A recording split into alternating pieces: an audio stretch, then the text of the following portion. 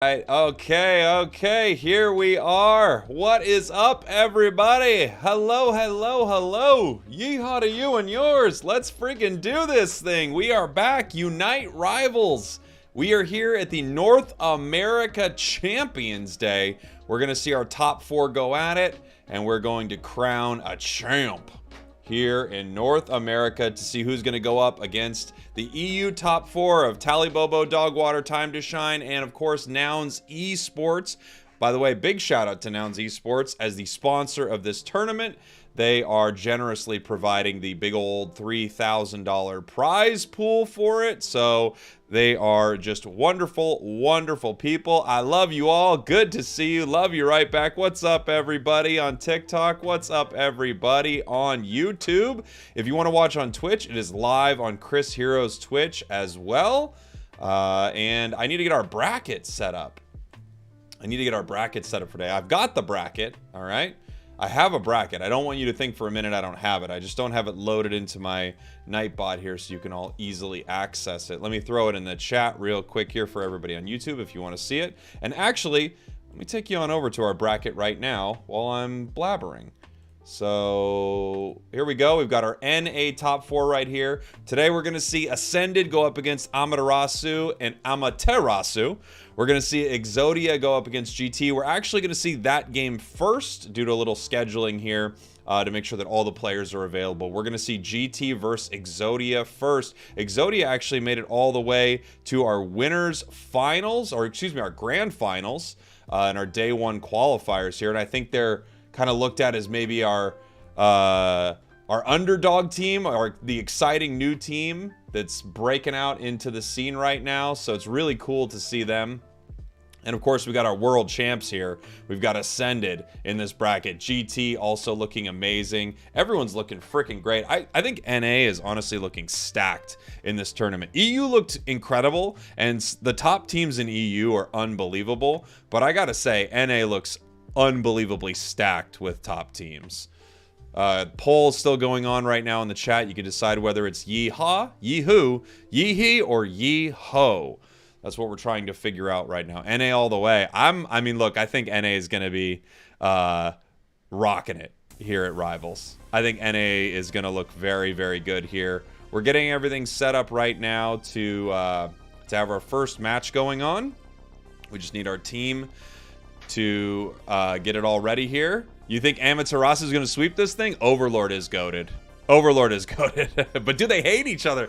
That's the real question, Xavier. That's the real question. Do they hate each other? That is the real question here. What is the Unite Rivals? Unite Rivals is this tournament right here, Sonny, presented by myself and Chris Heroes, created by the two of us. And it is sponsored by Nouns Esports. And, oh, it looks like we're going to have a member of Nouns Esports hopping on to give some of their thoughts on some of the matches. We should have Gotlu pop in from time to time and kind of give his take on what he's seeing from the action today, which should be really fun. Sponsored by Brenner also. Yes, of course. They're all sponsored by Brenner. They're all sponsored. Wish TTV qualified. I think that Chris and Overlord hate each other. This chat's the best. I think that TTV is phenomenal, but NA is phenomenal, and you're gonna see a lot of phenomenal teams moving towards the UCS. But they're without question one of the teams to watch to go to Worlds. Top caliber players. There's a lot of great stuff in NA. NA is crazy good. Yes, Zoinks in the chat. What's up, buddy? Good to see you. NA is so stacked. I totally agree. NA is a freaking stacked region right now. They look insanely good. And I'm just waiting for the go-ahead that we're ready for our first match. We got a couple technical issues on the backside as we're figuring out. There we go. We've got our feed up here. As I work on this here, I want to thank you all once again for being here. It means a lot to me that so many of you are checking this out, and you know, we're getting the same kind of excitement level that the Asia Champions League get. I don't know what to tell you. All right, Pokemon Unite. I think it's time to get something going on for the other regions here too. You want to do a Champions League outside of the Asia Champions League? Maybe NA, Latin America, OCE, all that kind of stuff. We can do this thing. We can do this thing. And of course, tomorrow, same time, 11 a.m. PST, tomorrow you're going to see the culmination of rivals, which is NA versus EU. The top 4 from EU against the top 4 from NA. They're going to battle out 4v4, 3v3, 2v2, and 1v1. And we're going to see what region is the best. I mean, I got my money on NA. I got to have my money on NA.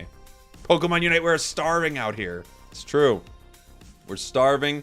We need our tournaments. We need our tournaments here. And it looks like our teams are getting ready to load in here. I'm just trying to see where we're at. And we should have some games starting up here pretty soon. Good to see everybody in the chat, by the way. So many members, so many subs over on TikTok. Love you. Love you all. Cookie Dough's here.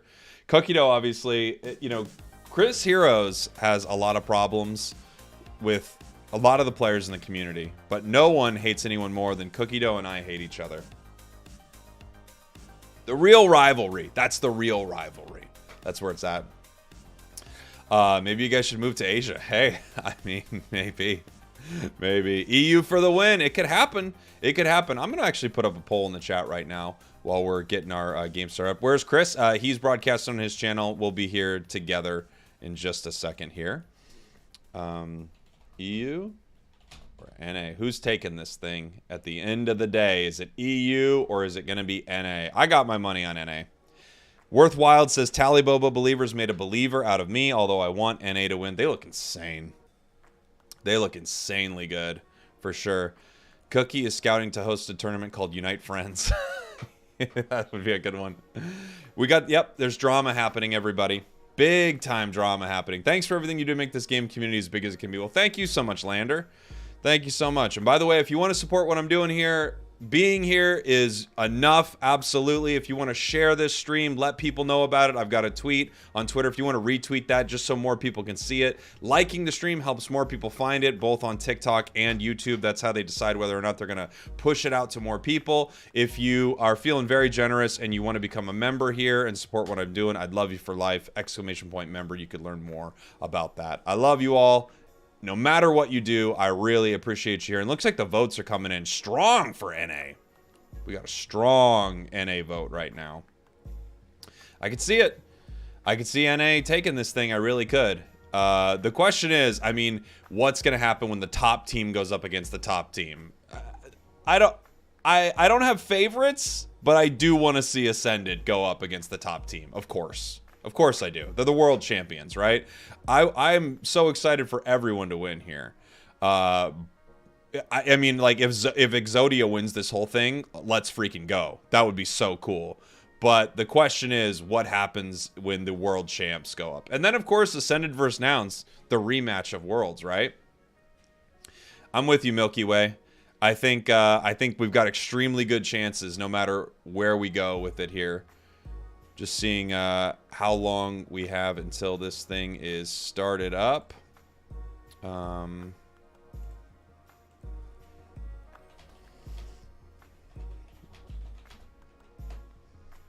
gonna find out. Hey, Majin, thank you so much for the gifted. Heroic stuff right there. Starting off today with a gifted membership. Oh, and Apes C coming in with a member as well. Mel Black. Oh my gosh. Look at this here. Toon playing against his own old team would be insane, Cookie. Mel Black coming in. Love you and all you do. But damn, our first anniversary. What, you got me? All right, Mel Black. I didn't want to do this, but it is our first anniversary. Mel Black, I freaking love you. It's been 12 months and I love you so much. You're the greatest thing that has ever happened. I love you, Mel Black, so much. Okay, I didn't want to have to do it. I was just going to send you that as a personal voicemail, but it ended up happening live here.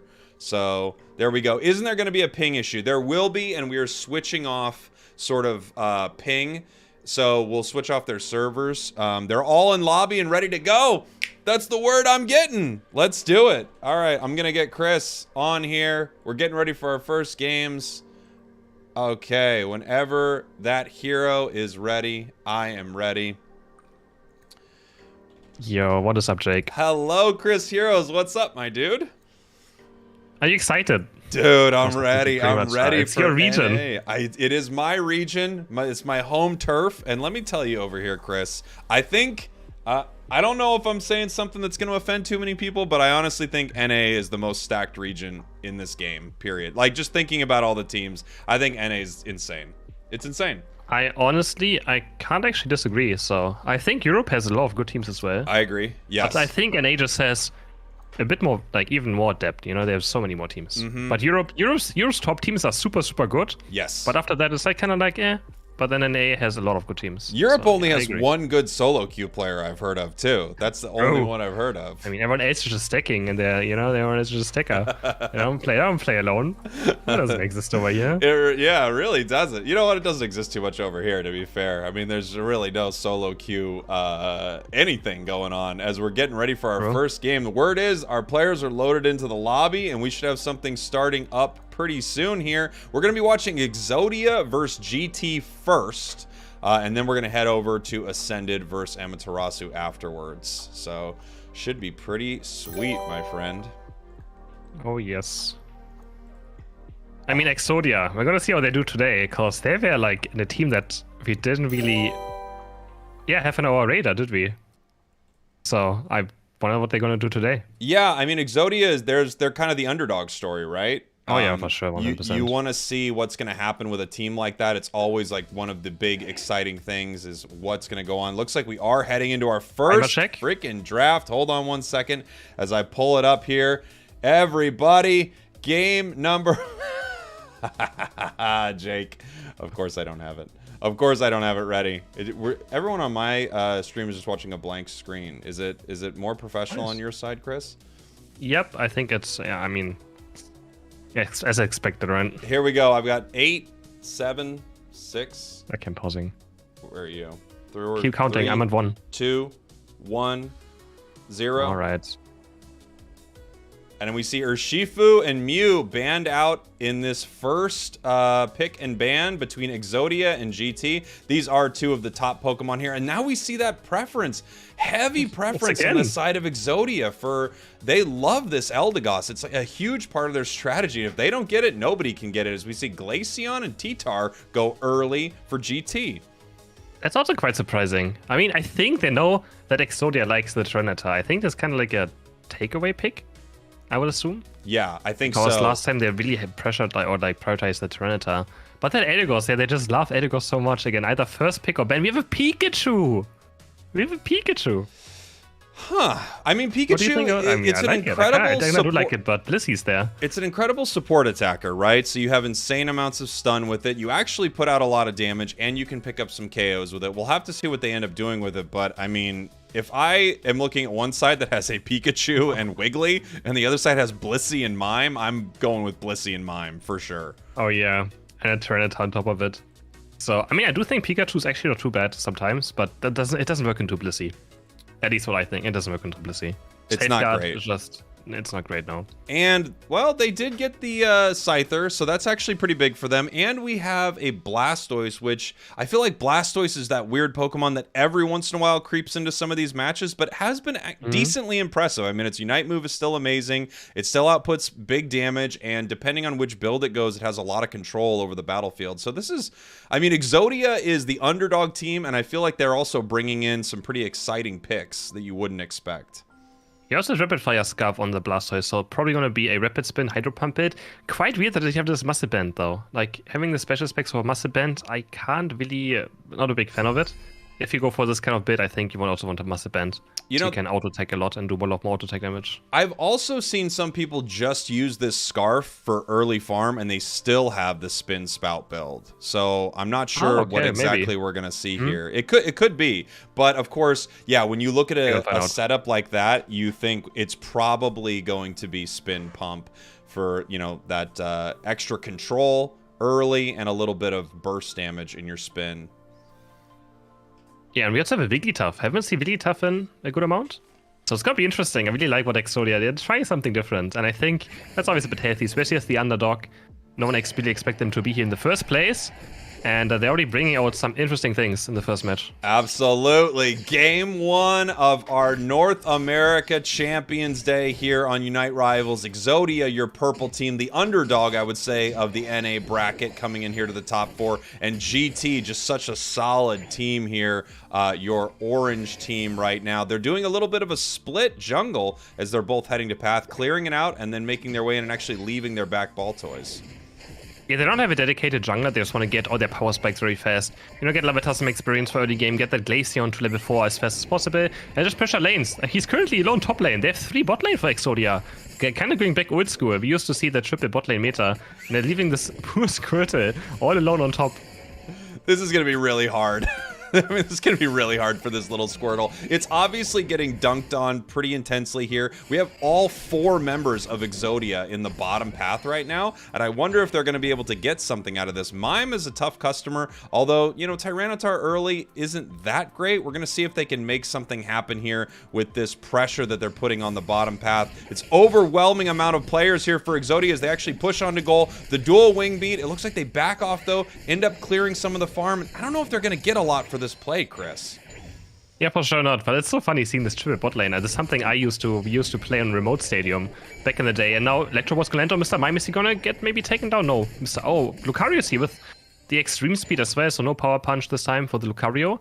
And extreme speed into Voltec and maybe Pikachu could be quite difficult. I didn't see what he quite had. He did have Electro Ball, right? So high chance it's gonna also be Voltec. Again, he does have a safeguard Blissey, which can save him quite well. And top lane, can we find the Squirt on level 5? No, not yet. He's just gonna struggle in this lane. Way too hard. Yeah, he's struggling intensely, but I mean, they are kind of dishing some experience out across the board right now, and the top path is not as important as bottom. Oh, actually, Scyther coming in here trying to pick up this on Lucario. Lucario, wow, huge icy wind there from Regrets. Gonna take down that Scyther in this fight. And it looks like actually everyone is here except for Tyranitar right now, as Wartortle is gonna have to push back. Mime looking to grab a KO right here. They do catch Wartortle, and they're trying to continue this push, but no, they don't want to head into the enemy central area because they know that Scyther is probably back farming there. I feel like this can be one of those games where you look at it's like 4 minutes and you see a Wartortle is still there while everyone hears the Unite moves up. I feel it's gonna be one of those games. It happens quite often. Wartortle, I feel like, is one of the mid-evolutions we see the most in Unite, let's put it that way. I've been told to not say that anymore, Chris, to stop saying that. I'm spreading a negative stereotype about Wartortles right here as this Lucario is already level 8, coming in here trying to rip them apart. Huge Volt Tackle, though, stops that Lucario. And, you know, Volt Tackle, if that safeguard is not on Lucario, I feel like Volt Tackle is the hardest counter to that build almost ever. It's going to be really tough for them to deal with as we see the Unite move here from Glaceon, and they're actually just kind of pushing everyone back right here. No one is attacking Regirock super hard. GT with 3 members down right here trying to push towards this here. We've got the huge Unite move, and they're just focusing on that Glaceon. Coming on in here, another big Volt Tackle, picks up another KO. This Scyther's really letting him have it, and that Pikachu's looking freaking great at the start of this match. Level 9, he is just, Scyther just takes over the game, and Elgo's gonna secure this Regirock for Exodia, and they win this bot fight. Yeah, I mean, I think Volt Tackle is insane. It's for sure underrated. It doesn't always work, but when it works, it does a lot. So if the safeguard is not there on point, Lucario is going to get Volt Tackle and taken down. Late game teamfights might be more difficult if you also have a Tyranitar jumping into its face, right? Pikachu might struggle, but we don't have the Tyranitar yet. Then he has 1 entire level to go. He's going to just head back to the jungle. Pretty good pick up level 9 here. They're preparing even the Rapper for him, just to make sure that they get this Pokemon playing, because it has been 4 minutes.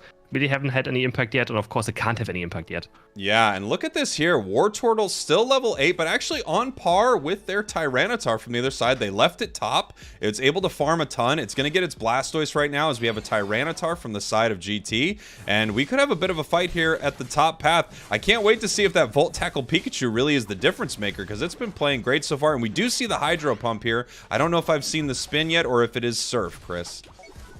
I mean, it could be Surf as well, just for more Surfs and Hydro Pumps for the Rapid Fire Scarf. I don't think it's too bad either. But the Scyther's gonna be there. Oh yeah, it's gonna be a Surf actually. So you just want smoke cooldown reduction with that Rapid Fire Scarf to even have more stuns. Lucario is diving in, but really tough Unite to counter it. Can you find Scyther? Scyther's level 11.5, and here's Unite move up. You might just look for Lucario right here. That move is being charged, but he jumps away from it, not to get hit by it. Gonna keep diving, the goal is gonna be activated. Unite move, and he's gonna finish off Lucario, gets the reset, also gets Blissey, and the Scyther is just having a great time right now. Yeah, spinning here, saying pick up a few more points, guys, and then come back here. No, they don't decide to. That's interesting. We actually had some points on the Wiggly right there. I feel like the easy move is turn right back around, score 11 points, and then let Scyther dunk it. But maybe they just said, look, math doesn't matter. We're winning every fight here, and we're going to keep doing that. Exodia looking freaking great. And yeah, as you were mentioning before, for people who are unsure of why that rapid fire scarf is good on Surf, Hydro Pump, Blastoise, whenever Blastoise hits one of its boosted basic attacks, it takes a second off of its move cooldowns. So having that item up could just have your cooldowns go crazy here as we get ready for this next fight, Chris. Yeah, the next strategy fight is about to start. We have 3 Unites on the right side. We don't actually have Bliss Unite up for this fight. It could be quite difficult, but now Tyranitar's level 11. He's going to run in, he's going to stomp. Mr. just following up, and there we go. Pikachu has no chance when Tyranitar is just up of Pikachu's face. Really can't do anything about it. Now Extreme Speed Lucario maybe trying to pump out some damage. We have the Blastoise dropping super low. He's just running to the right side to maybe save his team, knowing he's going to go down to split their focus a bit. But now Scyther, he's going to find one reset again. Can he find the second reset onto the Tyranitar? Yes, and he plays it so well. This Scyther just is so on top with his abilities. Gets 3. Can he get 4? Can he maybe get 5? Oh, no! KO. The Penta! Oh! Quadra. Vegeta ruins the Penta, but it doesn't matter. I don't think they care. It's an ace. Thanks to the Scyther just having an incredible team fight. Incredible. This is why it's one of the most picked out and banned out Pokemon in the game right now. I count that as a Penta. That's a Scyther Penta. Wiggly might have tapped it at the end there, but we all know what happened, okay? We all saw the footage, Chris. Oh yeah, for sure. I mean, it was a Scyther Penta. I agree. I agree. He's level 14 now. He's gonna hit 15 this match easily. And yeah, it all comes down to him. So we saw the Pikachu not really gained off value, right? If Tyranitar with Safeguard runs into the team, Ancient Power charged up, Pikachu doesn't really do anything. Gets locked up here again. Dark Pulse, but there's actually the Void Tackle into his Surf, so maybe I just spoke too soon. Pikachu Unites also doing off damage. And Lucario just gets exploded. Really can't do anything this game so far.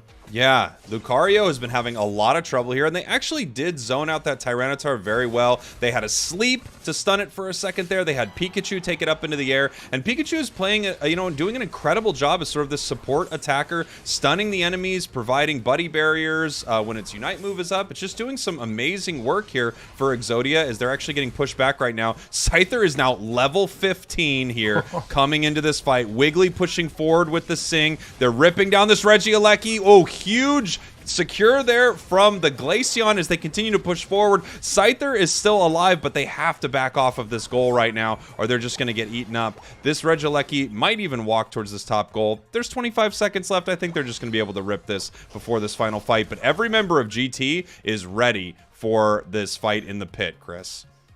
Yeah, Tyranitar's about to level 14, so he's going to take these Atarias, maybe one more camp somewhere and get 14. And with a Blissey helping hand and a Mime Power Stop on him, it's just going to be so difficult. Yeah, there we go, level 14 Tyranitar.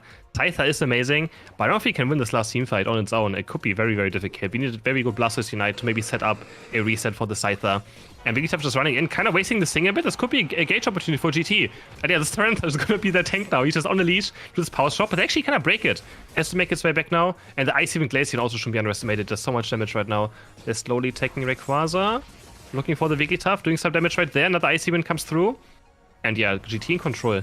Yeah, they're in complete control of this pit right now. We're just waiting for the moment they go. And Scyther actually getting caught here in the top path. This is so bad for Exodia. They're in so much trouble. It's their level 15 carry completely pushed out of this fight right now as GT is still chipping away at that Rayquaza. We've got Unite moves coming in. Blastoise trying to answer back as the Tyranitar gets a Bliss Assistance Unite move. Lucario moving in here. And it looks like members of Exodia are going to be going down here. But so far, no one has gone down. Tyranitar looking for something with his Unite. We see Scyther flying in from the side. Blastoise, however, is down from Exodia. Scyther is looking to try to pick up a KO right here as Lucario is pushing back, picking up a nice big double KO. That's a triple KO for Lucario, getting caught here by the Electro Ball. And we do have Scyther go down. Pikachu's the only one left, Chris.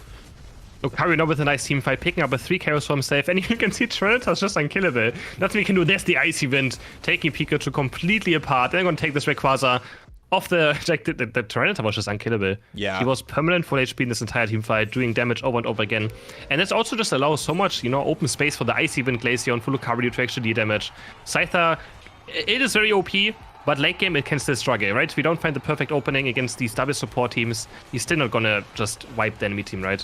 And it looks like they're trying to stop something here, but it is 216 to 476. If they get a couple KOs here, they can try to push, but there's just no time left, Chris. Only 15 seconds left in this match. It really felt like, you know, Scyther, it's one of these Pokemon where you have to set up a good opening for it, and if you do, it's able to wipe the entire enemy team. There just really wasn't much they could do in that final fight, getting zoned out right there, and after that, Exodia was in a lot of trouble. Yeah, so JT is going to take the opening match of There we our go. NA playoffs. And again, it's the best of 3, so starting with the winner bracket semifinal. They had it, but they were struggling. This was I'm not sure about the Lucario. Like, he was not something that really had a lot of impact. He had a good last team fight, I would say, but he did struggle for most of the game. Yeah, it's interesting. I mean, I felt like their Pikachu was extremely good early, but this is kind of what happens with that Pokemon as well. Yep. It's just that final team fight, it's so squishy, and it just doesn't have the staying power of something like a Tyranitar with Bliss Assistance. So, taking a look right here, 12 KOs on the side of that Scyther, though. I mean, it's almost... Is that all the KOs basically from the other side, too? Huge damage. Huge plays, but what do you do about a level 14 Tyranitar with a Bliss Assistance? I don't know if there's much you can do. There's nothing you can do, honestly. There's not much you can do. Especially, it's not just the Blissey as well, right? He has a permanent power stop as well if he wants onto him. And that increases damage, gives him healing, move speed as well. So there's so many things. That's why power stop is just... Or Mime is getting nerfed again. Power stop just does too many things. Yeah. Especially for those carries. Mime's picking up another big nerf here. We're not seeing anything for most of the members of GT, at least as far as we know. Tyranitar, Lucario, Glaceon, and Blissey all untouched, but Mime is getting a nice big nerf here. Look at that healing, by the way, on Eldegoss. 80,000. Pretty solid. Yeah, here. maybe that's why Eldegoss is banned and picked, I guess, first. Well, it's also, I guess it must be a comfort pick for them too. They know how good they are with it. We're taking a look at our brackets right here. Soon we're going to be seeing Ascended versus Amaterasu. That is your world champions. You may know them as Blackhand. They are Ascended. They are going to be coming up in our next game here. But first, we have to finish this best of 3 between Exodia and GT. Exodia, our second seed coming into this tournament, Chris. Yeah, our second seed. And I mean, Blackhand, or now again Ascendant, looked incredible in the qualifiers. So they're going to be the team to beat, of course. They're going to be the team to beat. Yeah, well, it's going to be very hard to do that. They're going to be everyone wants to take a game off the champs, right? I mean, if you could take a game or even a series off the champions, I mean, I can't imagine the feeling heading into the Unite Championship Series if you were able to take down the world champs in a tournament. That would be huge. Oh, yeah. And Europe as well. I feel like Europe is going to be watching, you know, the winners from yesterday, Talibobo, seeing if they can find some, you know, if Ascendant's going to be the winner, finally find some weaknesses in today's tournament as well. Absolutely. But I think all these 4 teams today have a decent shot at also taking this playoff run, taking the NA Championship easily. I agree. GT also, I feel like every time I see them, they're just such an impressive team. You know, they were behind in some moments in that match, but something that you do have to realize when you look at a team composition like GT is they are powering up that dinosaur the whole time. You know, they have a strategy. I've seen some teams think, the last 2 minutes they decide the game. That can be very true, but also some team compositions are set up to win in those moments, and you saw that from GT. So while it looked like they were behind a lot, they were also getting ready to win that fight the whole time. Yeah, for sure. I mean, I would take a Pikachu. I like the idea, and I maybe see some more funny thing. At least Exodia is trying to do different things, which I like. So yeah. Hopefully see some more fun stuff from them. It's always cool to see it, right? Maybe Pikachu isn't quite the Exodia and insta win, but you know. It actually seemed super useful for a long time. It just couldn't find all the value it wanted in that final fight. And there are a lot of Pokemon like that. I think this is something that when I'm making a tier list or something like that, or when you're making a tier list, there's always a conversation of this Pokemon's good up to a point, and then it feels like it's just not the thing that wins. And that yeah, that's like happens. I feel like there's a lot of Pokemon set in this game. Someone like Espeon, Bustful, Pikachu. They feel great through the game, and then just like you just down close out games. That's always the problem. So difficult because those Pokemon rely on teammates, right? heavily. Yeah. And of course, if the enemy team comp is decent, then yeah, it's always difficult. Yeah. And again, that Tyranitar from thing. last game is just so difficult to just have any chance in late game against. I feel like, yeah, Tyranitar is the late game monster inside of Pokemon Unite right now, especially when you see it paired with a Blissey. Sometimes it only has a Blissey or it only has a Mime. That time it had a Mime and a Blissey. So you've got the leash, giving it power, giving it movement, and of course giving it healing. And then you've got the Blissey there with the Bliss Assistance, which is just one of the craziest Unite moves in the game. Not only does it do insane damage, but it just makes something basically un-KOable for a while. It's pretty nuts, Chris. For sure. For sure. And we should be heading into a second game soon. I wonder if Exodia is going to be like, this Tyranitar, maybe we should pick it ourselves really early on. It's always funny how Tyranitar makes its way now here. Yesterday, the Sableye slowly evolving over the course of the tournament. But I think GT literally just picked it away from Exodia. I think so too. Like, We've seen play this, we play it, and then we've seen Bora play this Pokemon on Exodia, and I think they thought, well, we're just going to take one of their comfort picks, and they're going to have a lot of trouble if we do that. As we are now heading into our next game here. I'm at 31-30. I think we're still right there. Perfect. GT Exodia right here. Heading into game number 2. I do wonder what they're going to pick, if they feel like that Eldegoss is so important that they have to first pick it, or if they want to try to grab that Tyranitar. I mean, I feel like the Eldegoss is just... I really don't see it. I know Eldegoss is a good Pokemon, but I feel like it's going a bit too far at this point. I don't know what else to say. They might have some obsession with it. Maybe they just lost a lot of games against it at some point. But I really, really can't tell. We're going to find out. And that's the Tyranitar being banned by GT. Okay. They don't want to first pick it. They're like, fine, maybe we pick it in our second rotation with another Pokemon, but they don't want to first pick it, so they get a free Mew. I mean, who doesn't like a free Mew? Mew is incredible. I'm still considering probably a Blissey right now, Scyther, Urshifu. You have so many Pokemon open.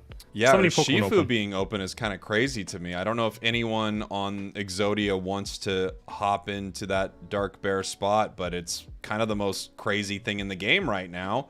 It's secure as insane. They grab it as their first pick. They're kind of deciding what their next is going to be. I mean, I'm not shocked to see that as their next pick at all. Come on. Of course it is. Pick Blissey. I don't know why they don't pick Blissey. At this point, I want to interview them and ask them why the Eldegoss priority is this high. I'm kind of curious now. But maybe they're gonna pick another Blissey as well still. Maybe like a Vedos or Blissey Eldegoss team comp could be interesting. But we have Slowbro who can kind of counter, the Protect the President team comps. And a Glaceon again, which I think Glaceon, every time it's played, it does low damage. Yeah. That's straight up, it just does low damage. You saw it in that final fight last match, and it was just poking the enemy team the entire time, making sure that when they came into that fight, they were not at full health. And chunks off, I mean, half health on some of the squishier Pokemon in just one burst attack. Picking up the Dodrio right here. We're going to see if they're going to have fun playing into the composition from GT. I feel like Dodrio's super hit or miss, and we have a Zarina, which we haven't seen really much at all in this tournament. You can tell that Bora is not a tank player because he has Muscle Band, Scope Lens, Razor Claw, Tech Weight, X Attack selected on Snorlax. It's gonna get traded away, but it's always funny to see, when they have to pre-pick like a defender and then see the head items, you're like, yeah, every DPS player plays also defenders like a DPS. It's always funny to see. You're not gonna see a Flay, it's gonna get probably switched to the tank, and we have Zoroark returning. Was it also, I don't remember, were they the team with that insane Zoroark, or was it a different team? I don't remember if it was them. It could have been them. There were two teams that were playing Zoroark and NA. It's weird because NA has Zoroark and EU has Garchomp. And I don't see them played anywhere else except those two regions. It's very odd. That is, yeah, Europe really likes that. I think it was Exodia, actually. I think so, because I just saw that build again on Zoroark, which is that double stacking build. Yeah. And I think that this was the player who kind of made everyone go, whoa, Zoroark is actually something to watch here. They were really dominant, and it felt like a great counter to Mew, strangely enough. Right, he was keeping that Mew in check. So let's see if he can do it again. I mean, it's going to be a feint attack, Zoroark. He had double stacking and weakness policy. So interesting, had items there as well. A lot of damage coming out of the feint attack. It's something that is quite strong. It's kind of weird getting used to. And now we're heading into our second match. Yeah, here we go. Game number 2. GT, your purple team. Exodia, your orange team. They're down 1 game right now. They might head into our losers bracket. They've got to pick it up right here. Exodia actually coming in here as the number 2 seed, and GT wants to knock them out early, send them down to the losers bracket. As we see, yeah, there is that Zoroark stacking up right at the start of the match, Chris. Yeah, quite interesting everything. Double stacking the cookie as well. I think the cookie is just to make sure that he gets this entire combo out in one team fight without just, getting taken down. Yes. And besides that cookie on this Pokemon is always quite weird because they're very low defense and special defense. That just means the HP is just not as effective, right, as another Pokemon because they're just squishy anyways. They take so much damage. But yeah, he just wants to get this entire combo out, and the cookie might be enough to actually for that to happen. GT already pushing topside. They're getting the first KO on Dudo. They're scoring the points and regrets again with this early gank. Just taking red buff. Going top lane, level 4 Glaceon just needs to be level 4, doesn't need level 5, and just starts annoying the top lane of Exodia. Yeah, we've got the Urshifu up in this top path right here, looking to secure something. They know it's right there, but here comes that massive Wicked Blow, getting the secure. Regrets pushing towards them right here. That's that Glaceon that we just see outputting so much damage on the side of GT. Ooh, actually looks like a big Electro Ball, almost taking down the Snorlax here in the bottom path. Yeah, it's nice to see everyone play this Electro Light Screen now. I mean, it wasn't on my radar either until I saw, I think it was Otter playing it. I was like, I just started realizing how good the Light Screen Electro Ball is. I never really chased it. And Urshifu's getting a nice KO right here. Onto the Steenie. I wonder how Serena's going to even do this match. Big Blow is going to destroy Blissey. Blissey not retaining us back to this Big Blow sting right in front of it, taking all of it, and now Urshifu's going to stack this attack rate up. He's going to deal a lot of damage. He's almost fully stacked, probably now got like 4 or 5 attack rate stacks there easily.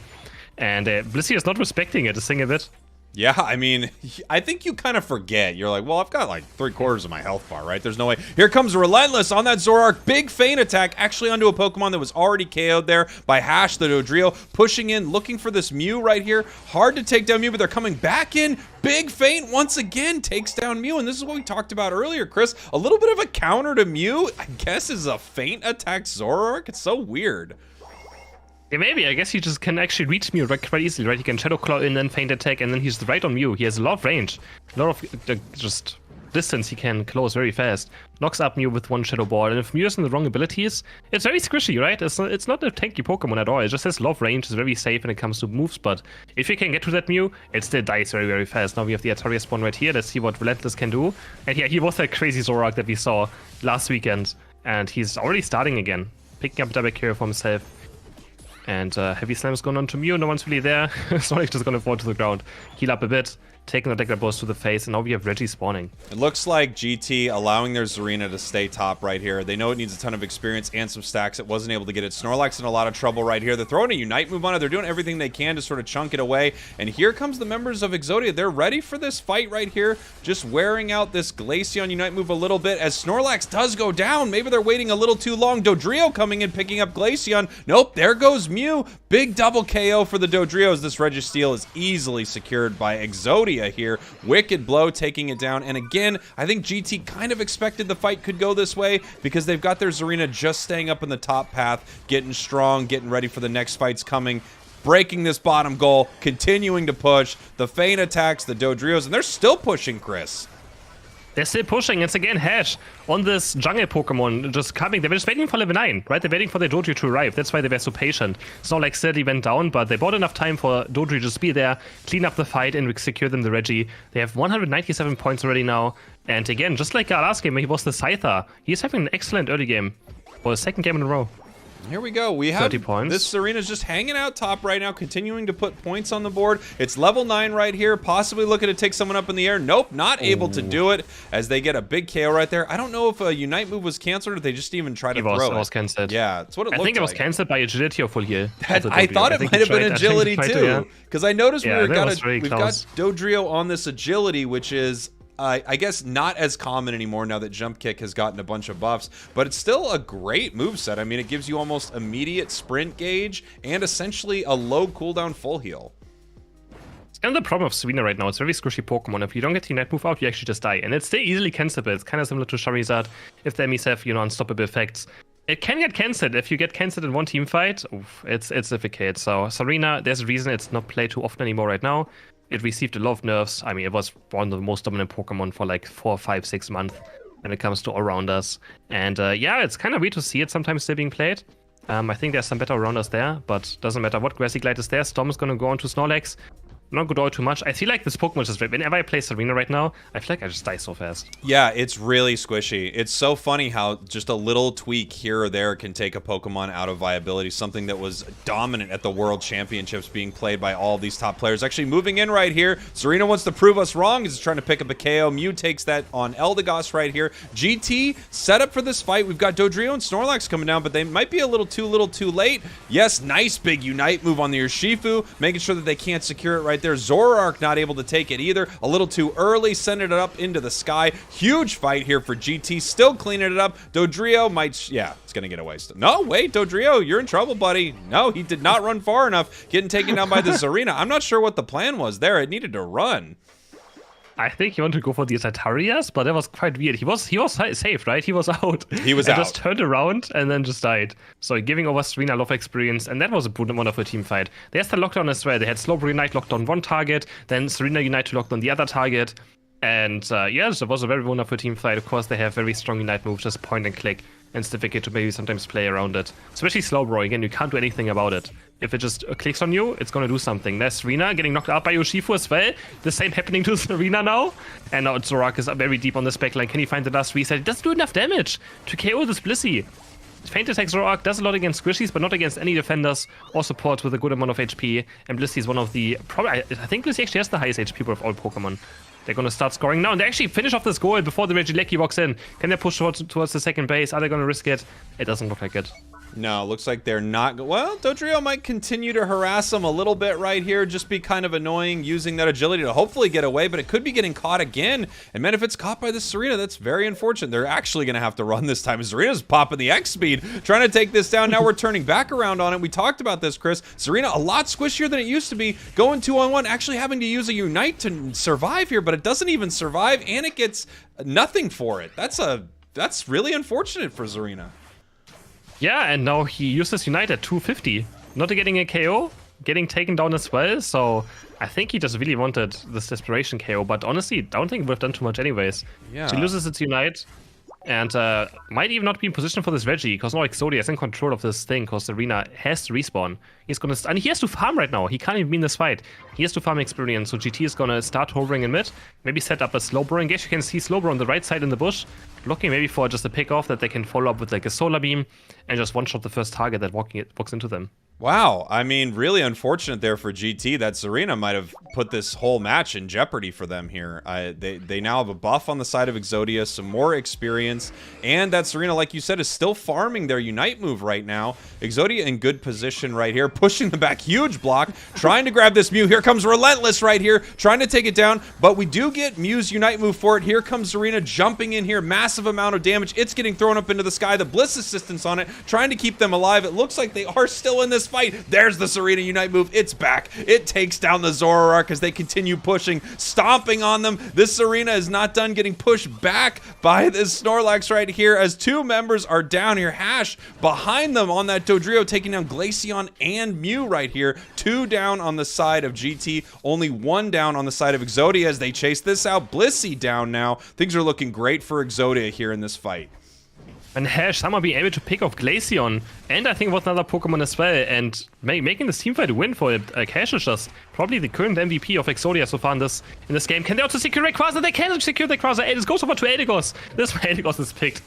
Jokes aside, Slowbro goes out onto the Eldegoss. Is also just very mad about it. They're going to start scoring. Now Exodia is running towards the left side, and Rentis is going to let Snorlax score right here. He's going to walk towards their main base, and yeah, Hash, he is just taking over these games. Last game on the Scyther, this game on the Dodrio, on those two Speedsters, and he is showing off that he is a force to be reckoned with. Yeah, I mean, what that fight, you know, we watched that ending fight, and it was a great fight from Exodia. Like we said, we had Hash, the Dodrio, make their way into the back line there of GT. They picked up Glaceon and Mew. Those were two huge KOs for them. But really, that fight happened well before that moment when we saw Zarina throw their Unite move and take a big KO at, what, 250 there. So, really not good for GT, and I think that's the reason they lost this one.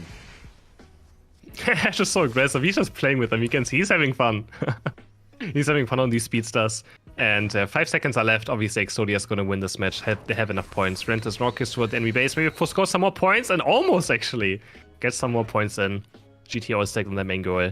And we have a third match coming up. Exodia tying the score 1-1 on the back of Dodrio, having an incredible team fight in the end. He was able to just get Glaceon. Yeah. He was able to get Glaceon, and that is the most important Pokemon inside of GT. That is their ranged carry. Of course, they will have a Mewstyle, but Glaceon is the entire damage late game, and he was able to pick it off. Yeah, great match there from both teams. Exodia looking a lot better than they did there in game number 1. It sounds like not having that Tyranitar on the side of GT was actually hurting them a bit, and I think they were the ones who banned it out. Yeah. Yeah, they were the ones who banned it out. Yep, they don't want to deal with it, which, I mean, I think is fair. I think they probably just think if we pick normal Pokemon, we're going to win. Tyranitar's just like, if they get even in late game, we just lose randomly.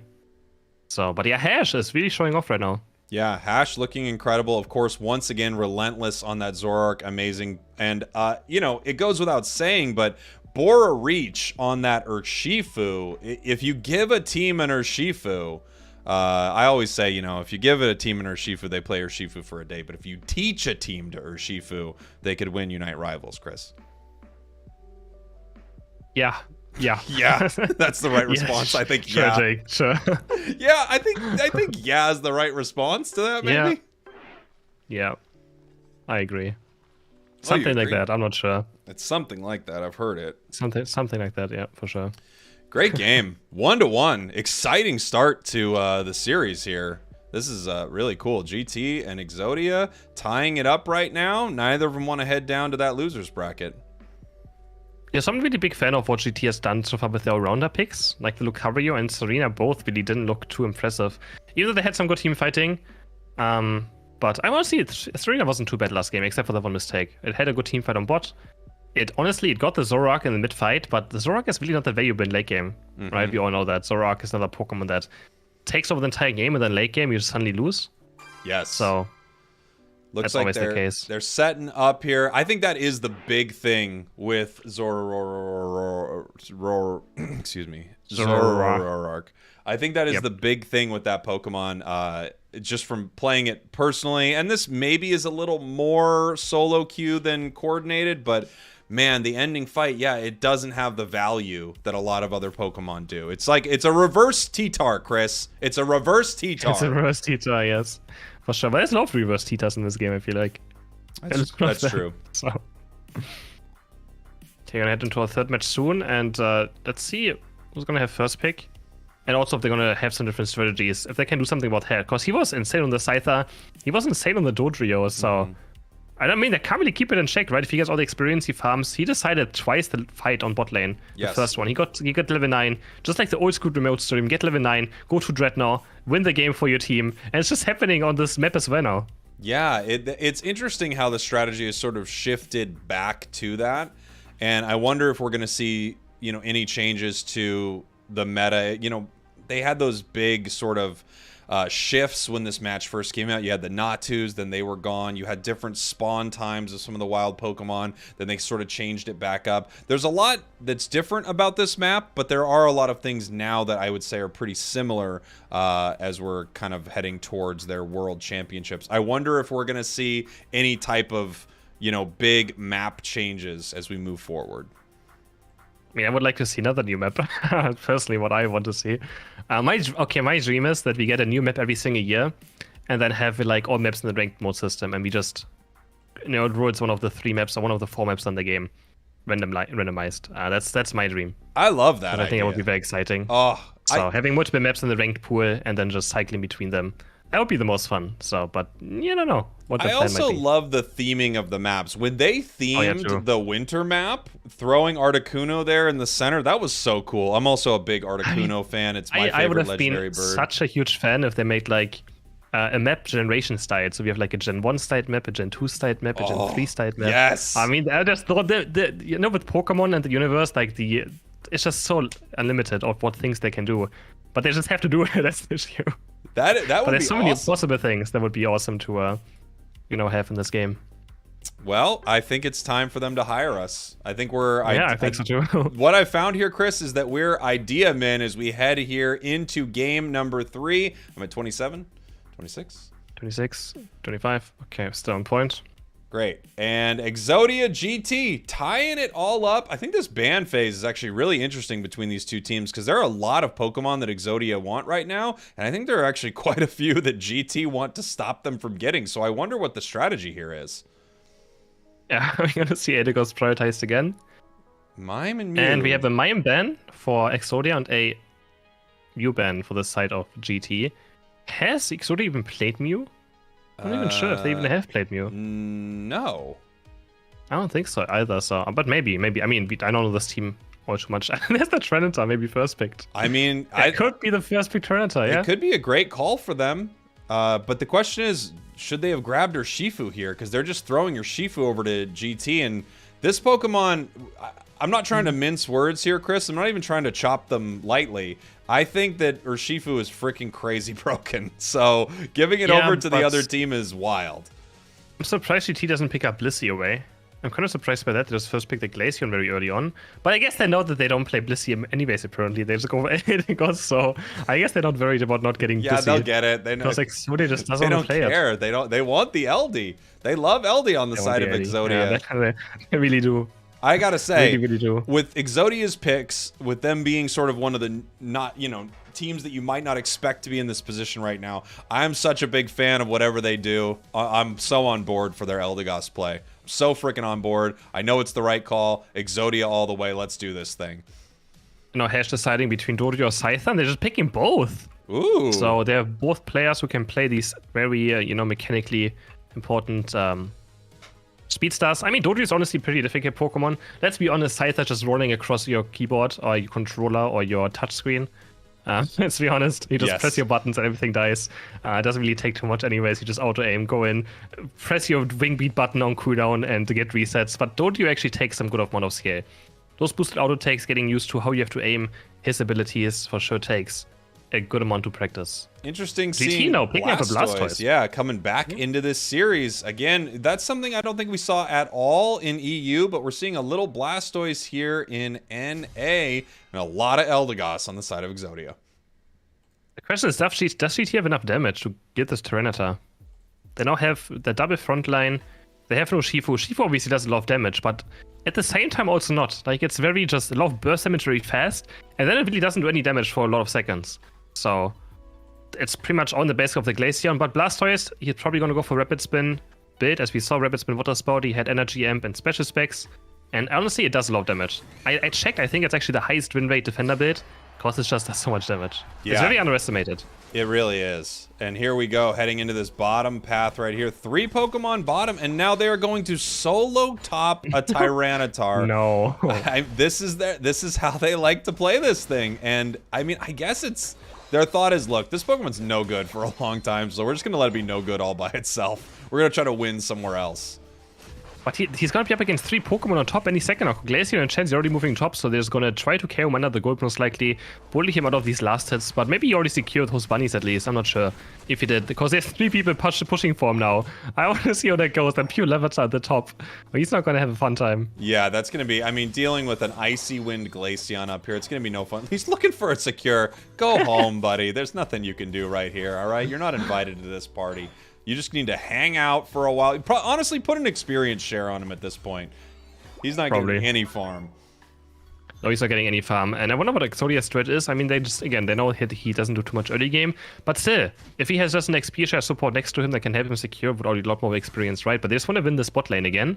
For Relentless, getting him Jodio fast, and they're just forming bot lane now looking for this KO. But we already have Big Blow, and it's going to kill the Ataria, and Dodu's also dropping super low. There's the first KO of the game for the Urshifu, but he also gets dropped, and Hatch is going to secure this KO again, which is going to give him a lot of experience. Yeah, I mean, I guess when I'm looking at the plays here from Exodia, what this feels like is almost like an attack weight stretch. Oh, stealing that away. Nice job there from Hash. Rex actually moving through, just kind of soaking up a lot of damage right here, but also giving them some great vision on what's happening with their buffs or what other Pokemon are coming in right here. Possibly trying to steal away this red buff. This feels like, Chris, the attack weight strategy from Exodia. They're just trying to push their advantage as much as they can somewhere, and they're going to give up a lot for it. It's almost like they're diving for stacks as a team.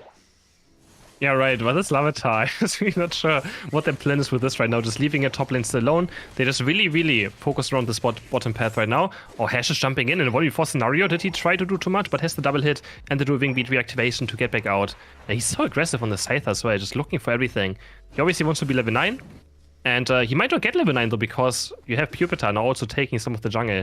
So this game, it might be more difficult for this first Reggie fight for him to actually have that impact that he had in the first 2 games. This looks like the level all my Tyrannotars are at this point. This seems about right. This is let's going. We actually might have a Blastoise before that Tyranitar. They left multiple members of Exodia bottom so that they could continue farming and they could get their stacks, and we're going to see if it was worthwhile as we get a nice pick off in the central area. Relentless being relentless and taking that KO, and there's not really a lot they can do from the side of GT right here. As a big Wicked Blow comes in, but they're not even able to chase it down. Dodrio, unpunished, able to run away.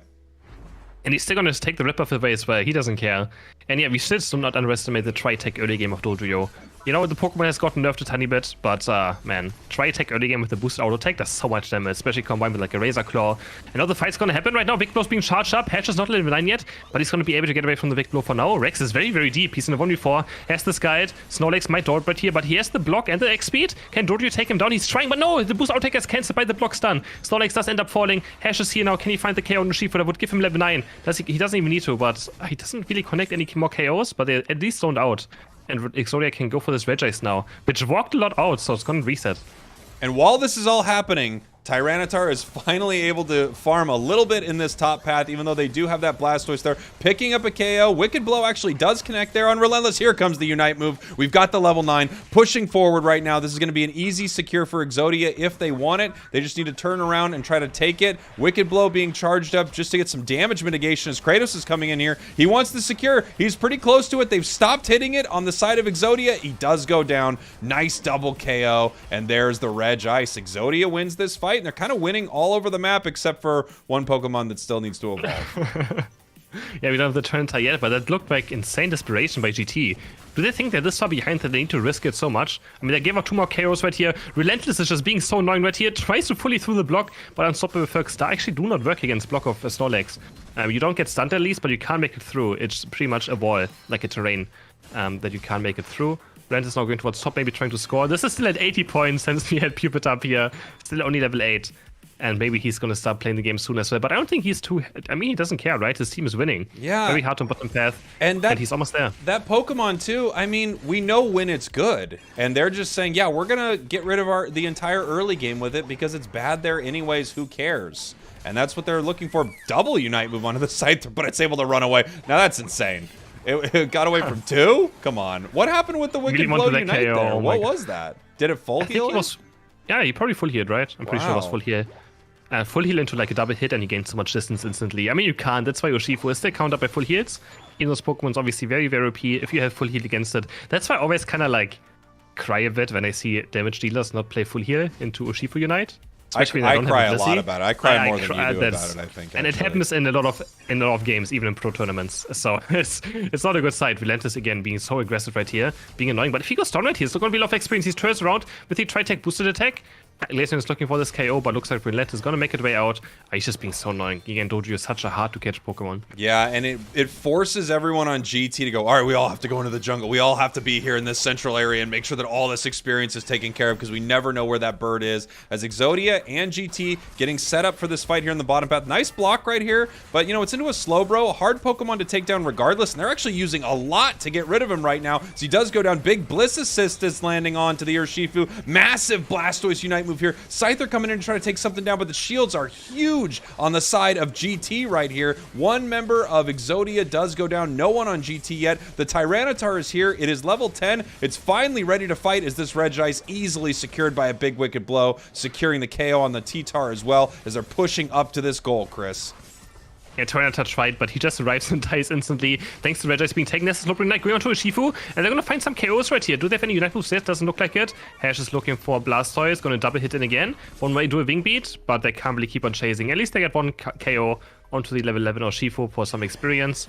Using that Slowbro Unite one more time. I think it should be up for Rayquaza. He's just going to farm maybe a few Baltoys away, and you're going to have his Unite move back up. But yeah, good team fight by GT at least. They pick up the Regice too. So And they also KO Tyranitar. Tyranitar with the first show in this game and instantly goes down.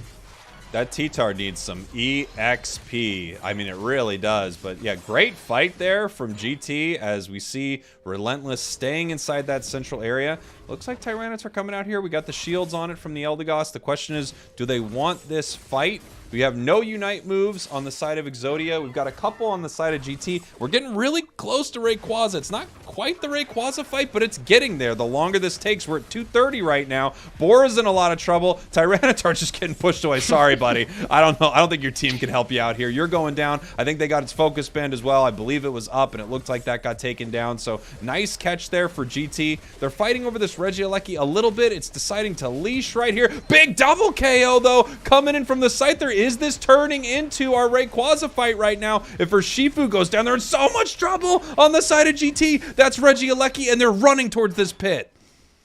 And Urshifu also wasted Unite move. He couldn't find a KO again, fully on Scyther, and he just doesn't respect it. They can score 100 points now on this top with Regieleki, and they're in full control of Rayquaza. They still have Unite moves up. Again, Urshifu doesn't have it. It's 4-4 Unites, and Slowbro also should have it up soon again, I'm pretty sure, right? I don't think he used it up top. I think it was just not up yet. Slowbro, Snorlax is jumping in, and Snorlax again looking for this block, but he's quite slowed down. Pretty hard. Can't find the Slowbro this time, and yeah, Slowbro Unite is up, so Unite advantage also for Exodia. And experience advantage, this is level 14. Level 14 Scyther, level 13 Dodrio, highest in the game, and they still have that Tyranitar as well, at least on level 12, so he's also still gonna be a huge issue. And Relentless is just up top start. He's just trying to score maybe Urshifu's there, and Urshifu's not gonna do anything right now without his Unite move up.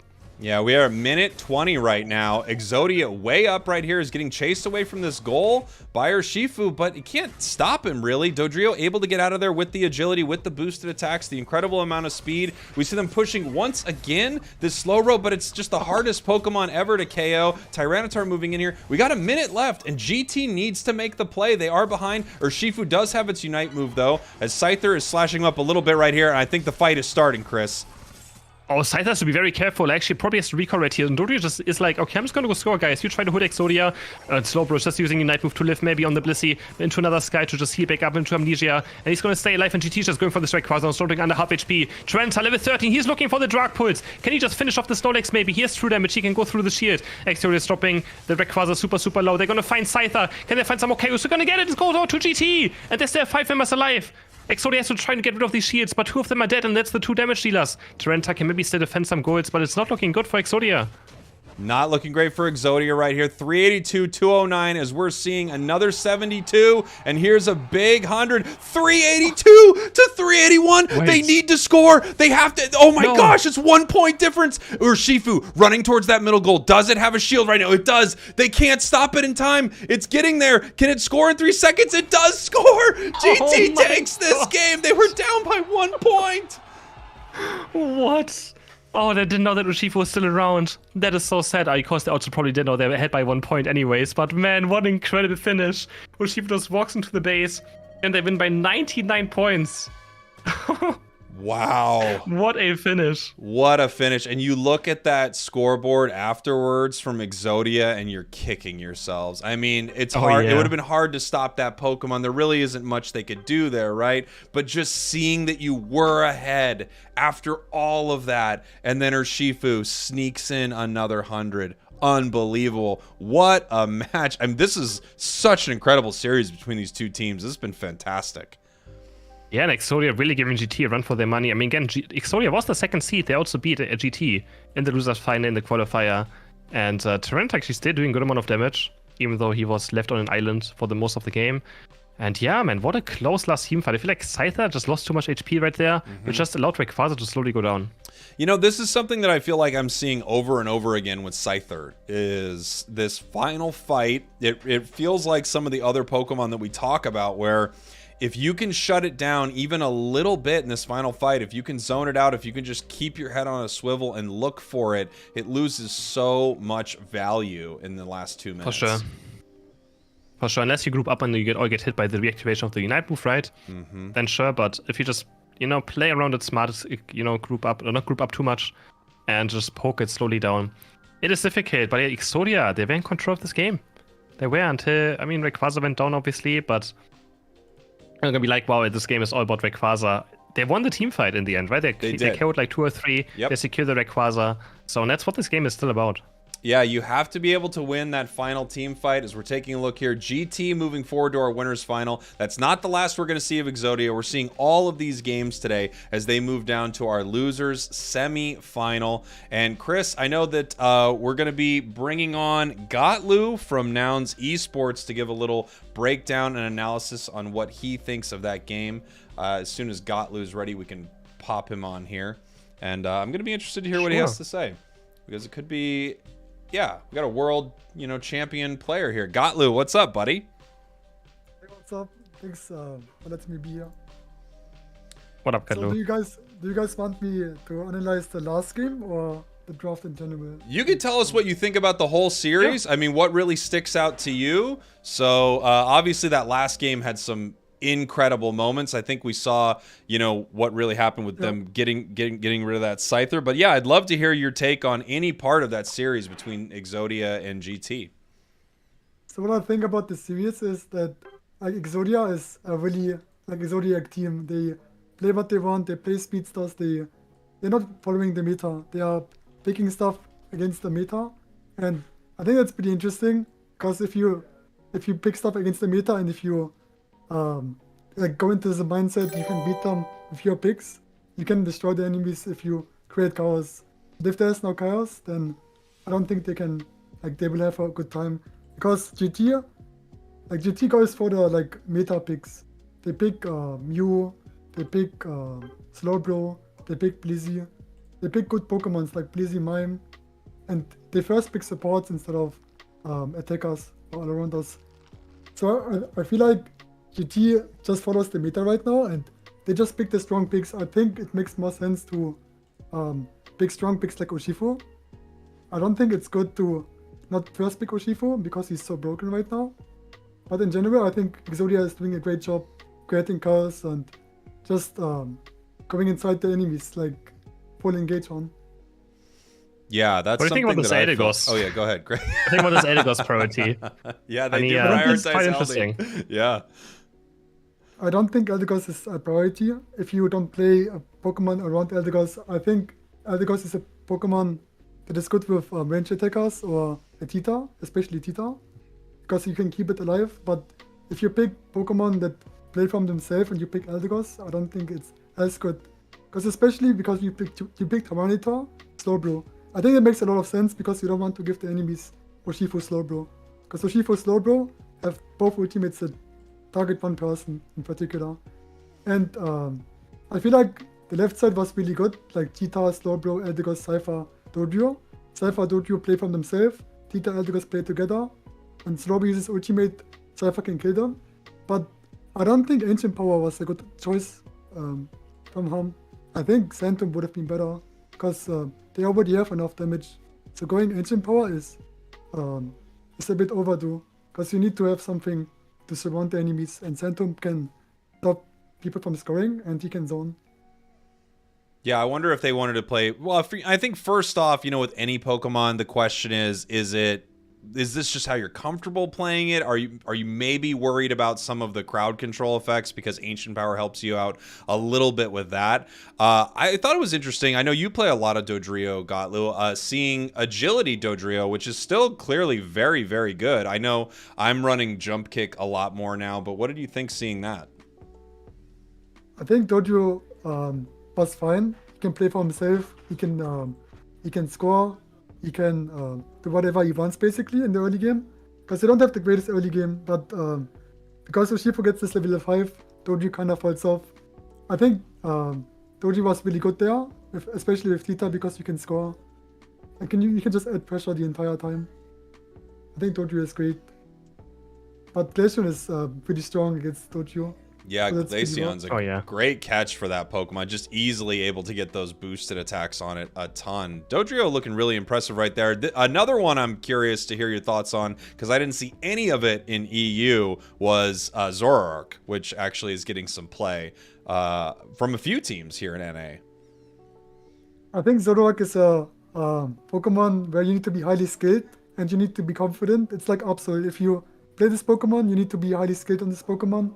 And if you pick it against, especially against Mew, I think it's good. But in EU, I think I might be biased, but I think EU drafts better than NA, because they pick counter picks. They don't pick picks right away. Yeah, like Slowbro against Zoroark, I don't think it's the greatest. And they picked Serena against Zoroark, and Zoroark was the last pick. So definitely not a fan of the Zoroark, because in the team fight he just got one-shotted by his Serena ultimate. Yeah. I don't think, I think it's just comfort pick. Like he wants to play Zoroark because he knows he can beat them.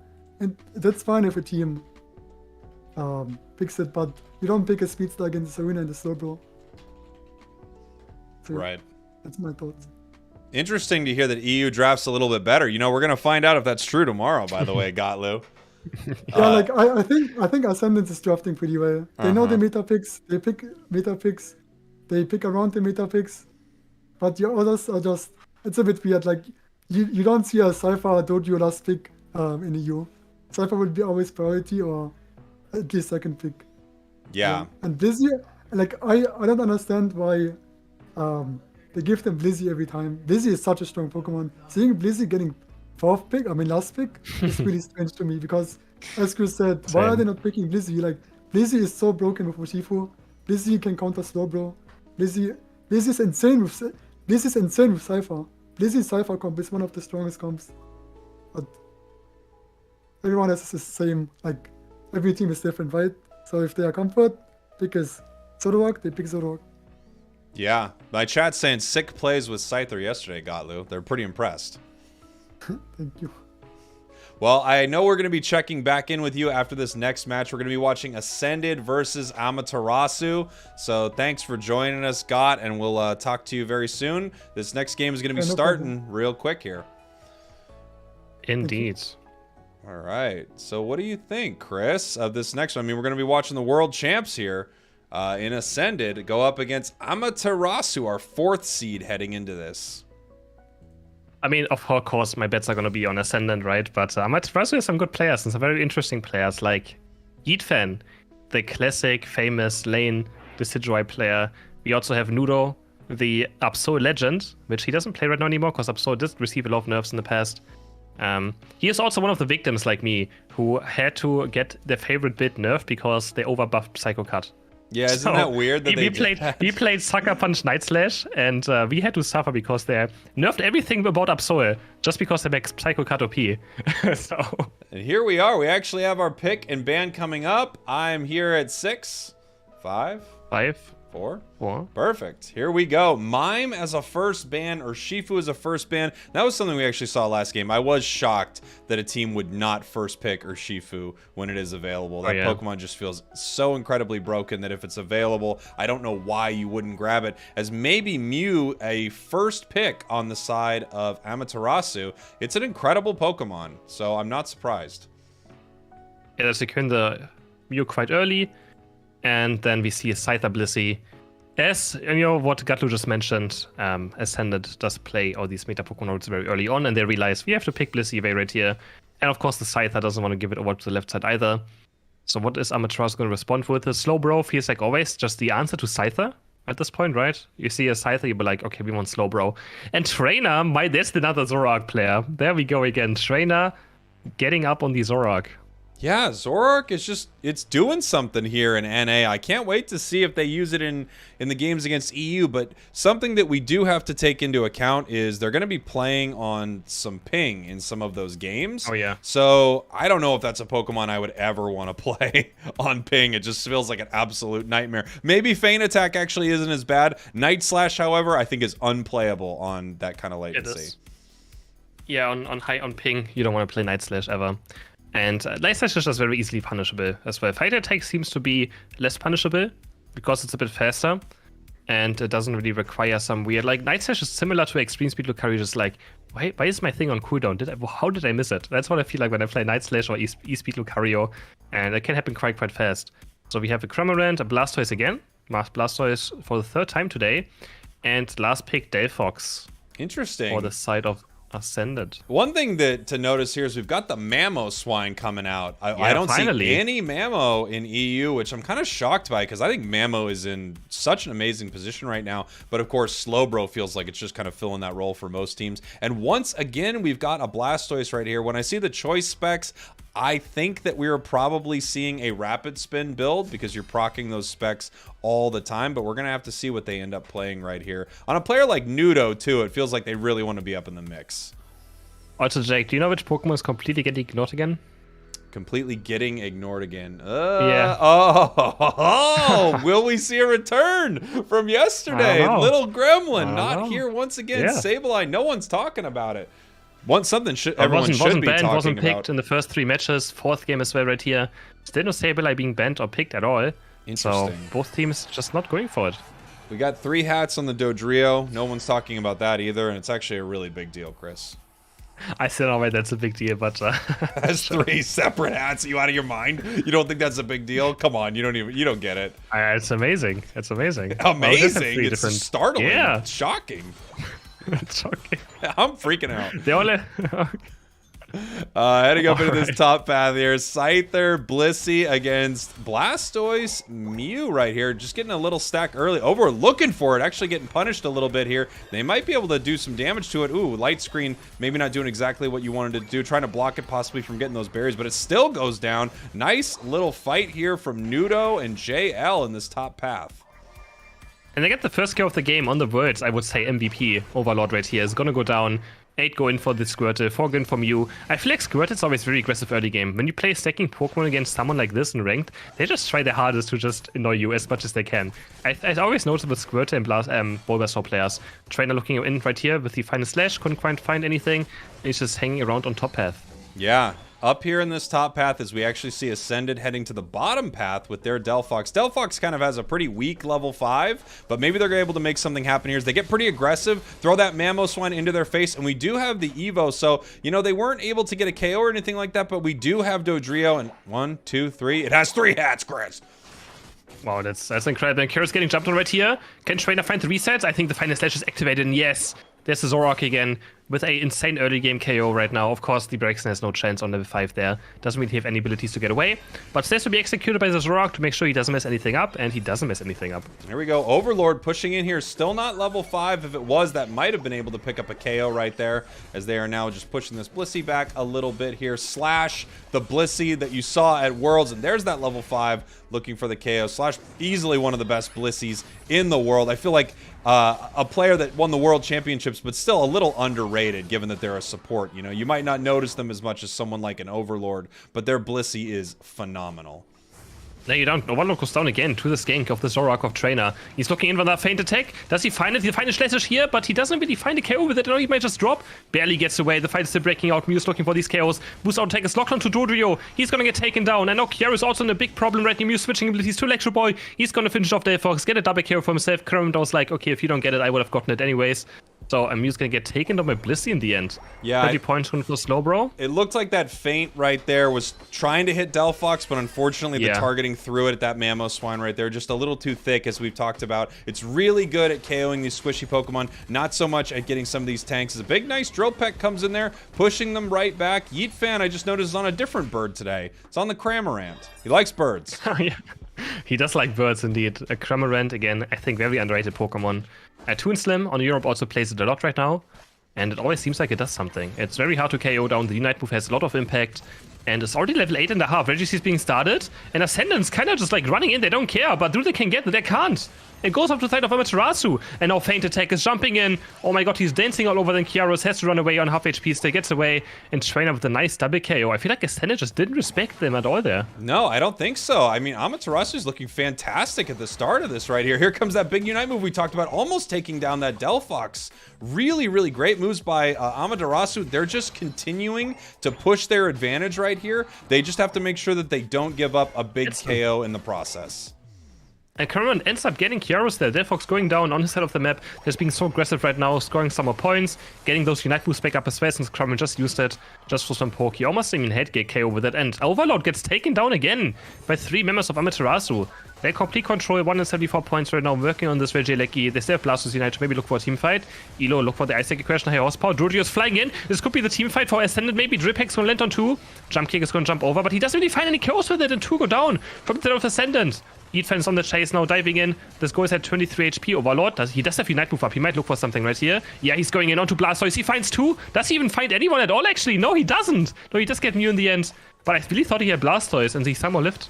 We actually might see Slowbro grab this if there's anyone around here to secure this KO. We see Yeet coming down here for the cram. Do we get the big Unite move? No, they're going to save it right here. They don't even need it as they take down Overlord right here. This goal is open 3 right now. Oh, I think they probably would have wanted to send Cram in there and get that big 40, but actually they're going to send Trainer right up here to score the 40 right now. Curios in a lot of trouble, but actually picking up a double. Curios running out of here right now, living on 1. I know he wants to keep a Slowbro Unite for this bottom fight, but I think it would have been fair to use it there on the Delphox. Would have been a huge KO as well. Dodio jumping onto Mew. Mew just gets obliterated by Oblivion. And now we have 5 seconds for the bot Reggie to spawn. So they're going to keep that Slowbro Unite. It was a bit weird of a team fight, I feel like, on top. It was kind of chaotic. Each fan 11.5. And Oblivion is just running towards top, doesn't have Unite move up, he doesn't want to team fight without it. And this Reggie is getting started by Amaterasu, diving in as well into Slash Can. There's one feint attack, the second feint attack. Final Slash, Blissey there, helping out Delphox to keep it alive, but he dashed right back into the Zoroark Unite. He didn't expect it. Zoroark just presses Unite move, Trainer diving in again, but there's Overlord on the side. He's gonna find one, he's gonna find 2, but Reggie C goes over to save Amaterasu as well. 3 go down of Ascended. Dodio having no impact right here again, he wasn't part of it. And he has to just watch his team die. Wow, Amaterasu is fighting so incredibly good. You saw that when Zoroark jumps in there, forces out the Bliss assistance, then he's able to pull back. They move forward from the side of Ascendance, and we have that massive Zoroark Unite able to take them down. And I expected that Nudo was going to be spinning and spouting here, but we've got another Surf Pump Blastoise right here. Clearly, this is becoming popular in NA as this sort of damaging tank, and Nudo's playing incredibly well. Those are 2 huge Blastoise Unites that we've seen so far. Yeah, for sure. And they're diving onto Slowbro now. They want to look for this KO and maybe for a goal. Dodio is being forced to use Night Cramorant, doing a lot of damage right here. Can they take down Cramorant? He's so low. And they all just barely live Ascendant looking for this push now. Overlord is there. Meanwhile, top lane 47 going for the Blastoise. Overlord's looking maybe for a dive in. Mew is just going to Unite move. He's going to chase down Kiaros on the Delphox. Is even enough Flame Charge? So Electro Ball's going to be enough damage to take him down. Overlord also in a big problem right now. He gets final slashed. Man, that final slash was beautiful. Taking so down fancy. that Scyther. That was just so gorgeous. Amaterasu's fighting so well. And they're making the world champs look not so great here in game number 1. Amaterasu's crushing this thing. For sure, we have a level 14 Zoroark now, level 13 Cramorant, highest level in the game. No one Ascended is even level 13 yet. So, okay, Scyther now hitting, Overlord hitting level 13. He's going to be the main carry for this late game team fight probably. But, I mean, Delphox never underestimate. It's already level 12 now. And they're going to look for this bottom push again. But they're so aggressive right here. 25 go in, they're going to break the goal. Scyther Unite's being used. And they just want to look for some KOs right here. Maybe for some more experience. Can they also get for Slowbro? Yes, they can. Double KO for Scyther. And he's just going to keep going. But the surface there into a Solar Beam, Hydro Pump.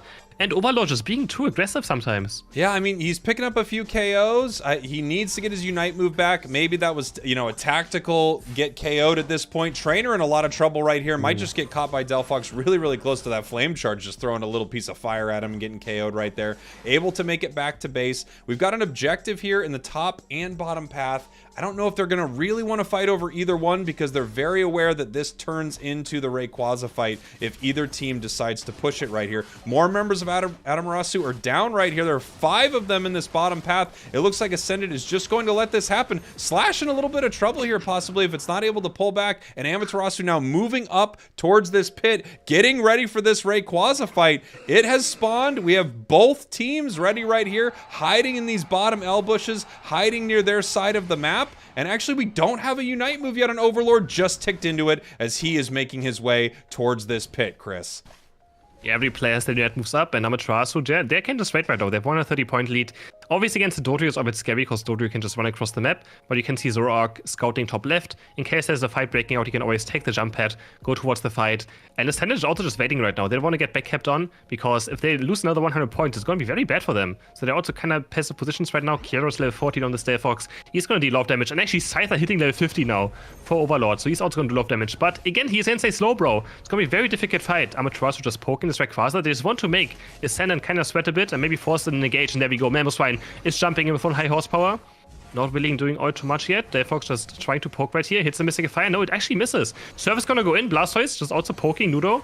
looking for that Hydro Pump, maybe for a Unite move. Misses the Hydro Pump, gets knocked up. There's a nice Delphox Unite. He has to go in now with the Unite button, but the Safeguard is going to keep Delphox not from getting knocked up. Mamoswine is going to go into Blastoise. Slope Unite is also locking someone down. I'm not sure who it was. Overlord's living on 1 HP. Dodo also on 1 HP. We still have the Bliss Assistance up. We still have Dodo Unite move up as well. And the Ascendant's not working on it. 2 are down for the side of Amaterasu. Overlord gets taken down. Rayquaza's still full HP, and Ascendant's running out of time right here. Ascended is running out of time. They had a massive catch. It was Dodrio that Slowbro had that Unite move on. We got the Bliss Assistance here on the Delphox, and I think they're deciding on this rip right now. They're saying we have to try to take this down. Oblivion looking to push Mew out of this pit. If it gets the KO, great. Otherwise, it just needs to get it out of there, as Ascended is going to get this secure. No one from Amaterasu could make it in time, and they now have to run to score. If they just get a point in top and bottom, they're able to win this thing. And here we go. The points raining in for Ascended. Looks like they were able to take this game in the last few seconds. What a close last 1 minute. And now one actually 100 go for Blastoise, but I think it's not enough, right? No, after they scored in the main, unfortunately, that is not enough for Amaterasu, who played an amazing game number 1, but they just couldn't shut it down. Both Overlord and Oblivion, the Dodrio and the Scyther, living on very little HP in that final fight. Yeah, wow. 50 points in the end for the side of Ascendant. What a close match. And Trainer, the Zoroark, also looking great again. But he just doesn't win the game in the end. No. It's a really hard Pokemon in that final fight, and looked amazing all match. I feel like, man, if there was any way they could have grabbed that Dodrio, if there was any way Oblivion, just even one Pokemon more goes down on the side of Ascended there, I think Amaterasu wins that thing, but they were not able to shut it down here in game number 1. Really impressive, though. I mean, going up against the world champs and making them sweat. Yeah, 100%. I feel like, but I do think Ascendant was a bit too over-aggressive sometimes. I feel like they didn't respect Amaterasu as much as they should have. So we'll see if they maybe play a bit different for the next game. But besides that, of course, they still take the win. They're going to be happy about it. They're going to go 1-0 into the lead. And yeah, I mean, that was a very close game. I mean, Amaterasu was in control. They were in control for sure. Yeah, they looked amazing in that game. I wonder what they want to switch up here. You know, one thing for sure, Blissey is such a factor in these fights. It takes a situation where a Pokemon would not have lived, and it lets it live. And I know that's a very simplistic thing that I'm saying right here, but when you're that late into the game, you have a massive timer on your carries. So if you can take a Pokemon that would have gone down with a 35-second KO timer, and instead you're able to either get it to KO someone on the enemy team or at least even reset, I mean, that difference is monumental, and the Bliss Assistance allows that to happen. Yeah, that's why we see Blissey being just such a high priority pick. And that's why we were confused why it wasn't picked early in the series, that early on. And it actually, you know, went over so late. But yeah, we're gonna head into the game number 2 hopefully soon. And do you think we're gonna see some draft? I don't think it was a draft issue, right, on either side. I think both teams were happy with the ones they had. Yeah, I think this is a super solid draft from both teams. Every single, honestly, there isn't a Pokemon on here that I think didn't provide a ton of value to their teams. So we could see them run it back right here. You know, Delphox, it felt like they punished it for a long time, but once it got its level 11 finally and started getting in its groove, it was doing amazing. Oblivion on that Dodrio, incredible Dodrio player, and they really used it well in that final fight, making it out on a sliver and then shutting down that Mew, who was really the only thing that Amaterasu had to try to, you know, secure that final Ray. Or the only Ray. There weren't 2 Rays in there. Someone check the tapes! Yeah. For sure. And yeah, I mean, gonna be in a very close series. I just think the weirdest thing was the first team fight on bot, where Ascendant just walked into the Reggie fight, like as 3 against 5, and they just kind of walked in. They were like, this is our place. And they just got pushed out, they all died, they lost the Reggie, and from that point on, Amaterasu was in full control. They absolutely were. Game number 2 coming up here very soon as our teams are getting ready. And yeah, I agree with you, Chris. I don't know if we're going to see a huge change in how they draft this. It felt like they both had, you know, really great teams. Yeet's on a bird. Yeah. You know, it doesn't matter what bird.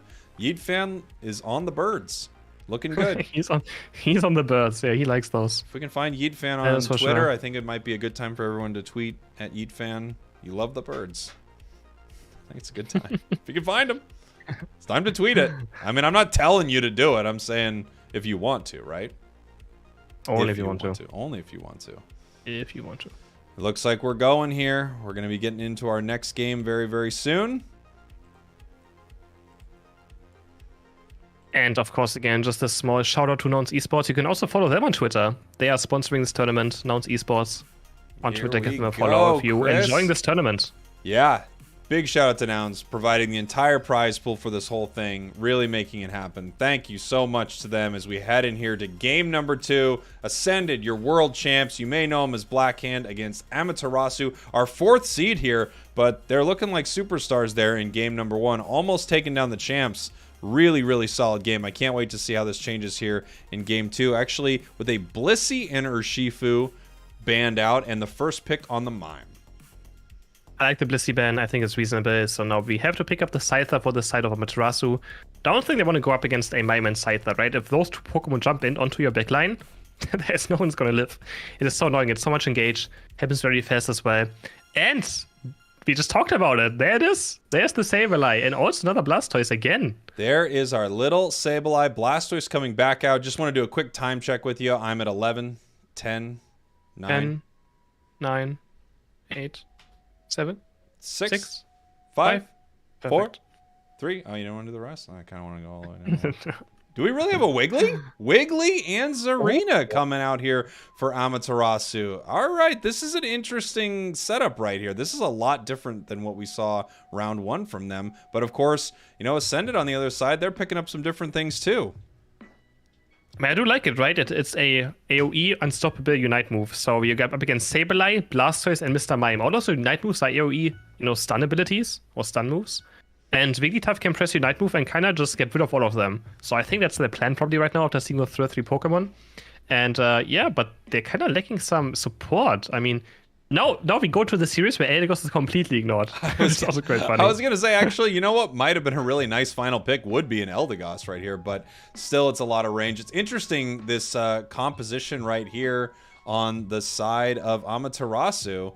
Got a muscle band on the and we have an Wigglytuff. Absol. And yeah, I mean, it does a lot of auto attack damage. I actually even play Rapid Fire Scarf on this Pokemon. It's also quite annoying. But no, there we go. Goes into XP share instead. Masterbed was maybe for the solo queue build. Now going for the XP share when it comes to the team play. And we have Kyaros playing Absol. I don't think I've seen Kyaros play Absol yet.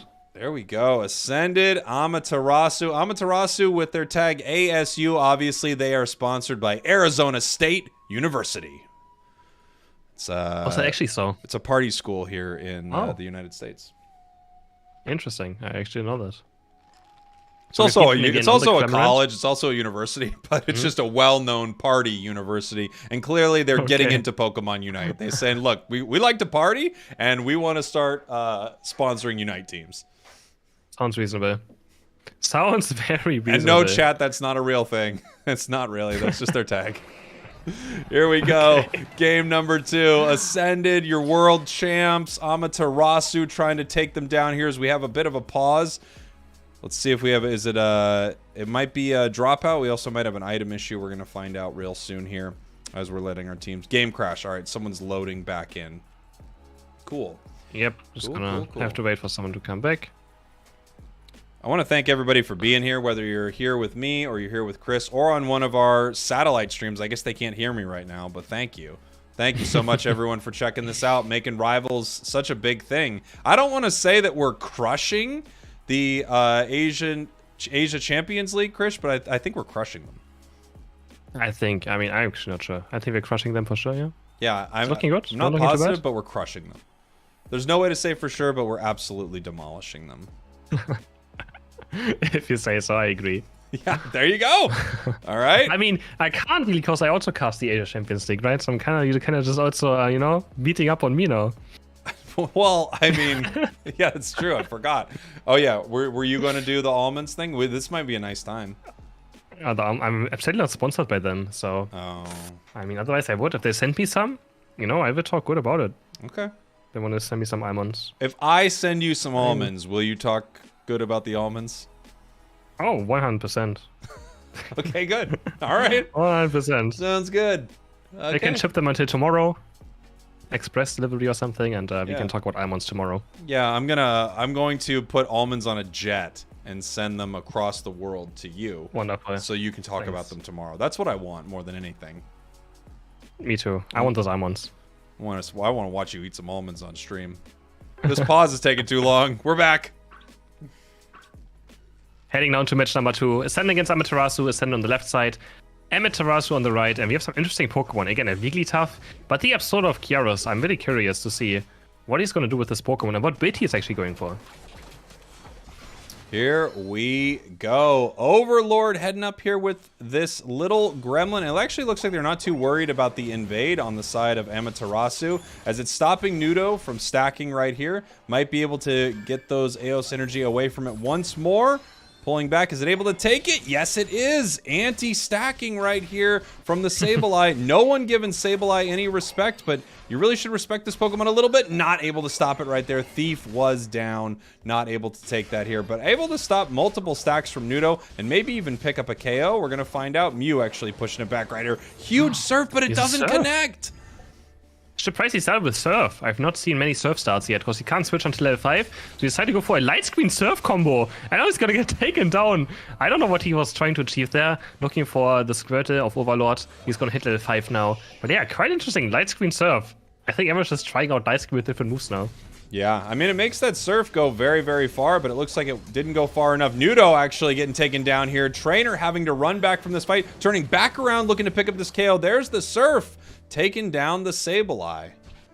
And we do have a Night Slash Absol.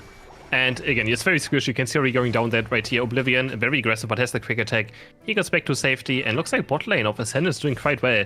Both have a level lead right now. Heatfan looking for level 6 slowly for the dive. Even though Whirlpool is obviously great for laning phase, it allows you to get those white Pokemon. Mew and Glove Promise right here is going to get feared by the Shadow Sneak. Can Mew actually get away? And yes, he does get away.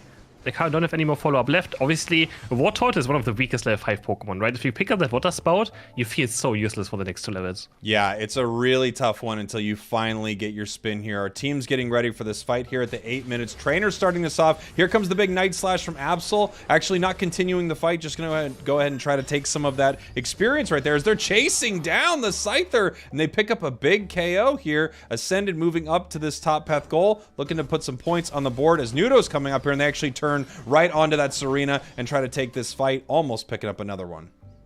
So we do have the Night Slash Sucker Punch. That's also still my favorite Absol build, which I think is actually the best Absol build. We do see a lot of Pursuit as well. We see some Night Slash and Psycho Cut, but Night Slash, Pursuit, Night Slash and Sucker Punch I think is still the best. It's also very good at, maybe taking on the Scyther. If you get that stun out from it, might be able to take him down. But it's going to be very difficult in late game teamfights into a Wigglytuff. Q-Charm is just so annoying for any speedster. It has to get encouraged to jumping in now, looking maybe for something right here. But it's very, very difficult to jump into the enemy team. 10 seconds here until our first big objective. We've got a level 8 on our Absol right here. Nice pickup there in the top path. We've got a KO. There's that spin spout build. We're seeing a lot of different Blastoises coming out here from NA as we have Amaterasu moving down here for Registeel. They're just poking at it right now. And we have a level 9 Absol right here with Unite, but we've also got Trainer with a Unite move on that Scyther, possibly looking to move in and pick up this KO. There's the big Unite move. Actually takes down Mime right here, trying to get a double. There's the Sableye going down there on the side of Ascended as they're looking to clear this out. We've got the Unite move. Nope! Absol, I didn't get to see its Unite, but it didn't matter. Big triple KO and the objective. Hey, look, it just died, and Amaterasu again just steamrolling Ascended in this first bot team fight. But they're still behind in points, which obviously is not going to matter much. They have a huge experience lead now, level 10.5 on the Scyther, and Absol. The longer the game goes on, the more value it will slowly lose. Elo on top side, looking for the Shadow Sneak on Nudo, who's also level 9.5 now, so Amaterasu across the board have a good level lead now. Cramorant also unlocking the Unite move. He's going to just be very strong on bot side. Overlord hitting level 9, and we have another KO for the Amaterasu. Mime overextended, gets taken down, and go look for this push on bot. Oh, look at that. The confusion, the fear, and the whole time you just have to sit there in that rapid spin water spout. Great combination there from Ascended as Amaterasu evening up the score a little bit here. 124-133 after they break that bottom goal. Once again, Nudo just has to sit inside this. He says, I'm tired of this. I'm taking you up into the air and actually having to run here in this moment, just dealing with this Sableye Blastoise combo. You can actually Serena Unite move the Waters the Rapid Spin, so it's quite annoying for Blastoise in late game teamfights to maybe get the Waters a Rapid Spin out. And Serena, though, using Unite move just to live, doesn't really get anything out of it. And now he's diving in 1v3 scenario. He has to be careful. I mean, the Sableye stunning is just so annoying. He just wants to get vision towards this Mew. This problem is there, but it's way too early. And goes on to the Absol, Blast Unite just to zone. And now Scyther, does he have Unite up? Yes, he has Unite up. He's gonna look for these resets. Can he find anyone? The fight's breaking out on the left side right now. Meanwhile, Regieleki's trying to get pushed in. Scyther's gonna pick up Sableye. He's on the run now. And Absol just trying to get this Regieleki in, and it succeeds. Gonna put 40 in, 36 overcap. It's gonna fall to the dive auto tech right here from the Cramorant, and Dodri's also finally gonna pick on Scyther, who was on the left side just being super aggressive. There we go. 184, 133. Ascended putting some points on the board. We have a goal broken now from both sides. I think top goal is a little better to be broken. It gives you a little more experience here, but Ascended keeping the pressure on with the scoring, putting points in the top and breaking this bottom goal right now. 236 to 133, up by over 100 as Yeet fans trying to chase out this Sableye. And we do have the bottom objective up, I believe, and I think they're starting it right now. Probably trying to rip it down. Yeah, we've got the Unite move, and there we have Scyther with the big secure. Der Cramorant Unite's also just doing so much damage. Slashcan dropping into 1 HP. Really tough on the chase. I don't think he can quite catch it. Electro lands onto Overlord. He's looking for this fight right now, but he's dropping low. He has Unite move. He has 3. Mew is on 1 HP. Barely living right now. Oblivion. Can he find the KO on Mew? No, Mew is in his Unite move. And Yitfen also living on 1 HP. Amaterasu is getting away, but Overlord finally getting that KO with the Water Spout Rapid Spin. And what a close fight. Cramorant also just barely living. Mew Apheliac had like 5 lives there, living over and over again. And Ascended still with a 100-point lead now, heading into the next half of this match. We have 1 minute 40 until Rayquaza spawns, Regieleki in 30 seconds. And I think the game is going to calm down for a tiny bit now. Yeah, it looks like everything's going to get a little more calm here. Blastoise, I mean, we're seeing some huge unites from Overlord with that Blastoise. We actually have multiple members of the team posturing up here for this top fight. We have Regieleki spawning in about 10 seconds. Yeet looking to come in here with the Cramorant, getting taken up into the air from that Serena. Oblivion running in with a big unite move from that Dodrio as Absol and Dodrio down on the side of Ascended here. No one down yet. There goes the Scyther on the side of Amaterasu. Getting ready for this fight. Yeah, Amaterasu again with another great fight. I mean, this Absol really not looking too good in these fights. It's very, very difficult to play into this arena and the Wigglytuff as well, as I mentioned. Sableye being very deep right here. You have a Mighty Knight, but he can still use it. It's one of the lowest current bits in the game. They're going to find one Overlord trying to look for more, but they can only find so far the Wigglytuff, which is not that important. Can they get Regieleki? They're looking for the Solar Beam, and somehow Mime is able to secure it through the Solar Beam and the air slash of Cramorant. Yeetfan is now getting drill pecked to death. We have also Mew getting knocked out on top. And Oblivion just kinda coming from the side there with the drip pack, doing a lot of damage. Maybe also pushing right now. It's just kind of risky right now. Not sure if he should be doing this right here. Looking for the jump kick and drip pack. But now he's kind of stuck in the drop kick. Has to run away. Nudo trying to hit the stomp. Can't quite do it. And Oblivion just playing with its foot, I guess. Yeah, just bouncing off the walls a little bit there, seeing if maybe they could get a sneaky push, thinking that Amaterasu wouldn't expect that someone's actually going to try to push this in. Right now, 244 to 144, only 100 points separates these teams, meaning one Pokemon can peel off with full pockets and even this game up, but it would only tie it. Ascended would still be ahead at this point as we have them getting ready for this fight here. We've got Rayquaza here in just 2 seconds. It looks like we've got Serena already level 14 Scyther as well. It's going to be a pretty wild end fight. We're going to see if this Wigglytuff Unite move is able to do something for the squad right here. They're all going to want to be around it so they can take the most benefit from it possible, as we've got the Mime taking his Blastoise out for a walk. Nudo up here in the top path as they're moving in here. Here comes the Mime Unite. And there's the Wigglytuff Unite we talked about, giving Unstoppable to Scyther so he doesn't get locked out by Mr. Mime. He's diving in now, looking for Slashcan. Can he find it? The focus event's going to keep Slashcan alive for a tiny bit, but it's not enough. Scyther's going to take this KO, but 3 are down for the side of Amaterasu. Absol somewhere is finding those KOs. It's going to finish off Wigglytuff. Mew has to get this kill on Oblivion, and it's going to do it with the boost auto tech and Electro Ball. Dory has no chance of actually dodging it, and the Electro Ball is going to be so annoying, but Sableye is going to lock on Mew. Blyce is going to finish it off. Scyther's now back in action. Rayquaza's dropping no Kyaros. It has to go back to base, right? Or Sableye Unite's going to whiff. That would have been huge to put Scyther back to base. And now we have Cramorant and Serena back alive, and they still have Unite moves up, and he's going to use it directly in Overlord's face. Overlord eject buttoning, hitting up 3. Who's going to go this Rayquaza into? He's spinning all over it. He's going to get it, I'm pretty sure. It was going into Overlord with the Water Spout. He has enough damage. He's going to take it for Ascendant. They're going to run towards the right side. Double KO for Overlord as well. And he gets it. 3 KOs even. 100 in for Sableye. And that should be 45 seconds left. They're going to score 88 right here. Another 100 maybe for Overlord. Unless they can stop. No, the She gets broken by Mr. Mime. Noodle looking for some KOs right here. Can they find it? He's a 1v3 scenario. The Solar Beam is not enough damage. And Ascended with 444 points. Now Overlord just spinning around after spinning in the rapid spin. Spinning in their going on faces. Right here. Wow, Overlord. Surrender. There's the spins right there. I mean, we've been watching the rapid spin. It's got a rapid spin when it's done, too. GG. Ascended, just showing him how it's done in that final fight. Oh, okay. Yeah, that was very close of a team fight. And that was kind of scary for Ascendant because Amaterasu were respawning. Still with Unite moves up, but they couldn't capitalize on it. 444 to 144. A lot of fours. All right. I don't know what to say about it, Chris. Yeah. I mean, when you look at it, you can't even argue that That's a lot of fours. there's a ton of them right now. Come on. You couldn't even argue that. A lot of fours. Nope, there. I actually can't argue that. Looking at some damage numbers, maybe Overlord probably the highest. Yeah, Overlord like looking on the extremely Blastoise. good on that Blastoise. Again, a pick that we didn't see at all from EU. Coming out here in NA, doing 80,000 damage right now. Most damage on the entire squad right there, coming from that top path Blastoise pick. Wonderful. Showing again that he can play a lot of Pokemon as well. Yeah. A lot of different Pokemon. That Unite move, obviously. Blastoise's Energy Amp Unite move is just silly good. Oh, yeah. It's so good. I know soon we're going to be bringing back Gotlu to kind of analyze some of what happened there. Just some of your thoughts watching that, Chris. I felt like Amaterasu actually really gave them a run for their money throughout both of those games, but Ascended, I mean, they're the world champs for a reason, able to take them down both times. Oh yeah, I really feel like this were actually Amaterasu's games to maybe lose right here. They had very good early game, they got the first Reggies, winning those team fights, snowballing the game, but they just fell apart a bit in the last 2 minutes. I must say very close as well, it came down to Rayquaza, right? Like being the last hit, and Overlord just having the advantage right here in the last fight. It could have went either way, both of those games. Easily. All right.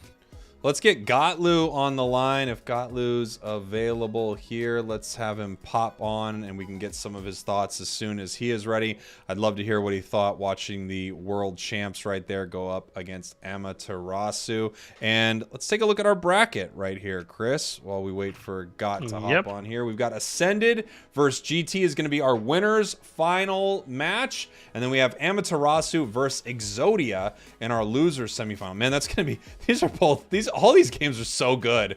I can't wait to watch Exodia again. Yeah. Of course I can't wait to watch the World Champs again. I think Amaterasu and Exodia is going to be exciting because they pick weird Pokemon. Yeah. Both of those. Or they don't pick weird Pokemon, but they're not afraid to pick things that are not necessarily meta, which is very entertaining. So both of these teams is going to be an amazing matchup. We're getting our next game ready here. Correct me if I'm wrong, but we're going to be seeing our losers bracket first, correct, Chris? We're going to be seeing Amaterasu versus Exodia, which is a really cool match. And then as we move into the winners final and losers final, those become best of 5 games, finally heading into our grand final, which is a best of 7. And these teams are fighting not only for great prize money today, but the order in which they will face off against EU coming up here tomorrow for rivals. And it looks like we've got Gotlu on the line. What's up, buddy? What do you think of that series between the world champs and Amaterasu? It's really fun to watch. I think both teams drafted pretty well. Both teams picked champions that are good against the enemy champions, and it was good to, watching both teams drafting well and then just watching them utilize their Pokemon. Zoroark really good against them because they have only Mamosman as a CC. So only Mamosman can go into the Zoroark. Zoroark has really good early game, so he can punish Playfox, one-shotting him with the feint attack.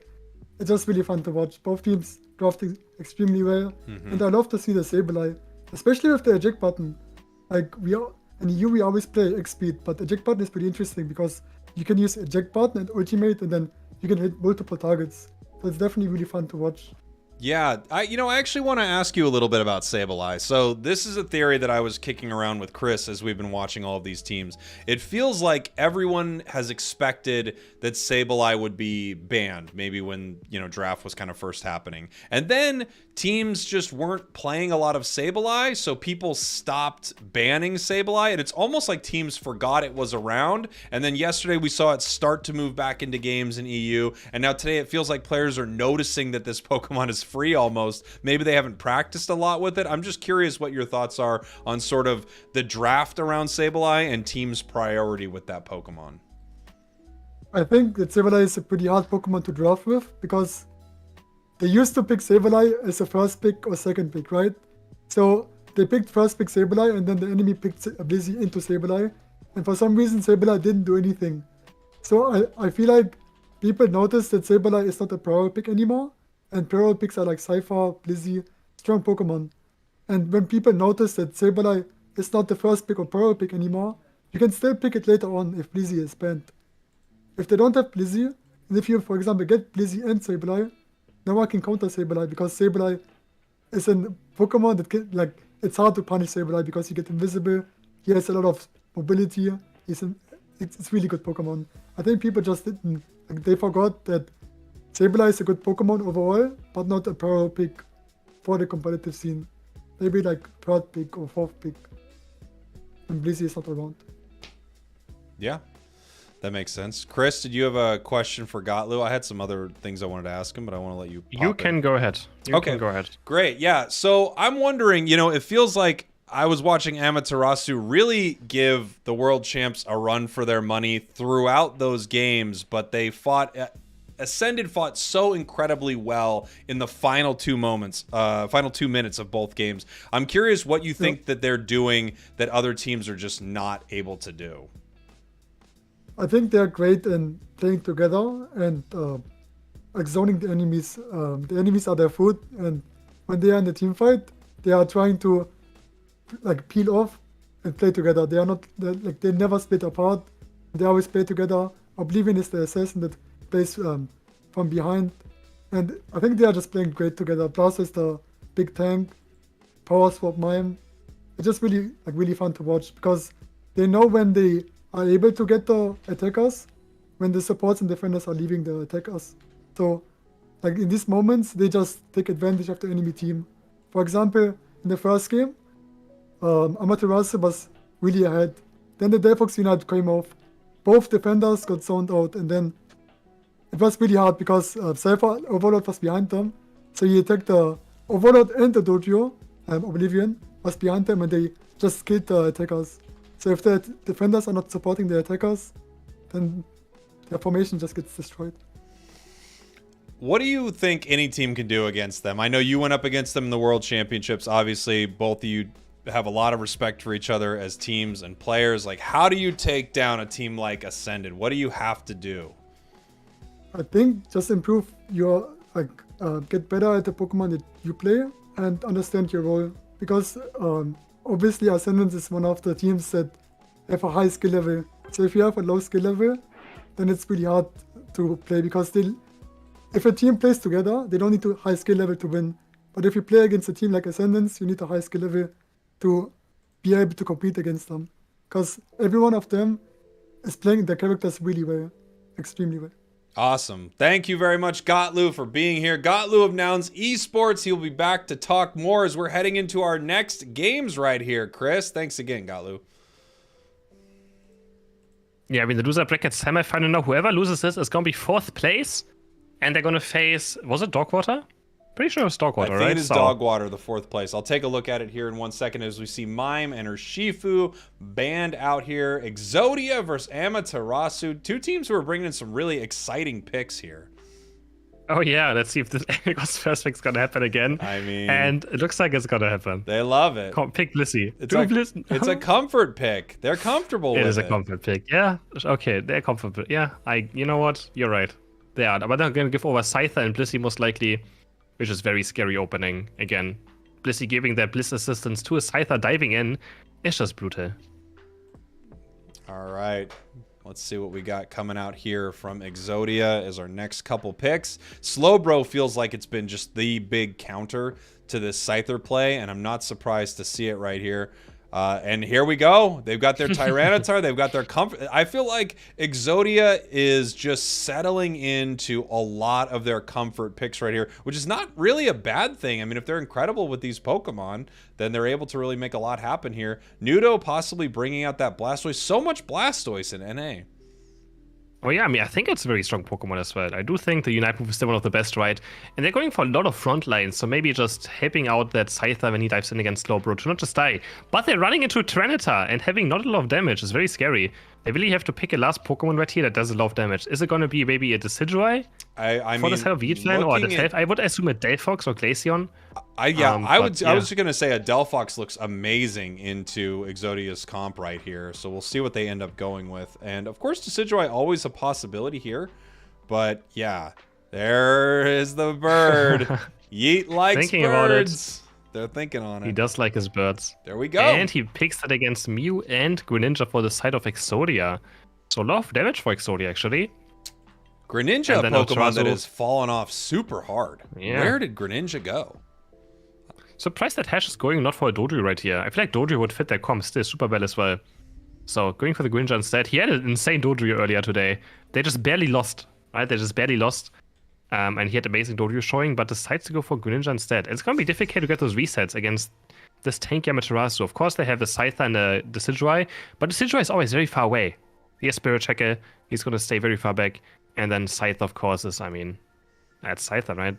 Yeah, Scyther has just been so dominant. He's going to KO. He's just going to one-shot you before you can even reach him. So. Exactly. As soon as it sees Greninja, I mean, Greninja is in a lot of trouble against a Pokemon like that. Also, if one arrow finds its mark on any of the squishier targets on the side of Exodia, it feels like an arrow combo with that Scyther Unite move, it's over. That Pokemon doesn't exist. And look, Exodia again doing the same as earlier. Larvitar going alone to top path, and we have the triple pot path going with the Eldegoss and a Slowpoke, and the third one is the Mew, right? Yes, the Mew. And we have Hash just taking the entire junk. He's going to try to get level 9 as fast as possible. And there's Larvitar on top. Let's see if Nudo can just deny him right here. With the Sky Bash, Water Gun is kind of like a budget Lucario combo. If you want to get this last hit set, and he's going to get it. He's going to score 11 points, and they're just going to try to annoy Larvitar as much as they can. Yeah, I mean, it's going to be hard, obviously, for Bora. Actually able to get that secure. I'm pretty impressed by that right there, as we've got 3 on the bottom here for Exodia. That's the advantage they get from only sending one top. This really feels like that old, 1-1-3 strategy that we used to see in a lot of tournaments. Actually, Greninja heading in here, maybe trying to pick something up on Yeet Fan right there. They targeted it, but not able to get the KO, as Trainer is coming down here as the Scyther. Big dual wing beat, just letting him know, I'm here, and I'm going to rip you to shreds if you get anywhere close to this little bird with a headband. Bora getting pushed back here in this top path, as we've got the center bird spawning here at 850. Big Surf pushing him back. It looks like Snorlax is going down, and it is. That's the power of 4 Pokemon. Yeah, that's what Amaterasu has to be careful about. They just have to not die right down here. But if he check buttons to the top, he's going to go down as well. I think that's what Amaterasu just can't do, right? They just have to give up on bot lane if the enemies are 4. Or just play it much more safe. Just let maybe Rowlet try to steal some away, but not go too deep. And they get punished instantly for it. And this is what Exodia plays for. They want to win that bot lane very, very hard. And they Larvitar, though, it's only level 4. Really hasn't got much experience, but no Hash is here. They're overextended. Of course, going for this Larvitar. They played very safe. Can Hash find a KO right here? Nudo's going to eject button away, and looks like they're both banded out alive. That's disappointing. I love the play there from Exodia. Of course, if that Greninja was 1 level higher, everyone goes down in that moment. It doesn't have its Surf. It can't get the resets right here. Right now, Trainer is level 7. Still, we don't have a Greninja. Might have a little bit of an advantage here. Actually, here comes the Greninja. Big Surf into the Snorlax and able to pick up that KO. Mew getting the secure right there as Greninja runs down to this bottom path and looking to eat some birds, Chris. Oh yeah, he's gonna go for the Rowlet. He just wants to focus it down. I mean, it just does literally nothing right now. They can get 19 in and 17. I could leave it at 3 points right here. Maybe get 1 more point in as well. Destroying early goals is just not a good idea, because then this Rowlet is gonna get free experience. Instead, they can just keep having Rowlet run to this bottom path and just KO it over and over again, diving those goals. So you'd never want to finish off a goal this early. We have now the Altaria spawning, and they have to be watching out for this Greninja. If he gets those resets on Altarias, it's so difficult to fight in. He's looking for the Surge right now, finds 1, finds 2. Snorlax dropping super, super low again, but this time, the Electro Ball almost gets him down with the light screen. Powered there, oh my god. So strong. If Greninja had noticed that and was a little closer, he's able to pick up that KO right here. 4 seconds now until we have this bottom Reggie spawning here. A lot of priority given to it. Regice. Snorlax jumping in right here, trying to push this Greninja back, and here comes the Unite move from that Scyther, ready to go. Picks up 2 right there, trying to slash up Rex here as well. That's going to be another KO, a big triple KO on the side of Amaterasu. Greninja here has its Unite, but it's really hard to fight against 4 members of it. He's going in. He's trying to make something happen right here. This might be a big mistake for this Greninja. Not able to output enough damage fast enough. Their health was way too high. Still trying to pick up this KO. Maybe it gets War Turtle here? Yes, finally someone goes down. at least get 1 KO right now. And yeah, Amaterasu is always on point on this first Reggie fight. Just like last game as well, just against Ascended, they were always winning all those Reggie fights. And they do it again. This time Hash just not in time either. He wasn't level 9 yet. He stayed to farm level 9 and he was too late to the fight. His team already down, getting obliterated by Scyther. Needfan now level 8. He's going to start throwing out the Spirit Jackets. It was quite funny to see the top lane right now. Yeah, the Pupital against Darchfix spot top lane, top health. Both just being up there trying to get some experience and to get the evolutions done. And we actually have a Tyranitar. We finally have a Tyranitar here, made its way to the fight. We're going to see what kind of difference it could make as they're getting pushed around a little bit here in this top path. We still got that Surf, Hydro Pump, Blastoise, big Solar Beam, big Blastoise Unite move, only able to hit 2 right here as they're actually pushing Tyranitar back towards their goal. Mew continuing to follow right here. We've got the big Spirit Shackles coming in. Huge Bliss assistance on the Scyther as Scyther's looking to clean up the rest of this fight right here. 2 down on the side of Exodia. And they are now just going to pull back. Yeah, Amaterasu finding some nice KOs there on the back of Scyther. And Tyranitar just couldn't confirm any KOs. He kind of just got pushed around a lot there. He couldn't really find... He did have a lot of damage, I think, in this team fight, but just couldn't confirm any KOs. And now Yidfan is going to start auto-taking Slowbro. He's dropping very, very low on HP. Spirit Check's going to fly through. Solar Beam to maybe defend, but I think this Reggie is going to go in. Yeah, the Surf and Block are going to be enough to stop it from happening. And 40 points go in for the Scyther as well, claiming a lot of experience for himself. 135 points for Amaterasu, 78 for Exodia. And Exodia needs to make something happen to come back into this game. Scyther 2 levels up on the Greninja already, but actually Snorlax almost dying again. He's being very aggressive.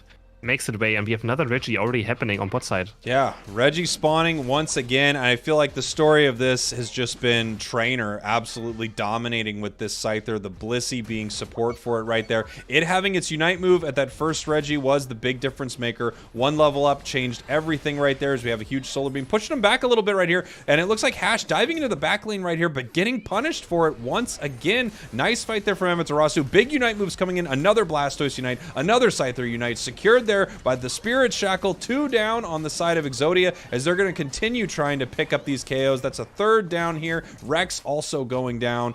Nice plays by Amaterasu. They're fighting so well as a team. Hash coming in here deciding to see if there's anything they could do. This goal is going down. Big overcap too. 35 over in the bottom path.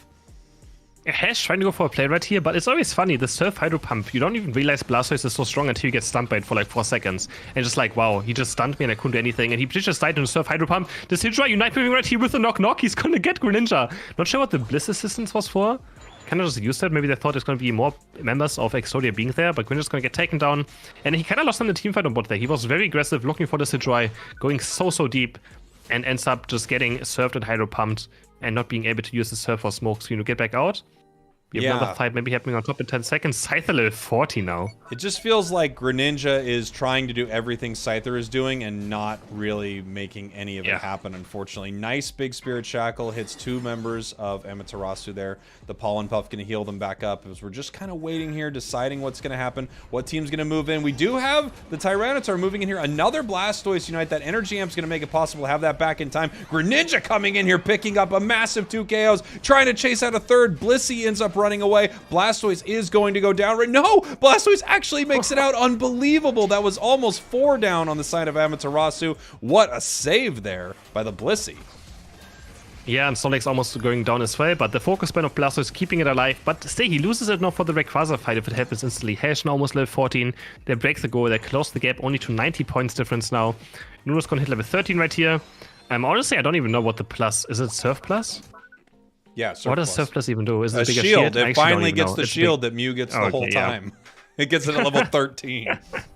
So, yeah, right. There you go. The Mew has a baseline, yeah. Very funny. Reggie Rock now being taken by Exodia.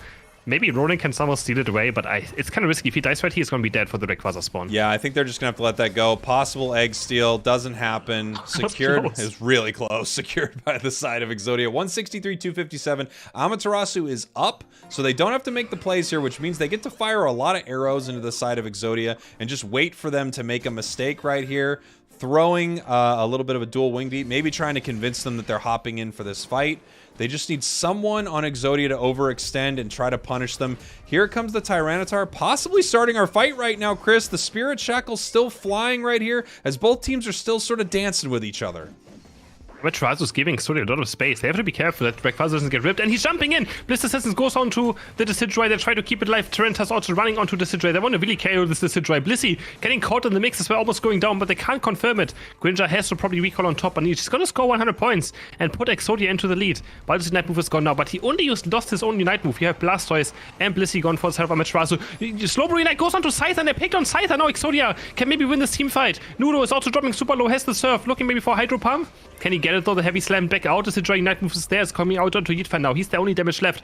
But the Spirit Jackets are not going to be enough damage. He does hit Mew there. They're on Ray. They're on Ray. It's at half. It's half HP already. And Exodia, Amaterasu is trying to find their way in. Who's going to get this last hit? We have a surf ready. Who's going to be the best last hit right now? Can he make it happen though? Does he get locked up maybe? Smokescreen in the end, and they get it. It goes over to Exodia. They're going to claim this right now thanks to Mew. After winning a team fight, they're going to start scoring points right now. And we have 40 seconds left, Jake. Wow, huge fight there from Exodia. Massive catch, like you said. They were able to take down that Scyther using that Slowbro Unite, which is the whole point of having that Pokemon on the team. Able to shut it down. Greninja did not get KO'd when it jumped in on that Decidueye, and because of that, they put the points on the board, but then realized they were completely zoned out of that pit, and they start ripping that while Decidueye is away. Perfect timing there from Exodia. Really close on that secure, though. Got a little dicey there at the end, and Mew able to take it down.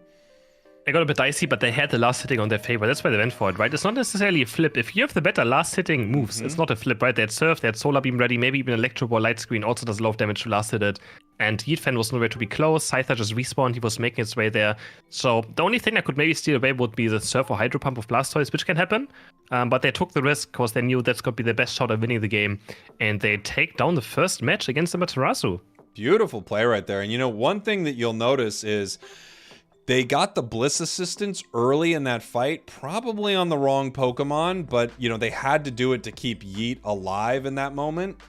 Obviously, we would usually want Trainer to be the one who gets that Bliss Assistance so that it can go in and start to wipe members of the enemy team. Instead, they had to save Decidueye, and that made it a lot easier for them to take down Scyther. Really great fight from Exodia.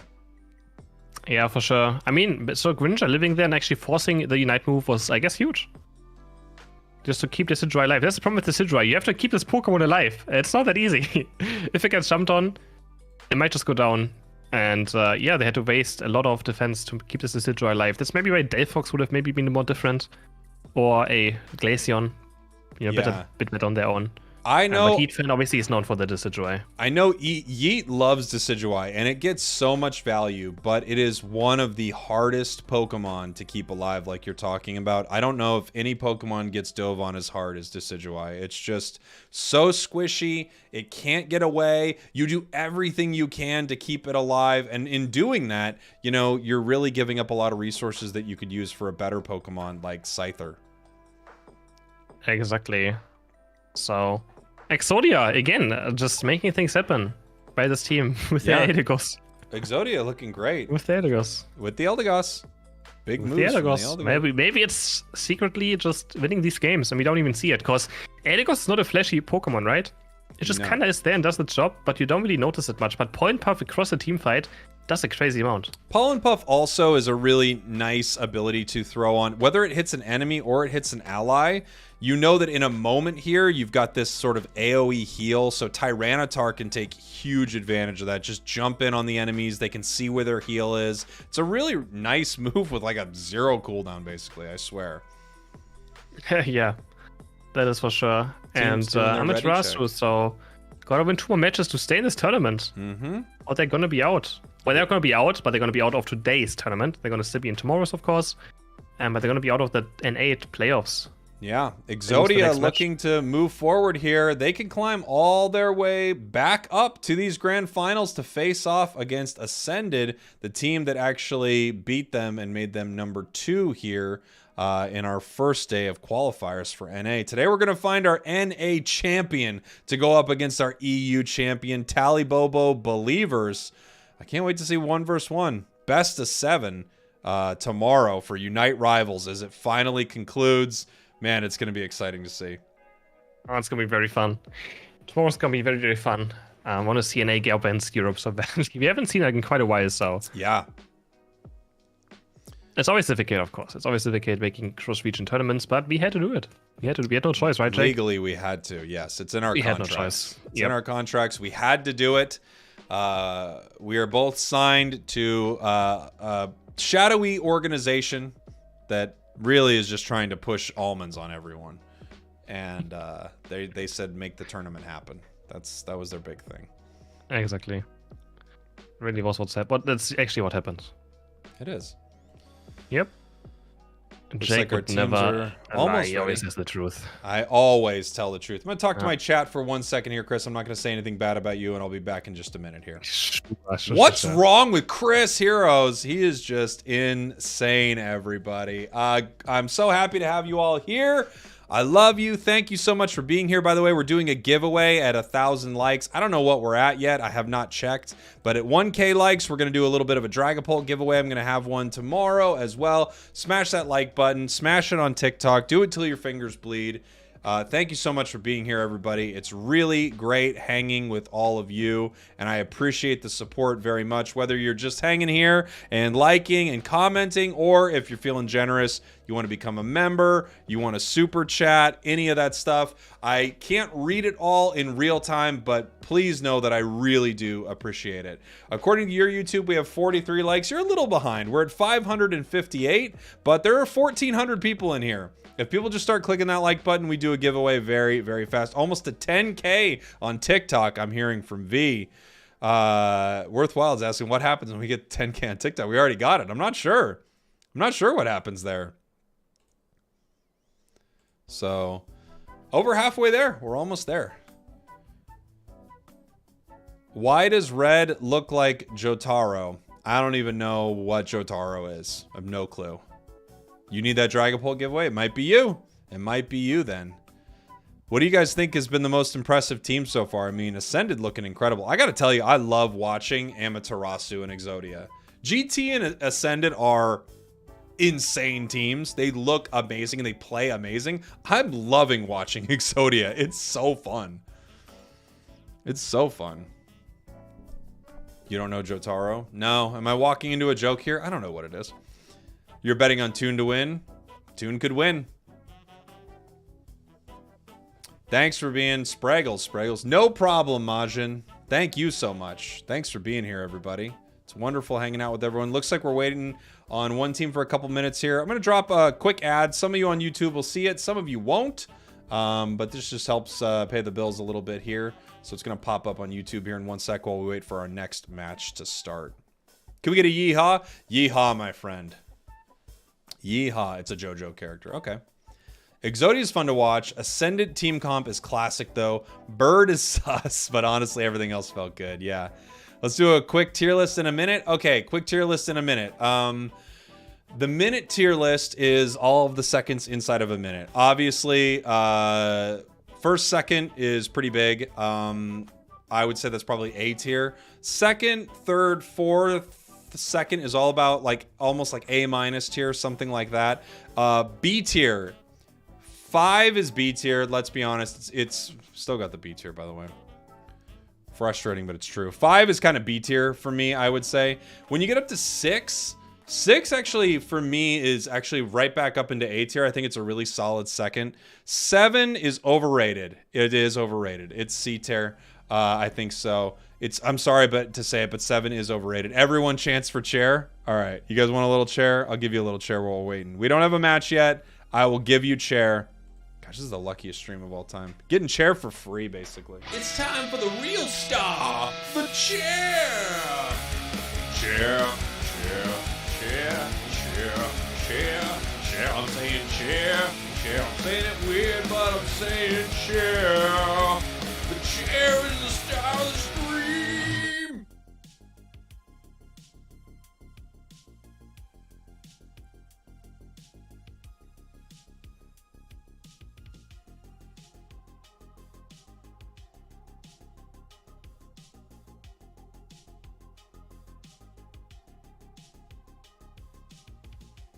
Big chair moment. Huge chair moment for you all. Sorry that the chat always freezes when chair's here. It just gets intense for chair, you know? Can't handle it, really. Everyone loves chair. Everyone loves chair. So we're coming back here, taking a look at our bracket. I get to talk to you all. Who's going to win the Royal Rumble? I don't know. I don't know who's coming out of this as the #1 team. But if it's the world champs versus Tally Bobo, that is going to be wild. That is going to be wild. Jake, what's 9 plus 10? 9 and 10 together. Yeah. If you look at it that way, it's like 9 and 10 together. 9 plus 10. Hopefully there will be more tournaments like this in the near future. Thanks, Nouns, for this tournament. Yeah, big shout out to our sponsor. Big shout out to our sponsor. It's 21? I don't think so. 9 plus 10, it's 9 and 10 together. A lot of people think it's 21, but wrong. Wrong. Will Chris ever stop hating Lutano? I don't know. I think he's probably taking that one to the grave. Big yeehaw? Yeah, heck yeah. Big yeehaws to you. 9 plus 10 is a potato. Oof. Thoughts on teams that are only good on ladder and can't hang in tourneys, such as, well, I'm not trying to say anything negative about a team. I see it there. I don't know. I actually think there's pretty solid teams. My big thought is this. There are some players, I've talked about this before. There are people who are playing this game at a much higher level than some of these other teams. They just are. And that's the thing you need to recognize is there are players who are better than 90% of the Unite players you see out there, but they're not a 1% team. Because there are some teams that are top 1% teams. That's the big thing. And 9 plus 10 is top 1%. Thoughts on UCS being no emblems and draft pick? Well, it's no emblems, but it is draft pick, correct? I didn't see that it was no draft pick. Is it no draft pick? Or is it just no emblems? 9-10, exactly. What's my favorite Pokemon outside of Unite? It's inside Unite as well, and it's Squirtle. Draft pick, no emblems. That's what I thought. I think they just have a hard time balancing the emblems. That's what I would guess. I just think it's tough to balance it. Ooh, we're heading into our draft right here. I did not realize that it started. Let's do this thing. I'm coming right back. Let's go into our draft. Only playing slow, bro. I'm back, baby. Yes. How are you, Chris? I'm doing just looking at some Edigos. Looking at some Eldegoss right here as we see Dodrio, Urshifu with the big bands, grabbing that Scyther, Eldegoss as a first pick. They need it. Technically a second pick, but a first pick in our hearts as we head in here to game. Need to make a time check because I paused an accident. So I'm at 9, 8. I'm at 12, 7, 11, 10, 6, 9, 8. That changed over. 7, 6. Now I'm at 19, Wait. 18, 17, Okay. 16, 15, I'm at 12. 14, 13, 12, 11, 10, All right. There we 9, go. 8, 7, 6, 6. 5, 19, yeah, it should be 18, fine. 17. Hold Bora's on, pick on the Trinita. 15? Yeah, you can Wait a count. minute. Yeah, Jake, you can Where count. are we? 12, you can count. 11. Thank you. Oh, Those just counting states are just incredible. yeah. I mean, just a little praise is all I ask for. I can do all the numbers. Oh, it's incredible. Here we We go. have now, there's Relentless playing actually Mew, so Exodia does play Mew. I won in last game, I think, if they do it, and they do play Mew. Glaceon, maybe the last pick, and Creed Fan going back on the Cramorant. Not going for the Sidgeway a second time. And there's a Glaceon. Amaterasu again with a very tanky team comp. Very difficult as well to take down low mobility. Scyther and Cramorant low mobility. Blastoise is very tanky. Blissey Mime obviously very tanky Pokemon. So, looking very strong. Exodia going for their Tyranitar Edigos Slowbro. I feel like they've been playing the Slowbro every single game. Slowbro's really solid. I mean, what a crazy defender here. Wasn't Cram banned? Someone's asking if Cram was banned. Who would ban Cram? How could you ban the Cram? No one ban Cram. That's not allowed.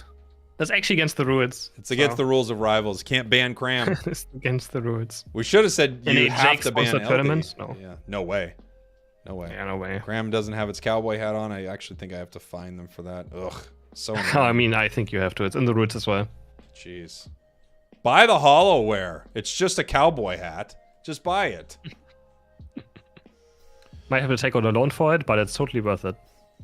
If you have to take out a loan to buy that cowboy hat, you're in more trouble than the Hollowware is overpriced. That's all I'm saying. And I'm not saying that the Hollowware is not expensive, all right? If you think the cost of a full video game isn't worth Hollowware, I can't argue too much with you sometimes, but if you got to take out a loan, you're in bigger trouble. And we got a pause happening here. Pause for We the got a cause, pause. Chris.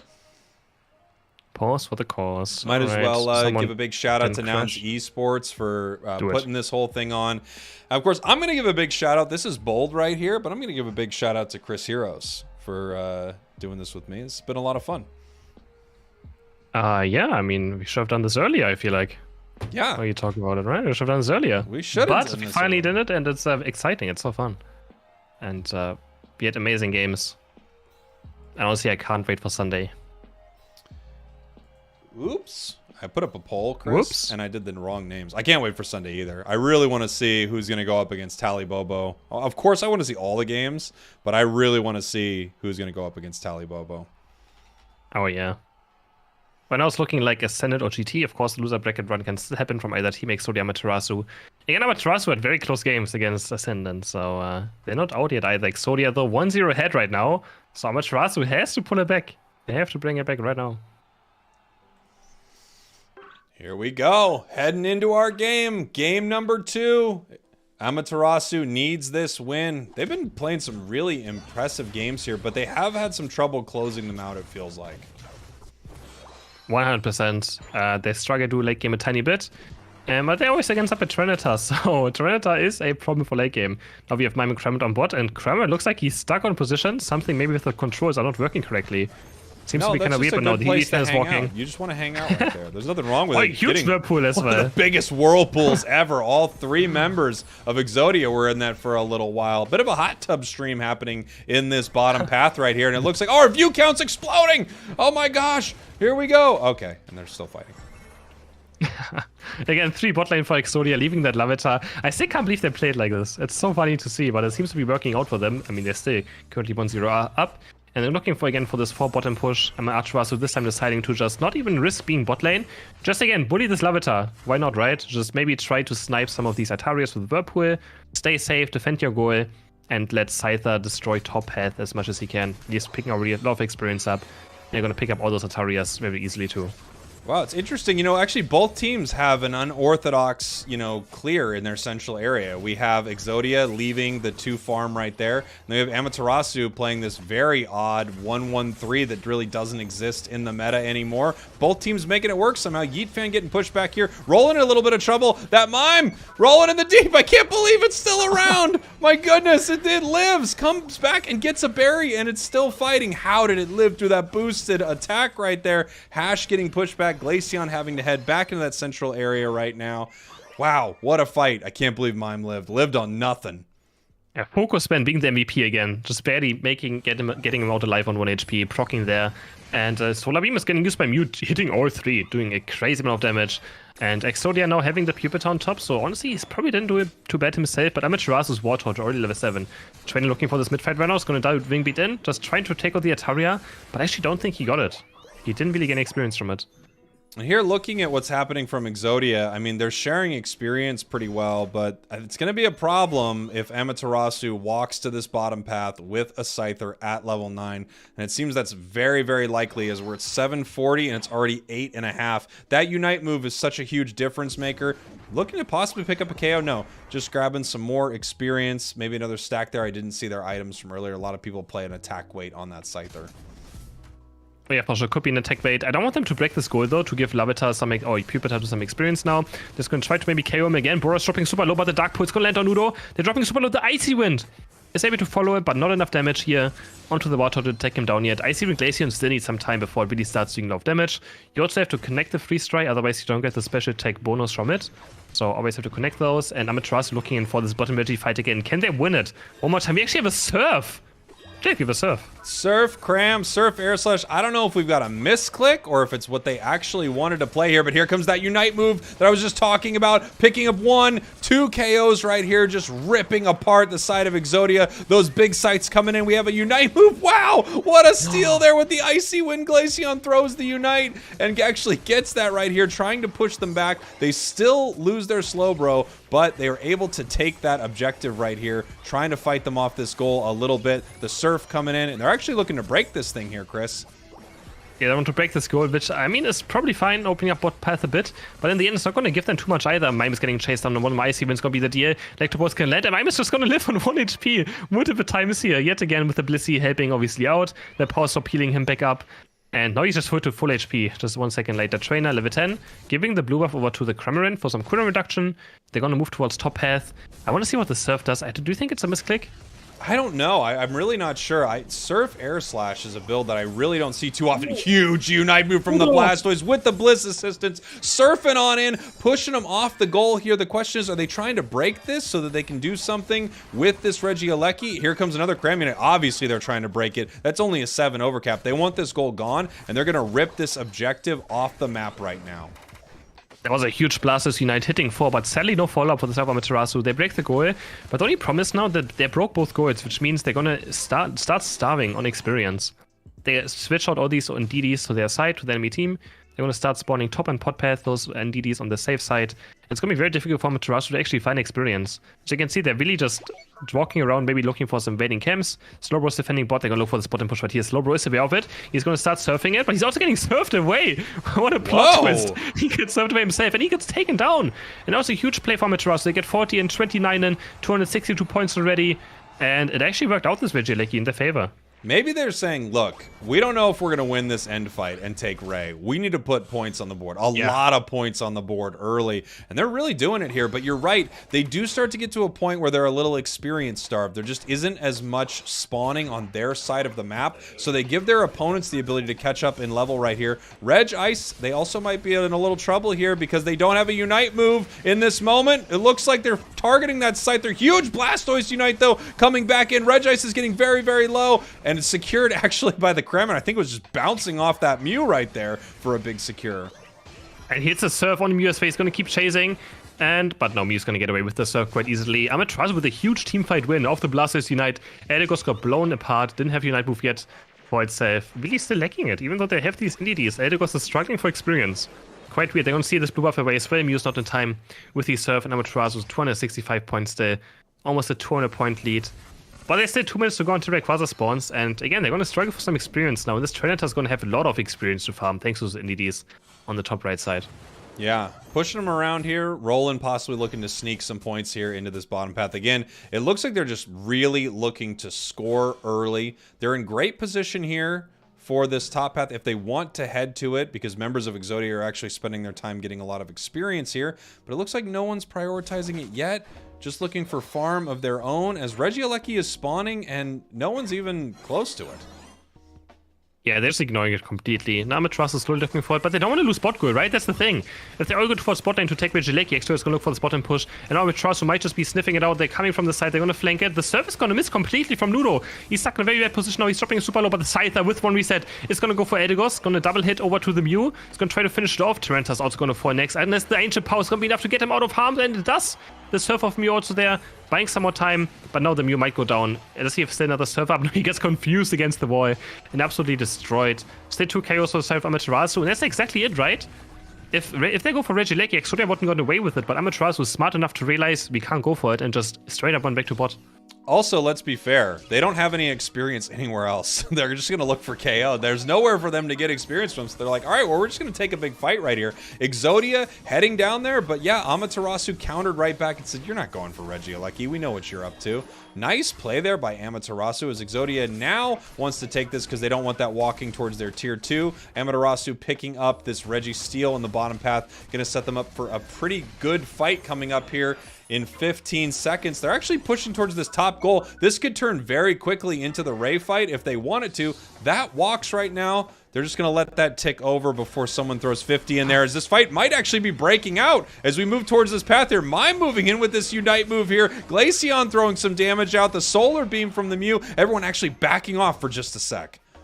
They do the Regieleki, but they don't even score 100 points with it, so maybe they make their way up to now. They're scared that Amaterasu just goes for Rayquaza instantly. So Glaceon's gonna maybe score. No, they can't score with it. Yuno says Unite move up, he's looking for the Surf's gonna miss it, but Slowbro's already down. But so is Scyther. Scyther gets picked off. He doesn't get his Unite move out. That's huge for the South Exodia. There's Blissey into Blastoise Unite. They're doing so much damage right now, and Rayquaza gets Hydro pumped. It's getting secured by Nudo. He's gonna secure it for Amaterasu and keep them in this tournament with that Rayquaza secure. But Scyther getting obliterated there. That could have been the chance for Exodia, but the Blissey directly into Blastoise Unite. It's just too much damage and wonderfully played by Nudo.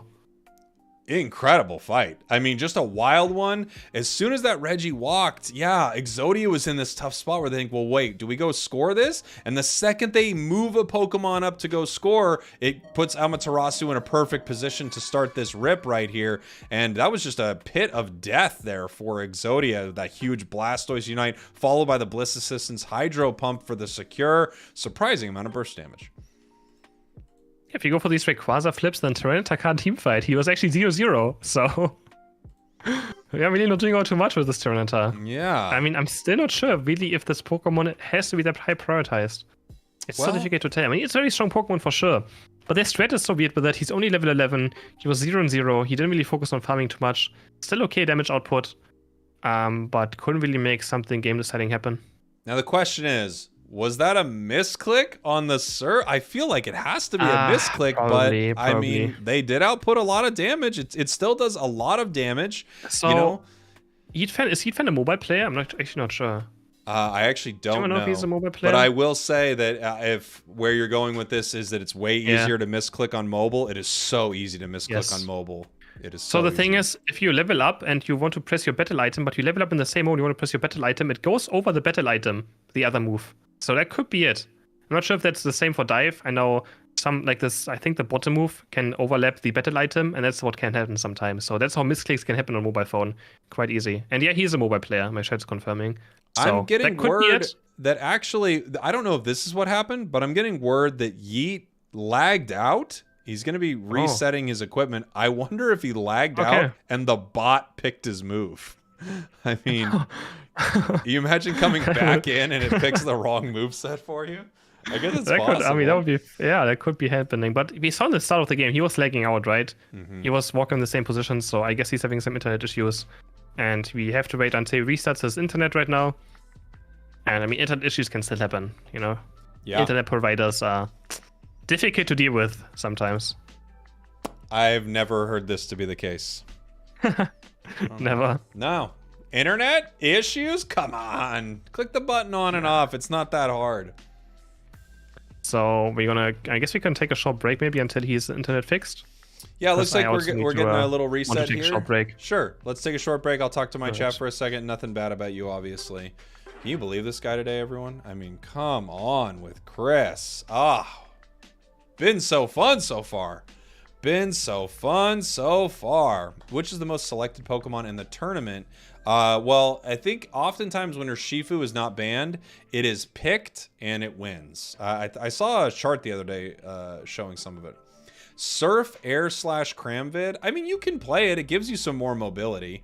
But I don't know if it's really what you want to play. Zacian's confirmed to be an all-rounder. That sounds about right. Did we get confirmation on that? Something popped up on the old Twitter somewhere. Let's see. I didn't see if we actually got confirmation or not. Do you get paid for this? No. I'm not getting paid for this. If people donate, if people super chat, things like that, yes, but no, I'm not getting paid. The entirety of what Nouns is contributing to the tournament, we are using to put right back into the tournament. So it's paying for our TOs on the back end and then the full prize pool. Chris and I are not taking any portion of that. Unless Eevee isn't joking, it's an all-rounder. I guess I didn't see it. I'm looking at Eevee's Twitter and I'm not even seeing it. I'm missing it, apparently. I'm missing... Oh, the solution of this is red plus blue equals all-rounder. I see. Never mind, I see it here. Yeah, all-rounder. That makes sense to me. It feels like it could be an all-rounder, right? That makes total sense. To see that Pokemon come in as an all-rounder. So our teams are getting ready here. Resetting everything right now. Speedsters makes much more sense, though. Yeah, I see that. Use your magic to get Salamence in the game? Okay. All right, let's try it here.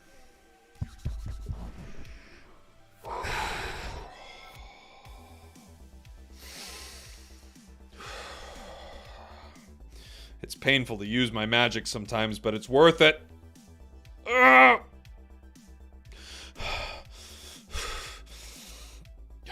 done. It's coming to the game. That was intense. I don't know if I can survive too many more of those, but wow. A little lightheaded after that, I'm not gonna lie. But it looks like it is being added to the game. I'm not sure exactly how soon it's gonna happen, but it is on the way. Let's see where we're at with likes-wise. We are at 685 likes. We're getting close. If everyone here just likes this stream right now, we will have a giveaway at 1K likes. It's happening. Smash that like button, everybody. Everybody over on TikTok, I want to thank you so much for smashing that like button until your fingers bleed. Who am I rooting for? I really like all of these teams in different ways. I think Exodia is just a really cool team to watch. They're a bit of the underdogs, so yeah. Like the vid if you breathe. Good idea. Good idea. Like the vid if you're breathing. That is great. I guess I'll take a quick break. I'm going to grab myself a water right here. So I'll pop an ad in here too. Some people are going to see an ad, but I'll take a quick pause here. Oh, did somebody just pop in with some gifteds? It looks like my thing was popping up in a weird way. Oh, it was from earlier. That's what my stream's doing. Woo! I'm gonna get some water. I'll be right back. If you leave, I'm gonna hate you for 5 years. That's what I'm gonna do. The hate will be real. Don't leave. Don't leave.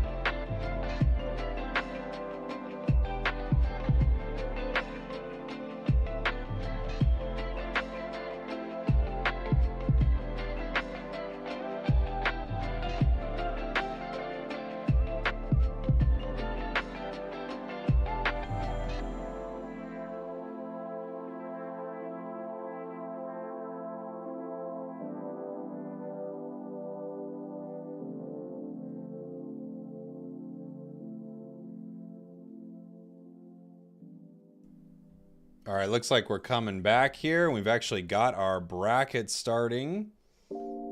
Beautiful. Let me get back on with Chris here. Yo, no. I'm back. The shake is so terrible. What? Yeah, what up? Okay, sorry. Oh, Jake, sorry. What up? Sorry about that. Yeah. You're just finished your thought about Jake being so terrible. Gosh. Exactly. That we have a Blissey pick for Exodia. What do you think? I'm terrible. What a plot twist. That actually is surprising. They have not been playing, but at least they got that Eldegoss as a first pick, right? So they still have that. Urshifu on the side of Amaterasu. Obviously, I wasn't here for a second. Sorry about that. I was saving someone's life. These support first picks are so weird. Do you know what happened in Asia today? What happened? So a good team lost one game to Clefable, which didn't even do much, and then they decided to in the next 2 games first pick Clefable. Wow. And win with it, but it didn't do anything. They won with it twice, first picking it. All right, well then it did something. Like, yeah, I guess so. It had to have done something, right? Yeah, looks like it, so quite funny. But we have a Hooper last pick for the self Amaterasu. Hoopa coming back very soon. I feel like. I think Hoopa, I mean, we've got some big buffs coming for this Pokemon. We could see Hoopa really entering the meta again very, very soon. Oh yeah, with the buffs, I guess it could happen. Do we, I mean, yeah, that's true. I hope not, but maybe. Not my favorite. I guess we just have the PTSD from, everyone spawning on Rayquaza and then Yes. or Zapdos and doing it instantly, but I guess those times, I come back, so I'm a bit worried. Here we go. Our final match between Exodia and Amaterasu here. One of these teams is going to be moving on in their bracket, in the loser's bracket here. The other one, of course, is going to be our 4th place team from North America, who is going up against, I believe, Dogwater that we found earlier. Yes. They will be against Dogwater, and this time they have 2 top lane. They're setting the Gossifleur to help out Larvitar instead of him being alone again on top. So changing up a bit, maybe they will find relays. It's just not working out too well to just leave this Larvitar on top alone. And just a bit too weak, it doesn't get too much experience. Early on, it just takes long for it to be active and doesn't really have any impact in the game. So finally some assistance for this little guy up here. Yeah, it's possibly this is exactly what they're going to need to bring this Pokemon online, right? We're going to have to see if it works out, or if it just ends up being the same level anyway, because it's a Tyranitar in lane and it has a lot of trouble. I gotta say, seeing Urshifu on the side of Amaterasu here, I feel like you always have to bet on the team with the Urshifu. It's so hard to deal with. Yeah, for sure, but Exodia does have a Blissey this time around, so they have the Safeguard potentially being picked up. I really hope they go for Safeguard. And they have also an Eldegoss for additional healing. Hash diving in right here, looking maybe for KO, but nah, just trying to secure these Atarias. Looking for a dive though. He wants to get those 9 points into Evolve to Blissey, and he's going to succeed. 10 out to go in for Scyther. Mew can't score, it's 20 points, but it's totally fine. Rex just wanted to score to get his evolution done. Hooper porting people to bot side. There's Viclo being charged up. They're going to get this in DD quite easily, and Scyther probably just going to stay bot lane right now because we have Larvitar now going towards the jungle to pick up all that experience. And Ron is getting chased right here. Has the surf though. We see a lot of surf spots in America. Lots of surf. Clever little play there from that Slowbro. I mean, I like the hyperspace hole, taking it at the last possible second so they did not know it was up for a moment there. And now we're getting ready to fight over these 8-minute birds that are spawning here in the center. Trainer right now, just picking up some more experience. You can't really out-secure a Wicked Blow. It's just simply impossible. Nudo in a lot of trouble. Nice big Dark Pulse. Sends it to the Pokemon Center as they score in this top path. Got an evolution here for Eldegoss finally, and once again, just heading home through that portal. I don't know, we could see Hoopa come back. I really think Hoopa could be making a comeback. Yeah, probably, with the buffs for sure. And now Pupitar actually has some experience this game, already 7.5. This Trainer evolution should happen very soon. Trainer though level 8 on this Big Blow Shifu, currently the highest in the game. We only have Scyther level 6, so he's just struggling a tiny bit right now for that experience. But again, he gave over his jungle. Electro Ball is hitting Slowbro, and he's dropping super low. His entire HP is just blue for his passive. And we can't heal it back up though because he doesn't do any damage right now. 20 seconds for bot, and then we have Ataria spawning already right now. The Big Blow is being charged up. They're just going to try to kill these Atarias, but I feel like he kind of missed it. I really didn't see the sound or hear anything about the Big Blow at all. Yeah, I think he missed every single piece of it right there. Weirdly enough, just being pushed away from some of the CC moves on both of the teams right here. And right now, yeah, we have this really unfortunate situation for Hash, the Scyther on the side of Exodia, where they don't have a level 9. We have a level 9 on the side of Amaterasu. They basically just have to give this. Maybe they could look for a steal, but no, they just completely give away this objective. Did you just see Pupitar 1v1ing a Wartortle on top? That just happened. He's going to score as well again. He actually 1v1 the Wartortle. Trainer's just on the chase with a Big Blow, but it's not barely just not in range. You could have maybe Unite moved as well, but he probably didn't think it was too worth it. But he did use this eject button for this play, and didn't quite get it. Amaterasu looking for this Regieleki. They still have Big Blow, of course. It means always up. And Tyranitar evolution is done, though. He's going to maybe look for the fight. Ancient Power is going to be charged up any moment now. Is he going to look for this fight? Yes, he's going in. He's going to dodge the surf with it, but the Big Blow is being charged, and there's just no chance. And Tyranitar also, meanwhile, is taking so much damage from the Big Blow as collateral damage. He's also going to get taken out. Amaterasu is going to look for this push now. Can they get Regieleki in? Yes. Exodia doesn't even try to defend it. They know it's not going to happen. And they're probably just going to score 40 points right here. Yeah, they can't make a bigger overcap happen. They all have too many points to just score there. Wow, Exodia just feels like is in a lot of trouble at the start of this match. It feels like everything is kind of going wrong for them, and it's been since they've given more support to Tyranitar, oddly enough. But it is now level 9, a lot earlier than we see it, so obviously they wanted to prioritize this thing getting some experience because, like you said, Chris, it just wasn't making the impact they wanted it to, especially throughout most of the game. We're actually giving another buff possibly over to T-Tar? It looks like it, maybe? Jeez. Yeah, some more experience. He's getting everything right now. I mean, they need it. At this point, Scyther kind of already missed his power spike, maybe. In the first 5 minutes, really couldn't get anything done yet, so now they kind of have to just put all their baskets, all their things, eggs into their Tyranitar basket. That's how you say it, I'm pretty sure. They're not playing eggs. It's actually a safeguard helping hand, Blissey. Easy mistake to make there, Chris. Easy mistake. And actually, Rex getting caught right here, or Shifu looking possibly for another fight. Hash trying to stop something right here. They may have wanted to jump on them right there, but they're also just going to get healthy and get ready for this bottom objective that Exodia might be able to contest a lot better than last time, as Blastoise is staying top. Maybe looking to make a sneaky goal happen here, but definitely keeping Scyther up there, which might be just valuable enough no matter what. Amaterasu again, their big blow, but turns out charging in onto the Fox. So that's useful. He's totally fine. Unite is being used onto the Mew, and it doesn't have any chance. Doesn't have fully its safeguard was not there. Do they? I couldn't just reach it. They probably have to just keep it for it. Tyranitar moving in again, now full HP. Still hit the Blizzard on him, charging up another ancient power, hitting 4 characters with stunning all of them. He's stomping the ground. He also gets the Reggie. This Tyranitar's time to shine, but he's still going to fall in the end. Not enough support then from the Edigos, landing a bit too late. Can't heal it back up alive. The point puff might finish off the wicked blow. Ushifon, yes, double KO now for the Scyther, looking for some more. Can they also get Slowbo? Triple KO for the Scyther. Looking also for Roland. He just doesn't want to run away for some reason. He's just sticking around. He's also going to get taken down. 40 points going for Scyther. They sadly missed out on 13 points right there. But man, Tyranitar with that 4-man ancient power stun, just kind of winning the team fight. Yeah, that was a beautiful fight from Exodia there. I mean, incredible. And then Scyther finally making it down. I am so dumb, Chris, that I forgot. I was thinking, what's going on with this Blastoise? It's actually going to stay top and just distract him. And then I forgot that they have a Hoopa, and the Hoopa Unite move brought the team down. I honestly completely forgot that that's how that Pokemon worked for a minute there. Yeah, with Hoopa you can always be top in bot and just make it to the team fight. Doesn't matter where it is, thanks to Hoopa Unbound. And Exodia going for the stretch deck, but Scyther jumping in with the Unite move. They're Fox overextending. And now they might just get rolled over. Double KO for the Scyther again. Amaterasu, Delphox just being too aggressive right there, not respecting Exodia's counter engage, thinking he is just gonna get out. I mean, he's level 11 Delphox right now, right? He wants to be aggressive, he wants to jump in over and over again. Hoopa is gonna score 40 points, putting Amaterasu into a small lead again, while Regielekki's getting defended. Nice. And yeah, Hoopa making some plays here. Plays that I really even forgot could happen. But that's one of the huge advantages of this Pokemon, is you're able to move your team around in some really exciting ways. It feels like Exodia's team fights are really incredible, but, there's a lot going on the side of Amaterasu as well, obviously.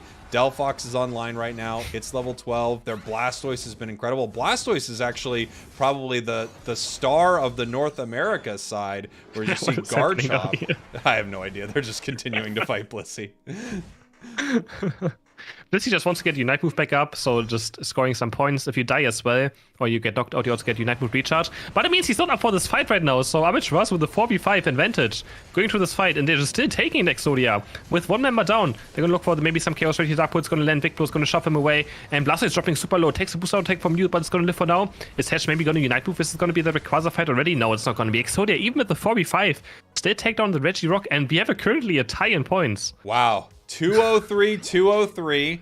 10 seconds left until Rayquaza. Both of these teams getting ready for it. A level 14 and 13 on the side of Exodia. We've got a 13, 13, 12 on the side of Amaterasu. This is so incredibly close. We just have to see who wants to start this fight. Big Solar Beam right here. Roland actually taking another boosted. Moving back. Wow. They all make it through the portal just in time so that nothing hits them right here. Every single member of the team gets to reset, as this fight is still just being poked out, Chris.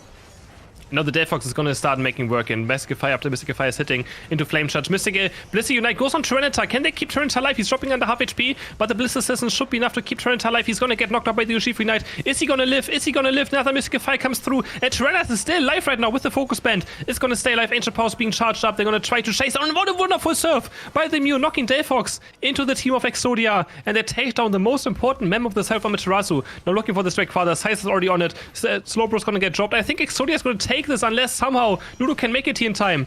Looking for it. Does he have another Surf Hydro Pump Steal maybe happening? But no, Rayquaza is going to die in time. And Exodia is going to take the Rayquaza on match number 3 after winning a team fight. What a wonderful serve by Mew. Winning the team fight, getting Delphox in. And now they're going to roll to the right side. Trenta's going to score 100 points. And I think that should hopefully, I mean, it should be it. It should be it. Yeah, they're moving into their main goal here. This should be it. 497 now to 203. GG. Exodia taking an insanely good fight there at the end. I love the reset on the side of Amaterasu. They just weren't able to make anything happen. And now we actually got to see Exodia's Tyranitar really do something in this game. They prioritized it. They gave it the experience they needed. They united it with Blissey. They united it with Eldegoss. They did everything they could to keep it alive. Yes. Huge fight and huge win for them right there. They finally pick up the Blissey as well, and they were like, I mean, I think Amaterasu got caught off guard by them picking Blissey. And it ends up in Exodia taking a win with the double support Tyranitar team comp. Wonderfully done for, I mean, not a lot of KOs in this match, I have to say, right? Very low amount of KOs. But enough for Exodia to just take it home. 58,000 on the Tyranitar, 66 on Scyther. And they move on towards the losers final now. They're going to face either GT or Ascendant next. Beautiful, beautiful match there from Exodia. Again, they're our underdog team, it feels like. But Amaterasu playing extremely well also. They are our 4th place team here in NA, which means they're going to be heading into rivals against Dogwater to see which 4th place team is the best here. Exodia looking to keep this streak alive and make their way back up to the grand finals and win this thing. All right, next up we have the winners final coming up then. And yeah, Dogwater against Amaterasu is an interesting matchup. It's also sounds very fun of a game we're going to see on Sunday. It's going to be our first match of Sunday. I believe so. We're going to start with 4th place and 3rd place and 2nd place and then 1st place for our final matchup. So yeah, Amaterasu against Dogwater is going to be our first match at 8 p.m. European time or CET. Not sure what's that over in America. 11 a.m. PST, 11 baby. a.m. West so Coast, mark your calendars, Coast. put it Let's into your do this calendars. thing. And yeah, it's going to be Amaterasu against Dogwater for our first matchup. Exodia has a chance of making up further. And then GT and Ascendant are waiting in the winner bracket to see who makes the grand final. Awesome. We're going to bring Gotlu on here in just a sec if he's free, so that he can talk a little bit about what he saw in that match and give us some insights watching those two teams. I love that series, man. They're just such a It was very fun. It was just such a cool series. Very unique as well. Yeah, really Very unique. Two super cool teams. For sure. For sure. Gotlu is here. What is up, my friend? What did you think watching Amaterasu and Exodia there? Maybe he's not here yet. I'm just going to pretend like he's talking. Really? Okay. Huh. Well, you know, I've never thought of it that way, Gotlu. That's pretty interesting. Oh, that is... Okay. Good point, Gotlu. Good point. Wow. You know, people were saying Gotlu's audio was low earlier, but it is a little extremely low now. It's very low right now, but I can barely hear you, Gotlu. What do you think about these winners' finals coming up? I have to agree with you there, Gotlu. I mean, you're absolutely right. Well, apparently we don't have Gotlu, so... Oh, Jake, stop trolling him. Yeah. Okay. I can hear you. Okay, because I was muting my mic and I was talking by accident. All right. Here we go. Gotlu's here. What's up, buddy? Hey, I'm back. I think both teams played really well. I think the drafting is getting better and they're counter-picking each other, which I'd like to see. I think in the first game, when they played Greninja Comp and Exodia, I think they gave up position and then they lost the flip. Like, they zoned them out of the flip and then they just got the objective, which was really nice to see. I think second game, it was really interesting to see like Nudo popping off with the Blastoise because the Blissey and the Mime pocket the Blastoise instead of the Surfer, which I didn't expect because I thought Surfer is the pocket pick. but apparently it was Nuru that was carrying the fights. And in the last team fight, in the last game, Delphox didn't kill anyone. Delphox like hit a lot of mystical fires, but the Blizzy and the Eldegoss just kept the Monitor alive. This was crazy to see. Yeah, what do you think about a Pokemon like Tyranitar? I feel like I've seen your team run it a bit. It seems like it just switches on and off from teams wanting to prioritize it, but it's always such a force to be reckoned with. Like, it feels like the late game, carry Pokemon to really deal with. But it's not picked every game. I'm just kind of... Is it only when you have the right supporters around it that you want to bring it in? I mean, what are your thoughts on it? I feel like the chat said before, Tyranitar is better Blastoise compared to a Garchomp. I feel like Tyranitar is a better Blastoise in a way, but watching these games, I feel like Tyranitar and Blastoise are really good top laners, or in general junglers that can provide team pressure. They can be in the front line and just tank everything, right? They're not like a speed star attacker that needs to play from behind, need to play like an assassin. They can just be in the team fight and survive. And this is what Tyranitar provides. Getting level 9 and ready to fight. Can I ask you, what's going on with Garchomp in EU? What's happening? Is it just that people like this Pokemon? What's going on? It seems to get played a whole lot. I think Garchomp is just in a good spot because of the supports. I think supports just help giving Garchomp the stuff he needs, because there are some supports that counter Garchomp, but if you have the supports in your side, then Garchomp, you can play Garchomp. If it makes sense, what I'm saying. Yeah, absolutely. I think it was pretty interesting to see. So they first pick Eldegoss and don't first pick Urshifu. I think it's interesting because they first pick Eldegoss, then they picked Urshifu Slowbro, and Urshifu Slowbro is a really good comp, right? Because Slowbro has ultimate for one target and Urshifu has one ultimate. But then they picked Blizzy Cypher, which was kind of weird to see. I think Urshifu with a Blizzy is just really strong. Because Blizzy counters Slowbro in a way. Because it protects the target. But interesting games. Yeah, very interesting. I mean, I'm always surprised to see some of these picks, and it feels like Exodia maybe is less practiced than some of these teams because they have some comfort things that they fall into rather than picking the meta or something like that. How focused are you as a team on what you think the meta is, Gotlu, or how much do you care about just leaning into something that you love playing? For instance, Mime is getting some big nerfs. Will we still see Bruv trying to play that Pokemon, or do you guys feel like it's time to ditch it once you see that happen? My coach said I cannot give too many insights, or you will. Well, I'm glad you're here as an analyst. We can't give too many insights, but I get it. Not too many insights about nouns, right? Yeah. It makes sense. All right, fine. I'll fair. say it. They're dropping Mime right now. Yeah. Oh, I forgot. Chris, you're their coach. What are they doing with Mime? He's just... I don't even know what's happening to mine. So. I think it's getting 3 nerfs. I can't remember. Or maybe it's 2 nerfs. Power Swap is getting a nerf. Confusion's getting a damage nerf.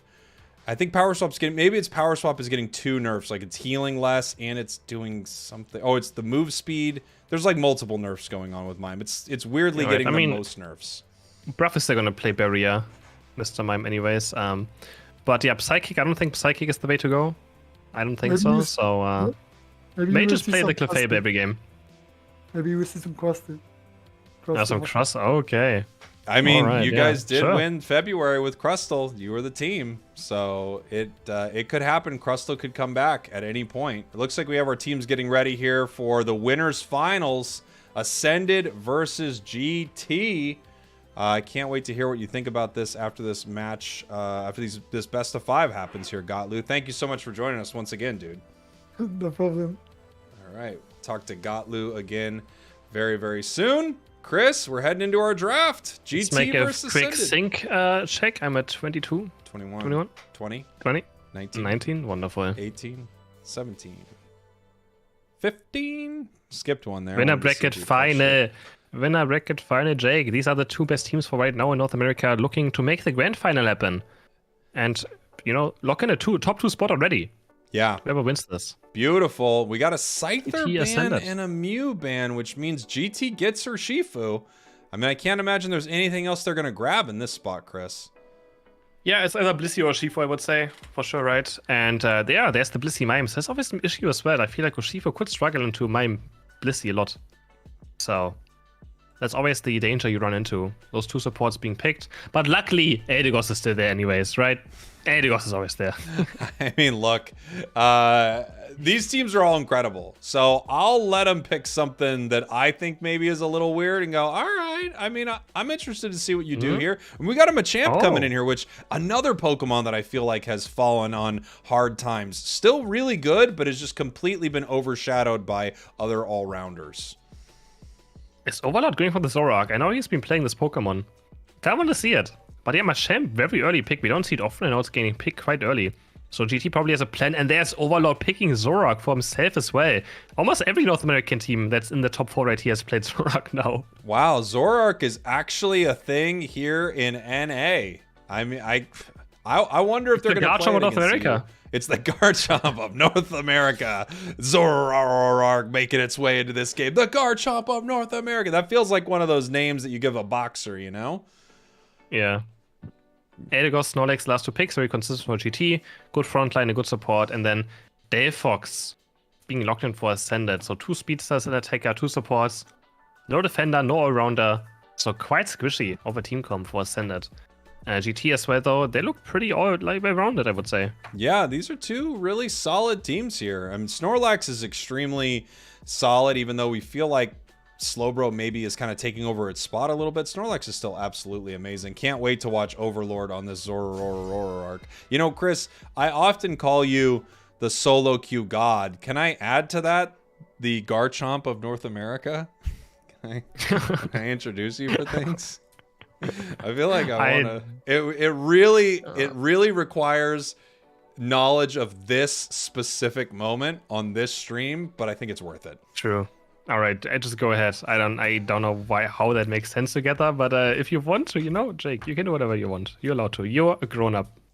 Thank you. Here we are, game number 1, GT versus Ascended. I am Spragels here with the solo queue king, the Garchomp of North America, Chris Heroes, as we head into our winners finals. And we have the Zora with a Shanzi walking towards top against a Mudshop and a Gossifleur. Are they going to give over that Raptor again to this top lane support? And looks like they're going to do so indeed. Yeah. Again, Eevee only needs level 4, right? So it's going to share some experience right here. It's going to be close to also gain some of the experience. And no, it actually takes it away. So maybe a mistake or maybe intended. I'm not quite sure. The XP share gives him more experience, right? So Zora getting quite low over here. Jumping in. Overlord dropping super low already. Has the focus band. Going to keep him alive. But GT being very aggressive again. Setting the Glaceon on the top lane on this level 4 gank.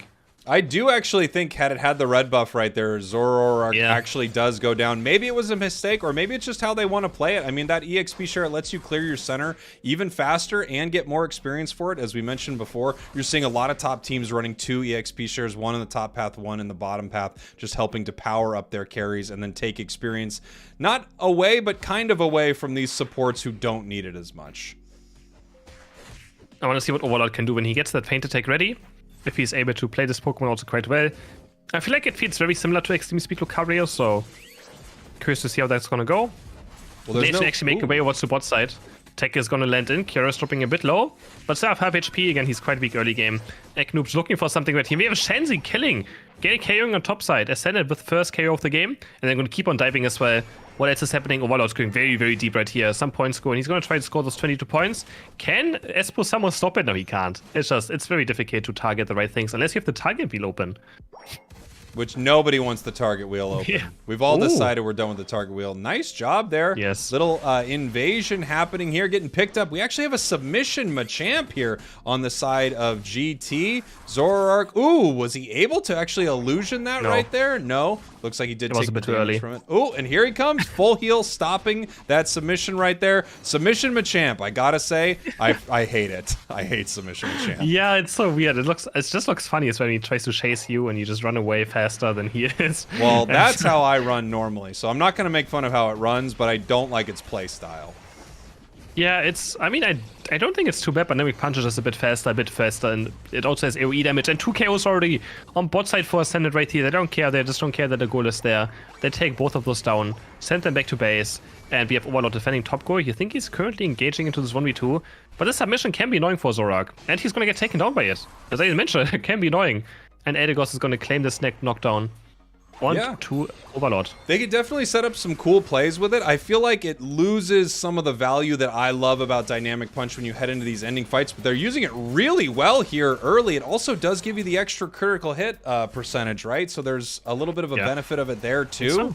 Running a full crit build on it. Ooh, Lakoding's in a little bit of trouble. Here comes the feint attack, taking a big KO here in this bottom path as we have our objective spawning right now. This goal is on 1, and they are peeling back towards this Overlord now, taking another KO. Look at this here. Zorak looking fantastic in NA and completely missing from EU. He's shading it so well together, just like the other Zorks we saw, and he's also going to claim Regicy with that final take of the feint. They're going to claim Snorlax, they're going to push the score in.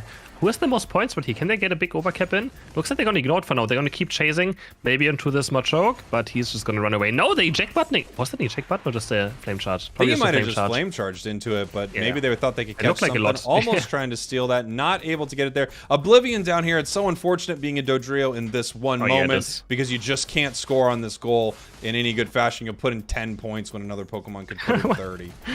He's currently T-posing around. Look funny. Heavy Slam's going to try to defend topside. We have Regretzi with the Glaceon. Looking for Kyaros. He's getting submission. He can't get away from it. There's some value out of it. Now the feint attack. Can he chain those? I think he messed up on it. And Champion Knight's going to fly on him. Orla's going to try to run away. The submission is still chasing with a cross chop. He's going to feint attack once. He's going to feint attack twice. He's going to Shadow Claw. Can he feint attack again? Where's the final one? He can't. He gets auto take to death before he's able to get the final slash out. And Machamp is going to win this with a submission. It actually is a great counter to Zoroark right here. I hate to say it because the move makes... I just don't like this move at all. But wow, it actually is working pretty well. I know you like it, but you're crazy. You like crazy. I play XP share floatstone submission Machamp, so a bit different. And Vegelecki goes over to Ascend, and they also take down Machamp. And Espo's out on the run now. He's going to get easily taken down. He has nowhere to go, only level 8. And another Drill Pick is maybe there. Actually, Unite moving, Drill Picking. Urshifu to the void. He's going to crit on this basic attack. Also going to dive regrets now. And Ascended is just destroying GT right now. Holy moly, what a fight in that top path. They were not stopping right there. They're saying, look, yeah, you can run at us like a weirdo and grab us one time, but we're going to beat your entire goal right here. Oblivion already level 12. Jeez, he's not even the center area Pokemon. I think the only problem of submission is that it's very hard to get a good Unite move out with submission. Because Dynamic Punch is just this massive range stun that can set up your Unite move, and submission just doesn't do it. It's single target. It's very easy to understand what he's doing, right? He just runs at you, so you know what to expect. That's the story of this match. Submission, does it win or does it lose? We're going to find out very soon. This is a good fight here. Oh, yeah, it's for Ascended, looking in. Nice little feint there from the Zoroark as Delphox continues to throw those mystical fires. I'm not seeing it for Shifu. Yes, there's the Unite move from Shifu, getting stopped by the Blissey. Beautiful safeguard and Bliss assistance, basically canceling that Unite move entirely. Are you able to pick up this Dodrio? Doesn't matter. GT actually secures it here in this bottom path with the Icy Wind Glaceon as Ascended is moving in here and trying to clean up all these KOs. Machamp Unite move doesn't really find too much right there as it gets drill pecked and sent back home. You can't run like a weirdo away from this. Big 40-point cap from Ascended. 307 on their side to 84. And I wasn't sure what to expect of Overlord Zoroark, but it's looking great. He's shading those feint attacks like it's supposed to do, very, very fast, one after another, not missing a single feint attack, and then getting those final slashes in, and just confirming these KOs on the squishies on the side of GT. So, level 12 now, level 13 Dodrio, also having a great game so far. GT does secure that Reggie, but they're down by 220 points already. It's going to be difficult to come back. They need a great Rayquaza fight. Because Ascended is just going to play around it. They're going to look for some pickoffs. They have a Dodrio who can always just backcap. But Slash can kind of getting caught right. He has the focus band. Is also going to use the power stop to clean back up. But it has no way to go. Gets just destroyed by the Icy Wind. Oblivion finding Espo right here. He's going to look for those jump kicks. Can he find another one? Kind of get stuck on the wall right here. And Drip Pick is going to miss. He's just going to get Unite move right here. But he has full heal. That's the thing with full heal. Eject button by the Urshifu. Can he actually find Dodrio? I think Dodrio just barely made it out alive. Now the top fight's also happening. Zoroark's getting picked off. Overlord's going to go down. Dodrio's also still falling. Urshifu just chasing him across the entire map. And Vegelecki's going to go over to the side of GT. Maybe Mystical Fire's not going to be in time. And GT kind of making a small comeback. Yeah, nice little comeback right here. Picking up, and when you KO a level 13 Pokemon, that's really great for your side. Obviously, they threw that Urshifu Unite at it. They were trying to get everything they can to make it happen, which means they're going to need to farm up some Unite moves on the side of GT right now and get ready for this next fight. But the levels, that could be exactly what they needed to get back in this game.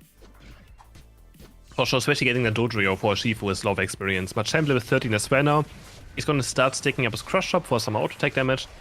And Urshifu also almost level 13 for him, reaching it now. We have one more Reggie spawning. Dodrio jumping into the block right here. Should be a bit careful. Ascended is just, they're just so aggressive. They just don't want to give up a single centimeter on the time map. They get a Regirock, which I think they're going to be pretty disappointed of because they're very squishy Pokemon. They don't have a lot of defense and special defense stats on their side, especially with that. Now it gives them more, Chris. Now they have more. We're getting ready for this fight right here. They have more of nothing. I mean, it's still like nothing. Fox. More of nothing, like a submission Machamp. Let's go. Actually, Machamp running around, trying to get a pick here, moving around the backside, possibly looking for that Delphox. That would be a great one if they could get it.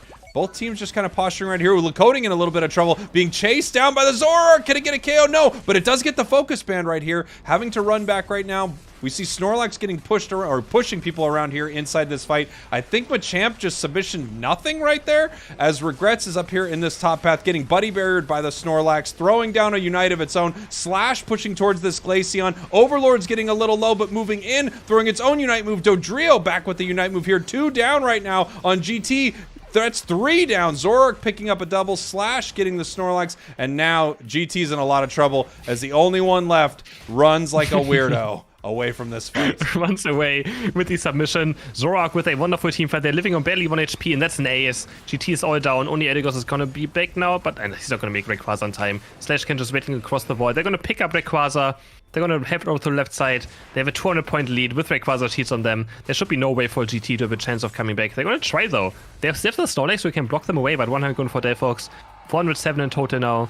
And yeah, I think Zoroark, it's so difficult to play in this late game team fight, but he somehow made it still work. I really thought he was going to die, but then he used his Unite move to get Glaceon, and then he also still somehow got Edigos, left on 1 HP, and that's going to get Ascendant the win. Yeah. In this first match of this winner final. They're way up right here. They don't even need to score these points. It's over. I thought they were actually just going to peel back and say, yeah, forget it. I mean, you can't score enough points to win this thing. But they'd rather just come here, pad some stats, and fight a little bit as this is over 104, 705. They were ahead the entire time. Is that a misclick? Or is that on purpose? I don't know. What? Submission. Oh, what? I don't know. They probably had an idea. I mean, they picked Machamp very early on, so they probably had a plan with it. I guess the plan was submission, but yeah, quite early. I feel like this should be something you maybe pick last. If you want to go for it to see the entire enemy team comp. I mean, I would consider picking it not even at all. I mean, I'm being very judgmental towards this one particular move, but for some reason, I think it's understandable. Yeah, it's a weird move for sure compared to Dynamic Punch. Also against a Blissey, right? But he's against Zoroark and Dodrio. If they're not careful enough, they could get caught by it. It's just the melee Pikachu, though. I feel like this point Pikachu would just maybe been better for the Volt Tech if you want to go for this. I do love teams trying out different things, though. Look, if it was up to me, sure, I would want someone to bring in a Rock Tomb Crustle at some point. But I understand that Rock Tomb Crustle is my submission Machamp. We all have our thing. I hate Rock Tomb, so there you go. 99,000 by Delphox. Wonderful. Yeah, I absolutely hate Rock Tomb. But it's so big. I hate everything about it. Slope. I hate everything about it. I love it. I love it so much. Yep. Of course, you can throw your teammates with it, right? Exactly. Yep, I knew it. GT, Ascended taking game number 1. Your world champs. You may know them as Blackhand. They are Ascended right now. And yeah, I'm sure they're looking for a sponsor. Probably a big time one. Maybe they're going to be sponsored by Chris. We'll see. Sponsored by me? Yeah, okay, yeah. Chris Heroes Esports. Chris Heroes Esports. Could be nice. Yeah, I don't know about that one. I'm going to think about it, but... I think it's time to have Chris Heroes Esports. I think it's time. All right? Is it time? Give a little back to the community, Chris. Come on. Give it a bit. Yeah, doing esports is giving back to the community, that's for sure. Yeah, it really is. Because you're not making anything. It's not a, it's not a money-making endeavor. Just give a little back, okay? It's passion and all that fun stuff, right? I saw our chat asking about the low healing on Blissey. It was a safeguard Blissey, as we're seeing. Safeguard Blissey. That's why you're seeing the low numbers there. Safeguard's one of those weird builds because you really do look at the ending screen and you see nothing. It looks so bad, but it's not exactly what you're looking for there in that moment. For sure. For sure. We need like a shielding, like an amount of shields provided, because that would be really cool to see. It would be really cool to see. Maybe the Eldegoss pick is really where it's at. I mean, if it's providing actually, shields, that's you true. can't see it. You get 5 shields on your entire team for big numbers. I don't know. I'm going to move on over right here to Unite DB. Some people are going to see this. What is Eldegoss' shielding? What does it even look like in one of these moments? Let's find out. Yeah, it's I mean, Eldegoss has a lot of just passive things you don't see happening. That's for sure. I mean, at level 9, it's providing almost 1,000-point shield to the whole team. That's pretty sweet. That's pretty sweet. That is a lot of shielding, and doesn't it also heal? Or am I It does. Right now? So yeah, I think the way it works is the amount of shield that doesn't get destroyed gets healed. Right? Yeah. But then it also gives move speed late game. But I mean, of it gets healed. I don't think Eldegoss reaches Cotton Guard Plus in many games. But even if you get Cotton Guard Plus, it's also amazing. Yeah. See? Beautiful. It's a great Pokemon. I mean, I'm not denying it. I just don't think it's a first pick. I do think it's a great Pokemon. I'm picking it first. My dream picks, I ban out. What am I banning out? I ban out Garchomp. I don't need any of these EU Garchomps running around. I ban out Garchomp. First pick Eldy. Don't care what the other team's picking. Second pick Crustle. Yeah. Third pick Char. I'm trying to lose. yeah, I think just a tiny bit. Just a tiny bit. Word is there was some Char. Was there Char in ACL? Did it happen? There was one Charizard, yes. How'd it go? I tried to rethink what happened in that match. Oh yeah, so Doduo tried to... It didn't really do anything, honestly. Yeah. But then Doduo tried to backcap. It got caught by the Flare Blitz, had to use Unite Move, and then the Charizard team won because Doduo didn't have Unite Move anymore, getting caught by it. So it worked. But yeah, Asia had some interesting games as well today again. That's for sure. Maybe I can check. I have some BODs right here, but what was the Charizard game again? But yeah, we have some interesting... Also, Cramorant being picked a lot currently in Asia, so... They're gonna get it. We had a Charizard, so we had a Charizard and a Lane Greninja in the same team. Oh, solo queue over there. All right. Yep. Here we go. Heading into game number 2. Ascended, your purple team. GT, your orange team. You may know Ascended as your world champs if you're just joining us right here.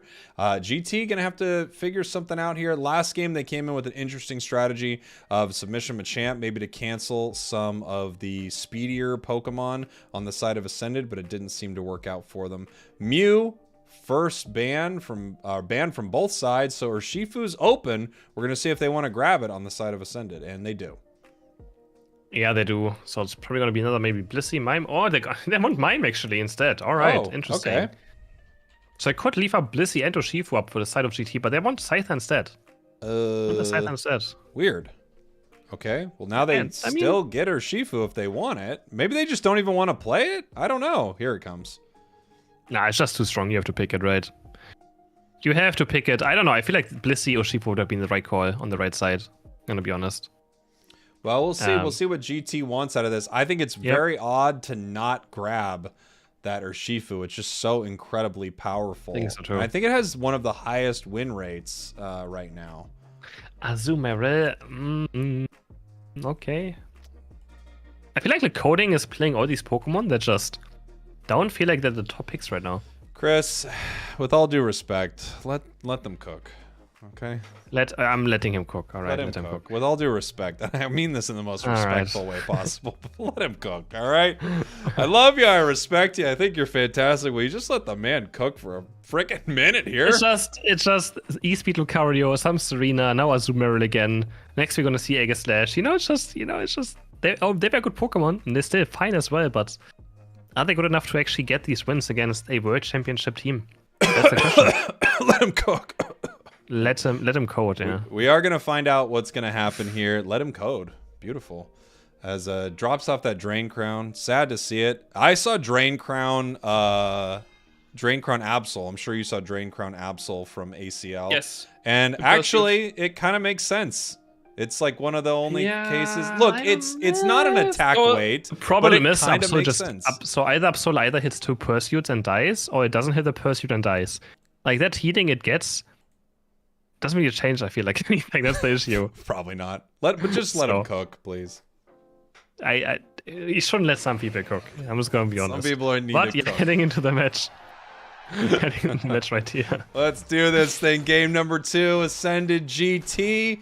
Got Kratos heading to that bottom path. That Cram pick right here. Really interesting compositions from both teams. It feels like what we're seeing on Ascended is much more stereotypical what we've been seeing with a lot of teams, except for this Squirtle, which seems to pop in and out. Very popular here in North America, but not getting any play really in EU. Which is funny, because I feel like Europe was the region that played Blastoise the most in the last year. Yep. And now it's NA is realizing, yeah, this Pokemon seems very decent, we like it a lot, has huge impact in team fights, has good laning phase, right? It's not too bad either. It has the water gun, the heads, the skull bash for some early game damage, for some good last hitting. And also ranged attackers, always, or ranged defender, will always do some damage. Yeah. It's quite hard to go up against. It's always there. Here comes Regrets, looking to maybe grab a KO, not able to make it happen here, but they are up in this top path as we see Kubfu doing the, the slow jungle clear. Whoa, big KO on the Azumarill going down early, maybe trying to get something out of Espo, gets the focus ban, and that is gonna head back towards that top path as we have the Urshifu just waiting here in this bottom path. Overlord on the Dark Bear, looking for the big punch, possibly? No, not able to take it, and that drill pick misses. That was a weird drill pick whiff right there, but doesn't turn out correctly. Still gonna score his points, and they're gonna be fine with that. 14 going for the Urshifu, 26 almost going for Mr. Mime. Barely gets interrupted there. There's another drill pick going on to Kratos. He's getting slowed down by the Razor Claw as well. Is he gonna get taken down in the end? 2 more go in. First set of Dodrio, but he can't really finish off the Kramer. No Scythers here looking for Slash Can, and the wrap-ups should be enough to take down Slash Can. And yes, GT gonna make their first KO as well happen. Nice. Curios up in this top path looking to get its War Turtle right now. Oblivion, seeing if it can steal something from the side of GT. Here's that Dodrio just trying to be pretty mean, pushing it away with the Drill Peck right there. It's not enough damage though. Secured there by the big smack from Blissey. As we still got ourselves a couple of unevolved boys up here. Come on, gentlemen. Get with it. But even as Blissey gets it, they kind of win, because it doesn't go back to the jungle now. Drill Pick kind of going in again, but he's in a 1v3 scenario, or 1v4 even. Gets taken down, no regrets, is chasing down Mr. Mime, who has nothing left. And Heavy Slam is going to barely miss thanks to the X speed of Mr. Mime. He's going to make the berry as well. He's still around. Another double hit comes through. Regrets looking for this KO, but he can't quite get it. Another Heavy Slam is in. Slash can just walks back into his death. Maybe just try to buy time for Dojo be here to find some counter KOs. That's not gonna happen. Drill Pick at least is also not gonna get this Indeedee. And GT is just staying on this bottom goal, setting it down to 2. And yeah, pretty successful for them. Are they gonna finish off this goal? They actually do. Huh. Well, I don't gives sure them, I like this. I'm not sure either. It does give them great positioning for these Altaria and as well, for this fight down here on the bottom path. But you're right, it gives them a lot of catch-up experience on the side of Ascended very, very early. They're going to have those, every minute throughout the rest of this game here as they're running down to this bottom path, looking to possibly stop them from getting this here, but we do have the level 9 there on that site there. They're just throwing the helping hand and the safeguard, deciding when they're going to go in. It could be happening right now. Here's that huge Unite move, moving through the team of Ascended, looking to pick up a KO right here. Not able to get it right yet as Snorlax jumping in here to try to help make it happen. Big Unite move from the Urshifu. 2 going down, 3 going down to Overlord. Still around. Big triple KO for Ascended. Jeez. What can Azumarill do now here in this 1v4 scenario? Can he find some KOs right now? There's the Water Pulse jumping in, but they're all staying on 1 HP, and there's gonna be the big blow, and who let him cook, Jake? Who let him cook? I can't Tell me, believe it. please. I think Who was it? I allowed him to cook. You tried to stop him from cooking, and I feel like that's probably in their tried. head a little bit. I tried, but he tries go for the hero play. He at least gets 1 KO, but obviously the big blow is just going to be way too much. Oblivion looking for Crumbland now. And that's the problem right now as well. If you break bottom goal and then lose the team fight afterwards, you're going to lose so much experience in total. It's always very dangerous. Kratos actually jackbutting forward, looking for Oblivion into the air slash. Is forced to use Dude Unite, and he just gets blown into pieces. The Drill Pick is not going to stun anyone thanks to the safeguard. They find another KO, and GT now putting into the lead in points decently enough. 148 already. They're going to go for this Regieleki maybe as well, but it's kind of useless because the goal is at 20. Vic Blow, Shifu's gonna be charged up. Can't really find any KOs, but some poke at least. Yeah, it looks like GT is just deciding to score a lot in this match. They're going for a different strategy than they played first round here, and they're just trying to keep that pressure onto their enemies right here. We do have a Blastoise and a Slowbro Unite here, so it's going to be really hard for GT to do too much in this moment. Damn. Easy secure there from Ascended, as they're going to have to decide what to do with this, because it's probably going to walk in. I don't know if they're going to be able to mount a great defense here. Big Drill Peck coming in right now. There's the Blastoise Unite we talked about. There's a Mime Unite, and they're all just getting taken down on this top path goal. 23. 23 right here into 40. Oh, They're probably no! gonna wait a bit. No! Oh Okay. my god, Slash can. Come on, Slash. I think he thought he picked up 5, but then he picked up 7. Maybe he didn't see those last 2 points he picked up. And almost messes up the overcap. But luckily, Blastoise realized they're just gonna keep my scores in, and they got the 30 instead of the 7 breaking the goal. And I think that's like always the issue. It's the same on Remote Stadium. If you break bot goal too early and then lose the bottom Dreadnought fight, you're in such a bad position for the rest of the game. And it's still the same on this map as well, I feel like. Yeah, that's what we're looking at here from the side of GT. I mean, I understand them wanting to take that advantage and make the team fight a lot harder for Ascended. They just weren't able to win it here. Although we do still have a level 12 Scyther on the side of GT. At any moment, they could come in here and start wiping their enemy team away. Cram goes down. It looks like they were targeted in the back there by Urshifu. Big Urshifu Unite here, going after the Snorlax. 2 down already on the side of GT. And it looks like that Azumarill is not cooking right now, Chris. They're not letting them cook, as Scyther getting KO'd as well right here for GT. Man, all these team fights are going in the way of Ascended. They're just crushing them right here. The thing is, he can't even start cooking because they're not allowing him to.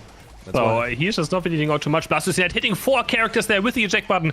Kiero's massive on this Blastoise. He's going to score 19 points. Are they going to? No, that's 50 going in now. There we go. 48 over cap for the side of Ascended. 241 points now. Not the biggest lead, but look at the experience.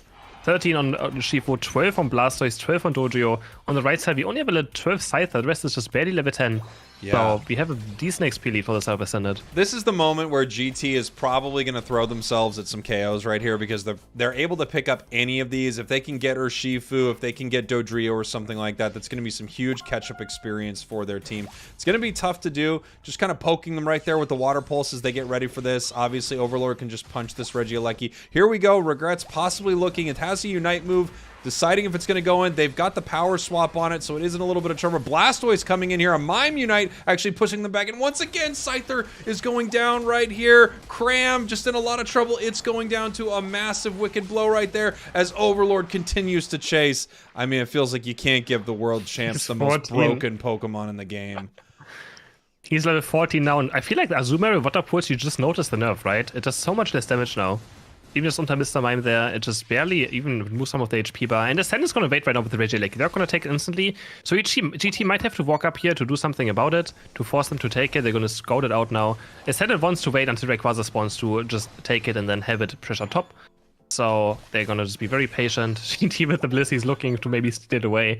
But I mean, that's not going to happen, right? Are they actually going to do it now? 24 seconds are left. Do they even have enough damage? Yeah, I mean, easily, right? Yeah, they'll be able to secure this. Really nice play from Ascended. This is them just holding that until the last possible moment, exactly when they wanted to send it towards their top goal, like Chris was saying. And GT's just going to have to let this walk. They're already behind in points right now, and they just have to win a big fight right here. Getting sort of, you know, poked out there by the Scald as both teams are just ready for this. It looks like they actually are sending their Dodrio possibly up to score. No, they are not. This fight is starting right now. Azumarill low. He's cooking a little bit as we have a Unite move onto the side. Oh my gosh. Oh no. Oh no. What a massive Wicked Blow. What an insane amount of damage right there from Ascended and GT. Not much they can do right here. Trying to pick up a KO on Dodrio. It doesn't happen. Full team wipe. That's the game. Urshifu didn't have to Unite move. He didn't even have to Unite move. He just Big Blow into eject button, hitting 3 or 4 Pokemon on GT on a level 15 Urshifu, and they stood no chance. Yeah. Ascend's gonna walk towards right side. They're gonna start scoring points very easily. 100 going on top, 100 going on bot lane, and yeah, I mean, giving Overlord that Urshifu might just be something they don't want to do. They had a chance to pick it up as well, right? They had a chance. They could have vented over Scyther, decided not to go for it. There's another Unite, and they're just gonna score so many more points right now. This game is pretty much done. Of course, it's always easy in the cheap seats to say what you would have done, but I just can't imagine a reality where I don't have a team grab Urshifu. And right now, they're just GT, I mean, out. So let's talk about that surrendering. I know it's not allowed in official games, but in our tournament you're allowed to surrender. And at some point, you don't have to play it all fully out. Oh yeah. Maybe they need to know that. I mean, look, yesterday we had to surrender like actually know 3 that? minutes. I don't know if they know that, but they're padding some stats right here as Ascended takes They're a padding stats massive for sure. game number 2. Yeah, they're looking great for this tournament. Looking very unstoppable. And something Azumarill, that, I mean, again, it's maybe not just, it's just against Urshifu. Maybe it's not even Azumarill was bad in this game, it's just, he's up against Urshifu. Yeah. Yeah. Azumarill's a weird one. I'm very surprised that they nerfed it, but Azumarill is an odd Pokemon because it's really good. It's really good early, but you know, it's another one of those Pokemon that I feel like is not as impactful as you want it to be in the final fight. It's just, it's Unite's okay. It's all right. For sure. For sure. I mean, what else could he pick in this scenario? Maybe, I actually don't even know. Like, it's difficult, right? There's very difficult to pick a good Pokemon there. The Garchomp, maybe? Is that the answer? Maybe Garchomp is the answer. I don't know. I don't know. Lucario? Maybe Power Punch Lucario. I mean, Yeah. he could play Power Punch Lucario. I think it's not... I mean, it's very strong, right? But Overlord with 11 takedowns right there. 5 assists. Got that MVP in. Of course, the MVP rating doesn't mean much, but still right there. Almost 86k damage. 90,000 damage. Almost from the 50,000. Look Urshifu. at this. Okay. Who let Azumarill cook? Oof. 100, almost 50% team damage by the Scyther. Yeah, beautiful from Regrets. And yeah, not a lot of cooking going on. It just looks like there were a situation where, Chris, they wanted to cook and they simply could not cook. I don't know if it was, you know, coming down the negativity from us here in the booth, or it's just, you know, Ascended being so good at this game, but no cooking was allowed inside that game at all. Yeah. Unfortunate. Unfortunate. Very, very unfortunate. Ascended, of course, you know, the champs looking insane. It just, I don't know if anyone can take a game off them, and it's very possible that they end up being our first seed, which means they would go up against Tally Bobo, and man, I would love to see that, I gotta say. Yep, that would be an exciting matchup. Chun against also a kind of OT team. He was the sub for this team, right? So I was going to rewatch the Vic blow by Overlord from the last team fight, and oh my god, he had 4 characters with it. He didn't even inject, but he just walked up and Vic blowed them. That's all he did. He just walked up, and just another day at the job for Overlord. Seeing in the chat, they're saying my wife says Azu is a first pick Pokemon. As I always say, leave your wife. You're gonna have to leave your wife over that one. Oh, okay. True. It's very common. It's a common thing that I say true. in my chat. A lot of people bring in opinions that their wives have that are not good, and I always advise them to leave their wife. That is reasonable. And what else can Very you do? reasonable, Jake. What else can you do? I don't know. Savage but fair. Savage but fair, people are saying. Here we go. Ascended GT. I mean, gosh, GT's in trouble here. Not taking away Urshifu feels just. I don't know what you could do. I'm not sure either. It's rough. It's such a hard. No, it's not. Actually, it's not. They could have just picked it. Well, that's what I'm It's actually saying. very easy. You know, not taking it. It's very easy. After you decide to not take it, I don't know what you do against Urshifu. There's a reason it's banned out so much. And once again, you know, we're not seeing much Gremlin here, but it could pop back in at any moment. You never know. It's a sneaky little guy, Chris. Sneaky little It fella. is. Give me some save. I mean, I actually want to. I mean, I'm happy if people forget that this Pokemon exists. So. True.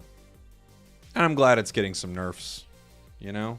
Yeah, me too. Isn't it interesting? I mean, there are certain Pokemon that are so devastating in uncoordinated play that they almost have to nerf them, even though it doesn't affect competitive play. It's just a terrible design Pokemon. It's just a terrible design character for a mobile game. I feel like at some point, it's just the problem is that you have to think about when designing a Pokemon, is it fun to play against? And if the answer is no, then you maybe should rethink certain things. It's difficult. I know you always want to be unique when you make new Pokemon, right? In any game, you just want to be like, wow, this is so unique. It's exciting, but some things just go too far.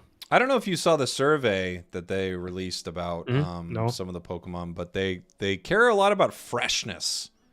Yeah, I agree. I mean, that's important, right? But it says to be fun to play against. I mean, not necessarily fun to play against. It's just it shouldn't be super unfun. It ruins the. I mean, it makes people quit the game, which is scary. I totally agree. That's my biggest issue with Sableye. It's not that it wins every game. It's that it makes playing against it an absolute nightmare. Exactly. It's no fun. As we head in here to Game 3. And right now, I wonder how much fun GT is having, because Ascended is really dominating them in Game number 1 and 2. They're going to have to pull out a different strategy here in Game 3. I wonder what they're going to ban out. Probably Urshifu, I have to imagine, unless they want to try to pick it themselves. Let's see. Dodrio. Dodrio banned. Okay, so is it going to be Urshifu first pick? Are they going to give it again to Overlord? I don't think so, right? Really? They give over Blissey and Urshifu? Huh. There's no way, right? Well, maybe Ascended doesn't even... Never mind. Slash Can's... Okay, they go for Mime and Urshifu instead. That's true. They've been first picking Mime a lot on the side of Ascended. They obviously Slash has been really dominating with it. Well, they gave him Urshifu again, so we're gonna have to see if they have a plan, a way to combat it. And they have a little bit of something here. They've got Blissey and they've got a Slowbro, so they've actually got 2 decent counters here on the side of GT. For sure. And Overlord thinking about his Lucario. And Elo is gonna lock in the Eldegoss for some healing. No, going also back to the Blastoise. I do like it. I mean, the Blastoise is doing well in all these games. Yeah, Blastoise to take down very good late game. Well.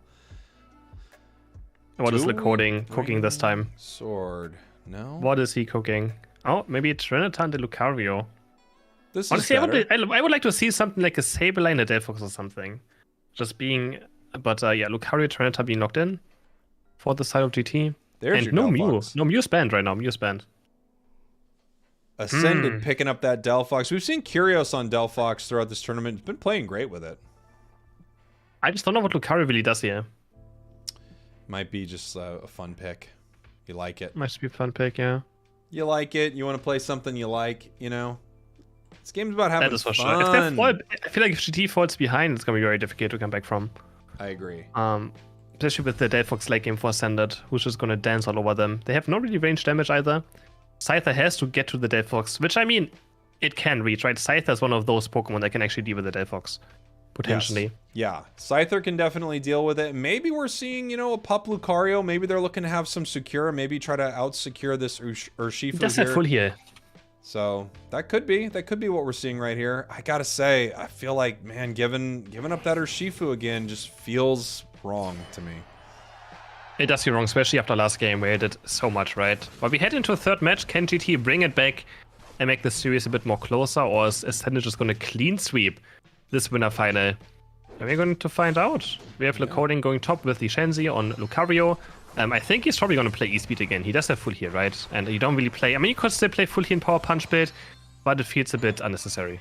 Well, I mean, you use it so that hopefully you could get near a secure. But yeah, once you hit that level 11, you already kind of have that set up. So you probably don't need this here. We do have the red buff going over to the Eldegoss this time. This is becoming a cool little meta that we're seeing play out where this Eldegoss takes this top red buff. I think that's interesting. I think it really is interesting as well. It just allows for this very early, strong early game of this Pokemon. It's already strong early game Pokemon, right? It just auto-attacks a lot. It slows you with the boost auto-attack. Now it slows you just all the time. So, gets out to level 4 much faster to actually get that evolution done. But we have regrets right here. And Edo's just walking into the X attack, so he has no way of getting out. He's getting slowed by the rip-off of Scyther, and it's going to be first KO the top 4 GT. Ascended just not respecting it. I mean, the Eldegoss not respecting it. The rest of Ascended obviously not on their fault, because it was just the Gossy Floor walking out very far. Oh, and here we go. Overlord in this. I'm sorry. Is that a water bear? Let's freaking go. No. Ascended looking to put on a show right now with the water bear. I mean, this Pokemon is getting a buff very soon. So if you're impressed with what Overlord does, get ready once we see some water bear buffs. There is no way he's doing it. I don't think he's gone. He's gone. All right, that was the first show we see.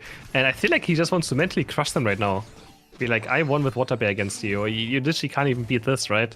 So, we'll see if he's going to perform with it or not, or if it's going to be just a bit too cocky by Overlord. Just a bit too Water Bear, possibly. A bit too Water Bear. That's not good. For sure. No.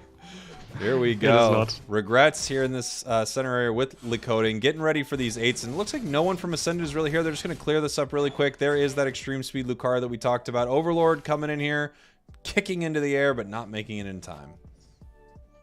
Yeah, for sure. And what can you do with this level 7 Water Bear now? Or Rapid Strike with Shifu? I don't know how you call it. It's a Surging Strike, it's Rapid Fire, it's Water Bear. I don't know which one is honestly the better one, but you have multiple ways of calling this Pokemon. Different names. I believe the community has settled on Water Bear, Multi-strike? and that's what I appreciate, is what the community I like cares Water about. Bear as well. That's what I prefer as well. So he's going to go in again with that Rapid Surging Strikes, I'm pretty sure it's called. Yes. Again, Water Bear is just not a good ability. I think it's just a very bad build right now. It's very lackluster in late game as well. He's going to look for these KOs right now. He has to chain his boost auto attacks after every single Surging Strike. Can he find a KO that Liquidation is going to give him a shield and keep him alive, but Coding is going to get taken down by the Warthog and the Eldegoss on the right side. Warlord was just kind of zoning. I mean, its early game is very good, right? Water Bear does feel good in early game. Yes. It just falls off very hard. Yeah, In late game, in team fights, it's impossible. It has just such a terrible Unite move similar to Basol. Unite move is Both just have so bad Unite bad. moves. It's such a bad Yeah. Unite move, and it's really buggy. It's one of those unfortunate Unite moves that maybe could be a little better, but it'll get caught on a wall. You just won't be able to hit anyone. It's so confusing given that the other Unite move is one of the most broken things inside of Pokemon Unite. And Yeah. right now, we don't actually have anyone starting this here, as both teams kind of waiting for their players to get here. They're keeping the Tyranitar up in the top path on the side of GT. Maybe GT looking to take this fast. Big Delphox Unite pushing the entire team out right now. GT just having to run away from this here as Overlord's in the back trying to cook right now, but they're not going to let him cook, Chris. Overlord getting... No, he's not zoning at KO'd least. yet. Wow, he's still alive. But he's actually still alive. I know he's going to get Fang 10 down by the dual wing beat. But he actually zoned them, I guess, good long enough for them to just take the Reggie away. They're going to start diving. The Power Stop is onto this Warthog who's spinning around. But Scyther still has... He does have Unite. Still picks up a double kill for himself. But I think Ascended is still kind of winning this fight in the end. Yeah, the Water Bear Shifu's Unite is just so useless. I always compare to Machamp, right? It's a single target Machamp Unite that also has to be built up over time. So you just don't have it instantly either. You have to just change some attacks to get the maximum value out of it. And it takes too long.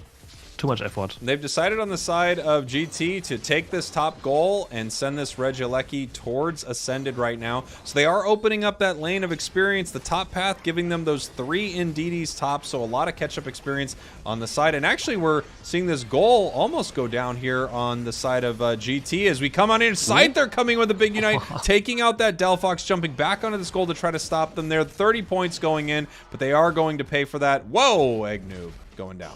Scyther damage is really ridiculous, and Tyranitar looking for this push right here. The true damage is going to help him go through the shield maybe, and yes, the shield is not going to save. Blastoise and Regieleki actually goes in. It's only 6 points not being scored, but there's 30 points going in for the Blissey. They're going to start chasing Oblivion as well, and GT just getting a very big Tyranitar now up top path, 10.5. He got a lot of experience for himself in the last few minutes, and he's going to be very hard to deal with, especially with the Blissey in his team. Slashkin looking for a power stop right here, but he's just going to press Ancient Power and run away. Tyranitar getting out of there, needs to go write some lyrics for the impending rap battle. That's what I assume he's doing. Okay, I get a lot of 8 Mile vibes somehow from it. A lot of Eminem coming out from that Tyranitar. Okay, that's what I'm feeling right now. GT 162, 104. We got a Reggie fight with really no one from Ascended here right now. So GT is just able to take this right now, as Ascended is mainly farming. It looks like there's just a ton of experience up on the map. They don't really care about this objective too much. Easily secured there by GT, as no one from Ascended tries to stop it at all. But we could have a fight at this bottom goal. Everyone from Ascended is going to be here. Here comes Curios. That Blastoise can come in with a big Unite move, just chasing them out right now. It actually looks like GT just strategically retreating right. Wait a minute. Tyranitar moving back in. Is this fight happening or not? What's the plan, GT? You're in a little bit of trouble right now as Blastoise is coming in. Here comes a big Unite move from Blissey. Blastoise, no, getting stopped there by the Slowbro. Perfect catch right there. Blastoise doesn't get to Unite. Slash getting pushed back. Can they grab a KO right here? 2 down on the side of GT. The fight's still going well for Ascended, even though that Blastoise got completely shut out of its Unite. Overlord coming in with the Water Bear, just trying to find something, trying to find a KO. Not able to make it happen, but a nice couple from Ascended, Chris. Yeah, it was a nice slow Unite onto the Blastoise, but Blastoise was still not in his full animation yet, so he still got it reset, and just 2 seconds later was still able to Unite move anyways, and win them the kind of the team fight. Lucario trying to dive deep, couldn't find Delphox and gets taken down, and Water Bear Shifu just kind of zoning in the backside. I think he actually got Scyther. And now points are still very close. Oblivion is going to hit level 13 very soon. And that Defox is going to be very hard to deal with. But so is that Tyranitar. That Tyranitar still, you can see he's so tanky. It takes so long for them to actually take it down. Because they only have Delphox really as a damage dealer in these late game teamfights. And here we go, 50 seconds left. GT would like to have this objective, obviously. Ascended up here for the fight. Delphox can unite in this moment, no problem. It will definitely have it back as Blissey just gets absolutely shredded right here. And they take this top objective. Overlord's level 14. Doesn't matter if it's Water Bear or not. It's looking pretty mean for this upcoming fight. And now they can, oh, just break it. Yeah, not enough time. Yeah. Yeah, they can't wait for Rayquaza to spawn, right? It's a bit too long to go.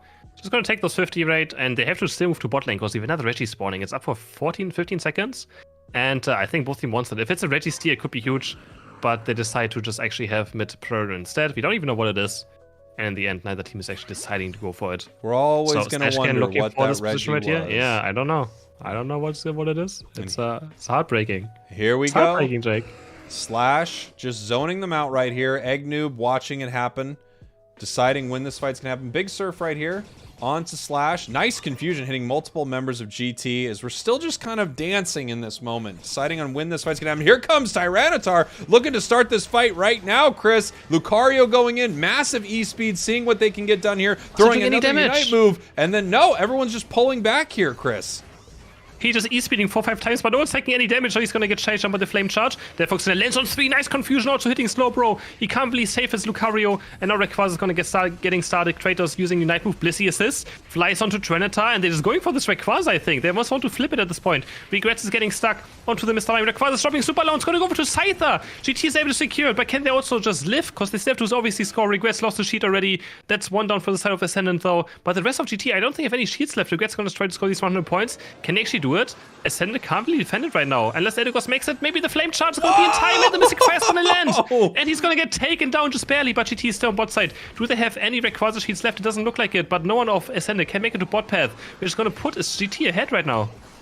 Wow, 311, 228. They are ahead just from that play there. The scores early, obviously, are making a big difference right now. 42 seconds left, and it looks like they might be taking a game off our world champs right here. Delphox pushing towards this goal. They've got enough points, but they have to be able to get in to score, and every single member of GT is up right now. This is incredibly difficult for Ascended to make something happen. They have to win a big fight. They've got 25 seconds left. Huge Mystical Fires, big Unite move. This could be the play for Ascended right here as they push in towards this goal. Eldegoss looking for a score, not able to make it happen. Water Bear looking for 20, not able to make it happen. Curios getting pushed back. No, they are not able to score. GT winning game number 3.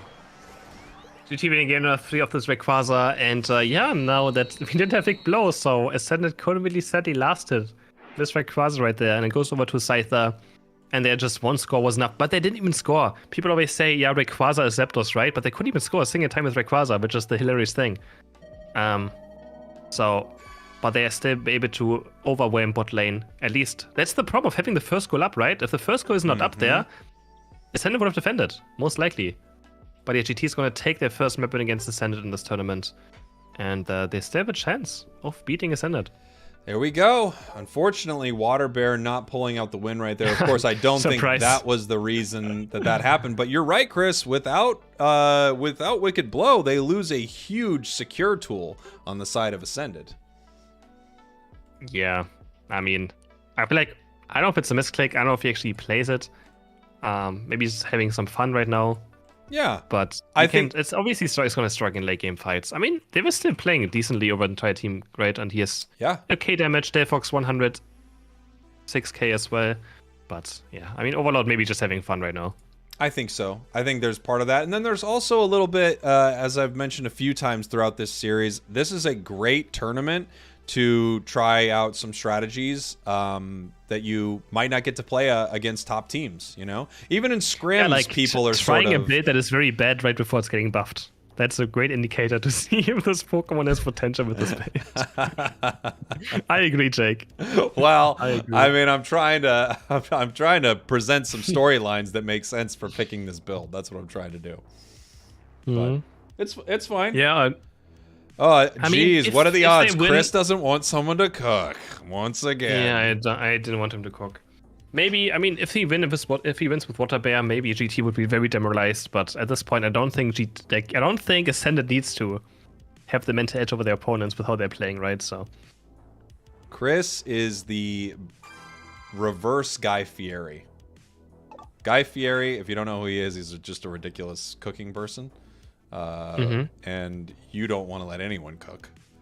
So I'll add that. I'll add that. All right. The solo queue god, the North American Garchomp, the reverse Guy Fieri, Chris Heroes. Could you imagine? They should actually know there's a. Yeah, that sounds amazing. Did she actually know Thank that? you. Did she know there's a wrestler called Chris Hero? Really? Yeah, there's actually one. I had no idea. He's just called Chris Hero, and he's a wrestler. I did not know that. Well, there you go. I had no idea either, but I learned something. But he's written with an H, so the Chris is with, the normal Chris, and then Hero. Quite funny. Quite funny. Things like that happen. Yeah. I can't imagine there's another Spragels out there, but there is one on the public test server. Troll person took it from me. Oh, no.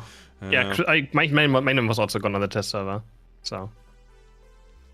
Why do they hate me, Chris? Why do they hate me? They just take my name. They just like you. No, they like you so much. They want to be you, Jake. Now I'm not Spragels over there, which is actually how I feel when I'm on the public test server. Nothing matters over there. I mean, nothing matters. I remember the one game where I had the bots followed you around. I had like 3. No, I had actually my entire team disconnecting or leaving the game. I just had 4 bots following me around through my jungle. It was amazing. Beautiful. Game number 4 here. Ascended versus GT in our best of 5. If Ascended wins this one, they move forward. They secure their spot as either 1 or 2 in North America. They're looking for that championship spot, though. And now the question is, what are they going to take? I mean, I thought GT was making a huge mistake giving them Urshifu, but they might have actually given themselves the win. Well, let's be honest, I don't think they expected the Water Bear to be played, but yeah, it worked out in their favor. So are we going to see another Urshifu first pick by Ascendant this time around? No, the Mime. They just want the Mime always. That's actually the highest priority target or priority Pokemon. I want to see GT go for a Blissey Urshifu now. That's what I want to see. Just so we're on time, I've got 11, 10. Yep, 9, 10. Just 9. making sure. Perfect. 8. There 7. is our Slowbro and our Scyther. Of course, the insta-lock of the Urshifu and the Blissey on the side of Ascended. Mew getting banned out makes total sense to me. Mew is amazing. Just amazing. It really is amazing Pokemon. But what is the plan now again? They give over Urshifu, Mime, and Blissey, arguably 3 of the most OP Pokemon currently on the current patch. Picking up Eldegoss and Blastoise. And honestly, a Gardevoir would be nice to see. I wouldn't mind a Gardevoir. Yeah, we haven't seen any, have we? We have not seen any. What can Overlord do right here? Is he going to maybe go for another Zoroark? Is that going to be a Gengar? I would. Oh, they're teasing. No. They're teasing. Mega Slash. Okay. They're teasing. Okay. I mean, Gengar would be quite bad in this game. That's not bad, to be honest. Yeah, but they're teasing. And I've here Decidueye as the last pick for the side of GT. Decidueye, yeah, I don't know. I mean, that's not too bad. I actually don't like the Mega Slash too much, if I'm being honest. But he's good against these beefy tanks, right? Against Blastoise and Slowbro. He actually can do quite a lot of damage against them. So that might just be why they're picking it. Also good laning phase. And just some ways of KOing this. And now we have Tyranitar completely ignored this time around as well. Interesting. Interesting to see here. Bringing out the sword on Curios. Not Overlord. Overlord, Lord of the Sword at Worlds. But Aegis Slash onto Curios right here. It seems like it has a very deep roster of Pokemon, by the way. Curios plays a lot. Yeah, he seems to be stuff. their flex, right? He's kind of just everywhere as well. He just plays whatever the team needs him to be. Game number 4. Ascended GT. Ascended trying to send him home. Or send him to losers. Yeah. Can they do it? I mean, if they pick Dark Urshifu, I think high chances are they're going to do it. If it's going to be another Water Bear style. I mean, they were still winning last game, right? Until that last moment. But GT was able to somehow, like, they were actually able to do well in the last team fight, right? So. Yeah, sure. Yeah. Curios up here in this top path, all alone currently, as Urshifu is just being helped out a little bit by Blissey in that central area. Trying to get these secures here. pushing forward. They did get the red buff. Are they going to be able to make something happen with it? The slow is just They're so slow. Look at Shane, literally can't unbelievable. walk. It's ridiculous. It is a Both of those crazy slows. I combo. think slows also are stacking as well. It's just they literally can't. We're almost stuck in the same spot. He has to use X speed right here as well. Looking for this last hit. He can't quite get it. It goes over to the side of GT up top. And we have Urshifu now clearing the jungle. Let's see what he's going to have. And he's get to level 5 right here. If it's going to be underwater bear Elo, though, again, just being too aggressive. He goes down for the second time in a row. There's the first blood. And Okiris is trying to stop this, but look at that early Scyther damage. It's ridiculous. Nothing he can do about it. And I'm pretty sure that icon means it's gonna be a Dark Urshifu this time. I think you're right. Yeah, there it is. So was it a misclick or were they having fun? Were they cooking? We don't know. Would have to ask Overlord, of course, personally, if he was just having fun. Or, I mean, you know, again, they could have won last game, so it's not this wasn't necessarily terrible, but of course, Dark Urshifu probably would have done much, much more. If you're being honest. Eknoob trying to snipe this away from me level 4. Can he do it? It doesn't look like he did. It went over to Mr. Mime. And Kiara was looking for the Spy Toy. Still needs level 7. Long way to go for the Jäger Slash before it becomes really strong. Of course, Shadow Sneak is always good early game. But once the enemies get their better abilities, it's also going to fall off. Right? It's going to fall off and you just need Wildguard to actually be able to live through all of it. Nice secure there on the side of Ascended, so we get 2 evolutions. Blissey and the Dual Blade is here, fighting over this little piece of experience right here. Nice. Yeah, and Elo though, but man, Eldegoss is so annoying. It just slows you over and over again. You can't dodge it either because it's all basic attacks. Wigert's not going for this Atarian mid. Warlord is here though, charging up the big blow. He's going to go for the Atarias. And they drop super, super fast, but they're slowed right now. Eldegoss is here too. It's going to be almost a 5v5 right here in mid lane. Overlord looking for the coding. Big blow's being charged. Yes, he jack button to dodge it, but nicely done. He's going to get away. And Ascension is running towards top path right now. They want to score these points before GT can even react. Is this going to happen? 28 going. The point puff is there, and they're able to stop both in time. Espo there on point with the defense. And they decided, they actually understood what the Senate was trying to do. Wow, that was a great play on the side. I thought that Pollen Puff might not make it, but we also had the basic attack that stopped it right there. Overlord already level 8 right here. Looking for its level 9, so it's going to have a Unite move. Same thing on the other side, though. We've got Scyther looking for its 9 in its central area. Decidueye finally evolves in the bottom path, but we need level 7, like Chris said here, for this Aegis Slash. It just really can't do too much till it gets that evolution. Here it is. Massive damage, and of course, the big wide guard to give it the shields. The healing on the boosteds here from the shield form. This could be really big for Kyrios right now, so they're still continuing this fight. They might actually end up both going down right here. Let's see how this goes. Kyrios still fighting. He's actually, it's the Sacred Sword, or he's looking for the coding, but he doesn't. That's actually going to get it with the last basic attack. The point pop is not in time, and he actually somehow gets the KO right now, but we already see a fight happening. Overlord is charging in with the Unite move. Who's he targeting? I'm not actually quite sure who he's targeting. Decidueye, of course. The Chris Hero special, because goes for the Decidueye straight up. It doesn't have full heal, I'm pretty sure.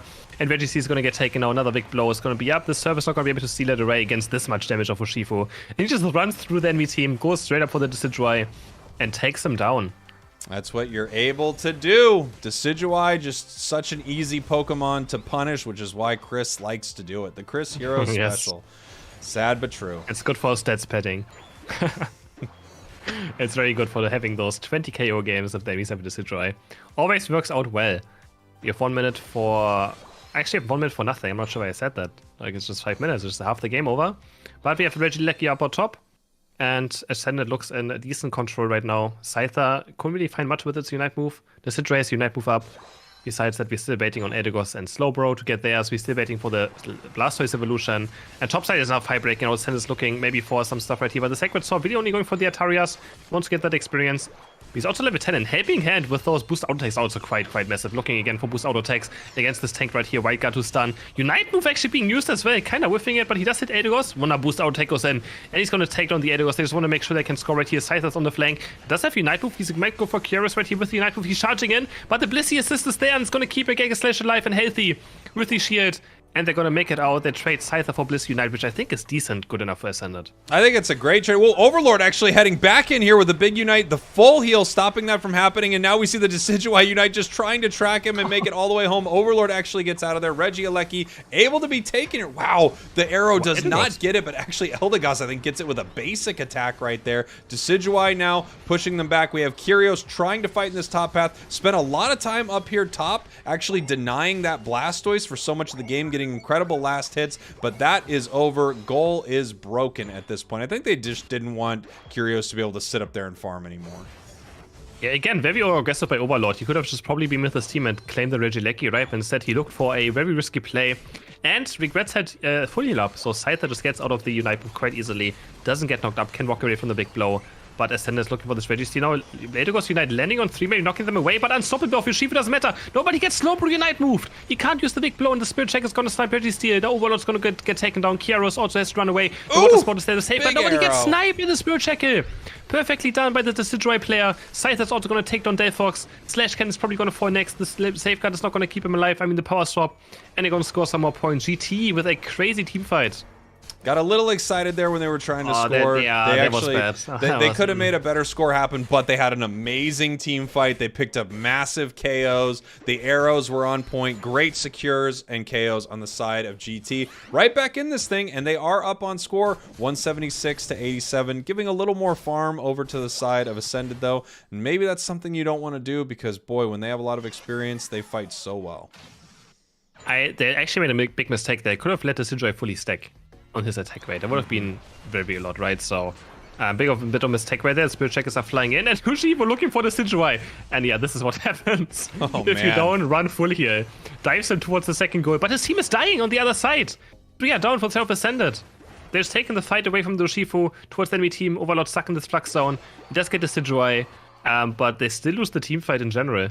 And now Regieleki is spawning here in 5 seconds. We have 3 members of Ascended running up. We have 2 members here of GT. And Decidueye making its way to this top path. So hopefully they could get a big snipe and take this objective. Actually, Ascended not making their way all the way in. They're deciding not to contest this. And there is the secure on the side of GT. That's going to walk towards the tier 2 of Ascended right now, as another objective is coming up in 24 seconds. So they're probably going to have to leave someone to fight this, or no, they're all 4 just going to rip it as fast as they can and then hopefully get down to this bottom objective. Yeah, right, there's clearly Regieleki very fast, as you can see with the Flame Charge and Mystic Fire resets. It's done very fast. I guess that's just where boosted auto attack doing max percentage damage, so no big deal there. We have another Reggie spawning. And Ascended, are they looking for this? Doesn't look like it. Only Mime is going to check it out. It's a Reggie Rock, but with a Slowbro and a Blastoise, it's actually quite decent, I would say. Yeah. It's a nice, I don't know. Again, you know, honestly, who knows? That's actually... no one actually knows how much Reggie Rock does. I wish it would be something else. Ooh. Honestly, I think Reggie Rock would be cool if it was like a recharging shield over time. That would be kind of maybe cool. You would actually kind of see it. Yeah, but absolutely. Yeah, Rayquaza is going to start now. It's just so hard to tell when someone is more defensive. It's like, yeah. Such an incredibly close game right here. 172 to 176. And right now they're kind of poking at Rayquaza right here, just deciding when they're going to go in. They got that power swap onto the wrong Pokemon. There we go. It's onto the Urshifu right now. Curios looking for an opening right here. The nice thing about Aegis Slash is that big shield can really withstand a ton of damage here, so it can face check some of these enemies right now. As they're trying to output a lot of damage onto it, maybe forced to take it down. We see Urshifu sneaking around looking for that KO. Here come the Unite moves. Blastoise Unite, Scyther Unite, Aegis Slash is down. No one down yet on the side of GT as they're looking to pick up another KO, having to reset possibly on the Scyther. Urshifu goes down on the side of Ascended. This fight's going extremely well for GT right now, and they are turning on to Rayquaza. They're looking to take this thing off the board. They've got the big arrow. Here it comes. Can they get the secure? Yes, they get it with Blastoise once again, actually. They actually get Blastoise, so a bit of a wonky secure right there, but they're going to claim it, and Ascended has to try maybe defend now, but it's looking bad. GT has those tanks with Rayquaza sheet on. The coding is just going to wait for his next Water Spout, and Rapid Spin, he's going to go for Delphox. Maybe can he spin around the Mystic Fire? Looks like he can. He's going to score. No, he doesn't score 100, but Slowbro still here. That should be enough to put GT into the lead. Ascended says a chance. Only 40 seconds are left. Scyther's running towards the enemy base right now. Does he actually have a sheet on? Yes, he doesn't. But they can't stop it. Unless Aegis Slash makes it back to base in time. It doesn't look like it. We have 30 seconds left. GT now with 376 points, 206, going into the lead. And Overlord going down in the team fight there without using his Unite move. So he got caught somewhere. I'm not even sure how he died. Probably just got obliterated in some AoE damage. Looking for the move up, knocking up 2 tanks. It's not going to be enough damage to take down a Blastoise and a Slowbro, especially when they're level 14, level 13. 14 seconds are left. And looks like we're going to a game number 5, Jake, in this winner bracket final. Incredible. Heading to a game 5 here. I was wondering if anyone was going to be able to take games off of Ascended. And here comes GT, possibly pulling this thing back. They could be heading to our winners finals here, Chris. Incredible. Is Blastoise just the best Pokemon, or? Blastoise is crushing it right now. Honestly, in every game that it's in, Blastoise is performing extremely well. I'm kind of shocked. I didn't get to see the catch either. I think the KO was from Blastoise, but I don't know if that was its Unite move or if it was just rapid spinning near it after it was already low. I couldn't tell. Big win. Alright, so game number 5 is gonna happen. Oh my. Right, more games the better, right? Except for my sleep schedule, but who cares about the sleep schedule? Oh, who cares about that? No one cares. No one cares about your sleep schedule. No one. Literally no one cares. Let them cook. Get more games. Let them cook, honestly. Please, gosh. I don't let anyone cook over here.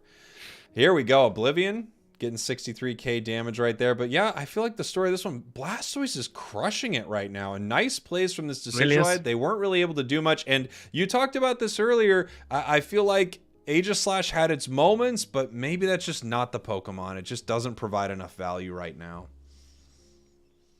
Yeah, it doesn't. So honestly, I feel like Delphox looks so strong, but late game team fights, it really doesn't do as much as I think I feel like it should. It's kind of weird. It's such an interesting... Well, the thing I love about it near the end is you get to know exactly where all the enemies are, and if they are not aggressive enough, you can chip away insane amounts of damage from them, right? But these are top players, and that feels like something that works insanely well maybe in a lot of games, but top players aren't going to let themselves just get, you know, blasted with mystical fire the entire time and not do anything about it. So I think they realize that they can take the fight a little bit faster. They can evade that Unite move, which is incredible, but obviously it's very apparent what's happening with it. You just don't fight inside of the Delphox Unite move. So yeah, it's creeping its way into top pro play, but you're right, it doesn't feel like it has the same utility that you see in sort of your solo duo trio games, that's for sure. Yep. That is I mean, people are also better playing on Mystical Fire. They just know it's coming, and if you dodge it, it still has to wait for its cooldown again, right? And if you're one of the best players in the world, which these players are, you can see the Mystical Fire happening, and you can try to predict it and sidestep it if you want to. Game number 5. All right. I did not know that we were heading into a game number 5 here in this winner's final. Ascended feels like they're kind of untouchable, and GT is figuring them out a little bit, even giving them Urshifu. Yeah, giving them Urshifu and still winning, so impressive.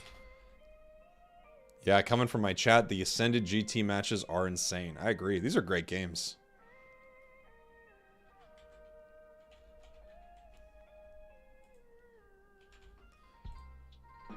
Really awesome games here. Now I'm impressed by GT. So they're giving and they're fighting, giving their best, and they're just picking their Pokemon they want to. Even though it doesn't work out sometimes, looking at the Azumarill or Serena, but maybe they found the Pokemon they want to play. That was a just strategic get the Blastoise pick. out. That was to put them on their heels. They didn't know what was going to happen with that. So. Okay.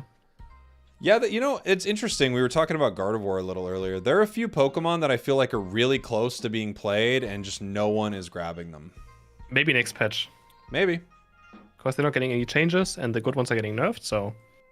we could see something. Could happen. The problem is Scyther, right? Scyther just destroys all these mages. It's very difficult. Yeah, Scyther is a big problem.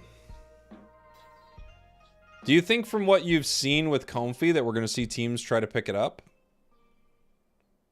Is it going to even be allowed in February? It might not be allowed February, but it should be legal whatever's after that. I don't know. I don't know. It's really hard to tell how much the Pokemon does. I played on test server, and it's so hard to tell. Yeah.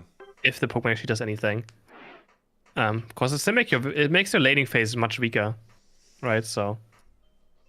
Here we go, everybody. GT Ascended, best of 5, and they brought it to a game. Number 5 Ascended, I think, taking the first 2, and then GT possibly coming with the reverse sweep right here as we head into our ban phase.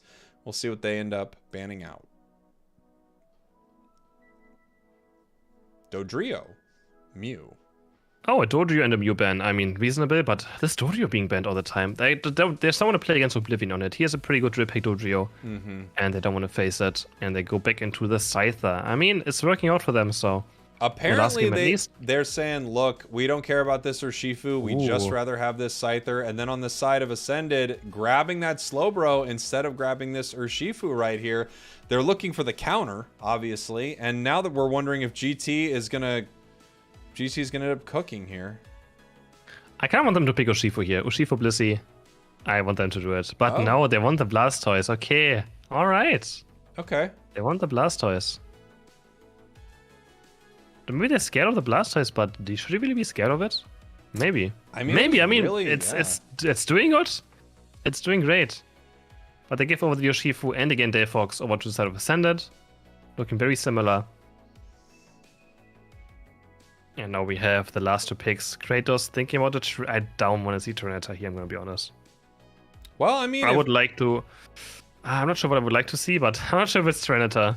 But Ada goes for a double support and Tyranitar. I would like to see like a Venusaur maybe in this scenario. I could see that, but I think Tyranitar is really solid into some of these tanky Pokemon. It's one of the only things that can get rid of like a Slowbro. So I get it, especially when you've got the double support on it. You've got the LD and the Blissey for it. Could be pretty solid. What do we see out of Curios here? You're bringing the Buzzy Boy into this thing. Game 5. In game number 5, I mean, Buzzwole counters the Rapid Spin. So it does counter it. There is a counter there. Is that enough? Is that enough? Of course, against the rest of the enemy team, it's quite difficult. They're gonna have Tyranitar. It also counters Tyranitar actually. Ancient Power and Rapid Spin are both countered by the Buzzwole. There we go. But they do have a Safeguard Blissey. I guess the question is, how much is this Buzzwole going to affect things? A lot of times we see Buzzwole pop off early, but then just really struggle late. It feels like that final fight, it usually isn't able to do enough. I don't know if I've seen Oblivion on the Buzz yet, though, so I can't wait to see. I don't think this so player. either, yeah. They are quite cracked on the sticks, as Zoinks would say. I do think he's going to suffer late game. I really, really think he's going to suffer late game against what the side of Ascendant has. So, no, GT has, of course. They're very tanky, they have 2 supports, and they have to just destroy early game, I think, be very, very hard for them to have a chance. But again, they always have the Delphox late game that can maybe carry them. But against a double support Tyranitar, you need a lot of damage. Yeah, you absolutely do. Looks like they're sharing this a little bit in the center. Espo getting that red buff, heading up to this top path right here.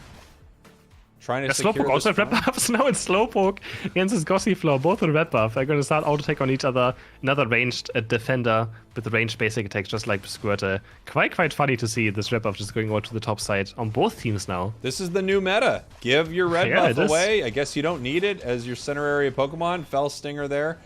Slam it into the face of that Squirtle. Not able to do enough damage to really make anything happen there. Heading back, gonna grab their 9 spawns right now. As we have Scyther making its way top, and somehow we still got a Cubfu. I think, nope, never mind. Just deciding what they're going to evolve into right here.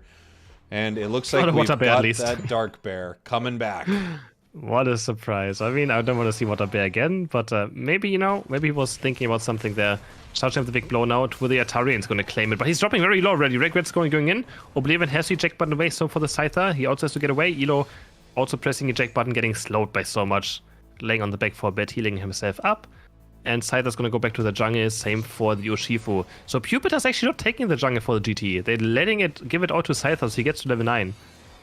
That level 9 is massive at that first fight. I'm sure they're thinking, look, Tyranitar, you obviously need XP. You're obviously going to be a bit behind here. Actually, level 6 already. Kratos cooking in this bottom path. Chris hates it, but it's happening. And if that Scyther does get level 9, it could be massive for the side of GT. That Unite move is so unbelievable at that first Reggie fight. Basso with the first KO of his game, going on to the Edegos. So finding a KO there early on with the, I assume, superpower. Did we see it yet? No, we actually didn't see what he's got there. Overlord jumping in right here. Going to be able to take a lot of that. Ooh, the big Scald onto Scyther. In a lot of trouble. Are they able to stop Overlord? They are not. Massive Wicked Blow. So close. They're trying to chase it down, but they can't. Here comes the Leech Life Buzzwole. Here we go. Being played sort of as like a little bit of an off tank. I guess it would still grab them out of their moves, right? It just Leech Life them? I guess GT doesn't have a lot of interrupts for it. Thinking about it, Scyther has no stuns. Only Blastoise Unite is there. Eldegoss has nothing, unless he goes for Cotton Spore. Blissey probably doesn't go for Egg Bomb here. He's probably going to go for a Helping Hand, so maybe it just never gets cancelled in this match. I guess it could be, honestly. Well, wait a minute. If the Blastoise actually goes Hydro Pump Surf, it's got multiple if cancels. He does. So, okay, he does go for the Surf. Yeah, there we go. Okay, he does go for the Surf. I like the digestion. Knows that Rapid Spin can get cancelled, so goes for the other bit instead. And good by coding. I do like that change. in this moveset. They're going to go for Elo right now, going to score some points. Can he go to 30 in, or is this guy going to be enough to defend it?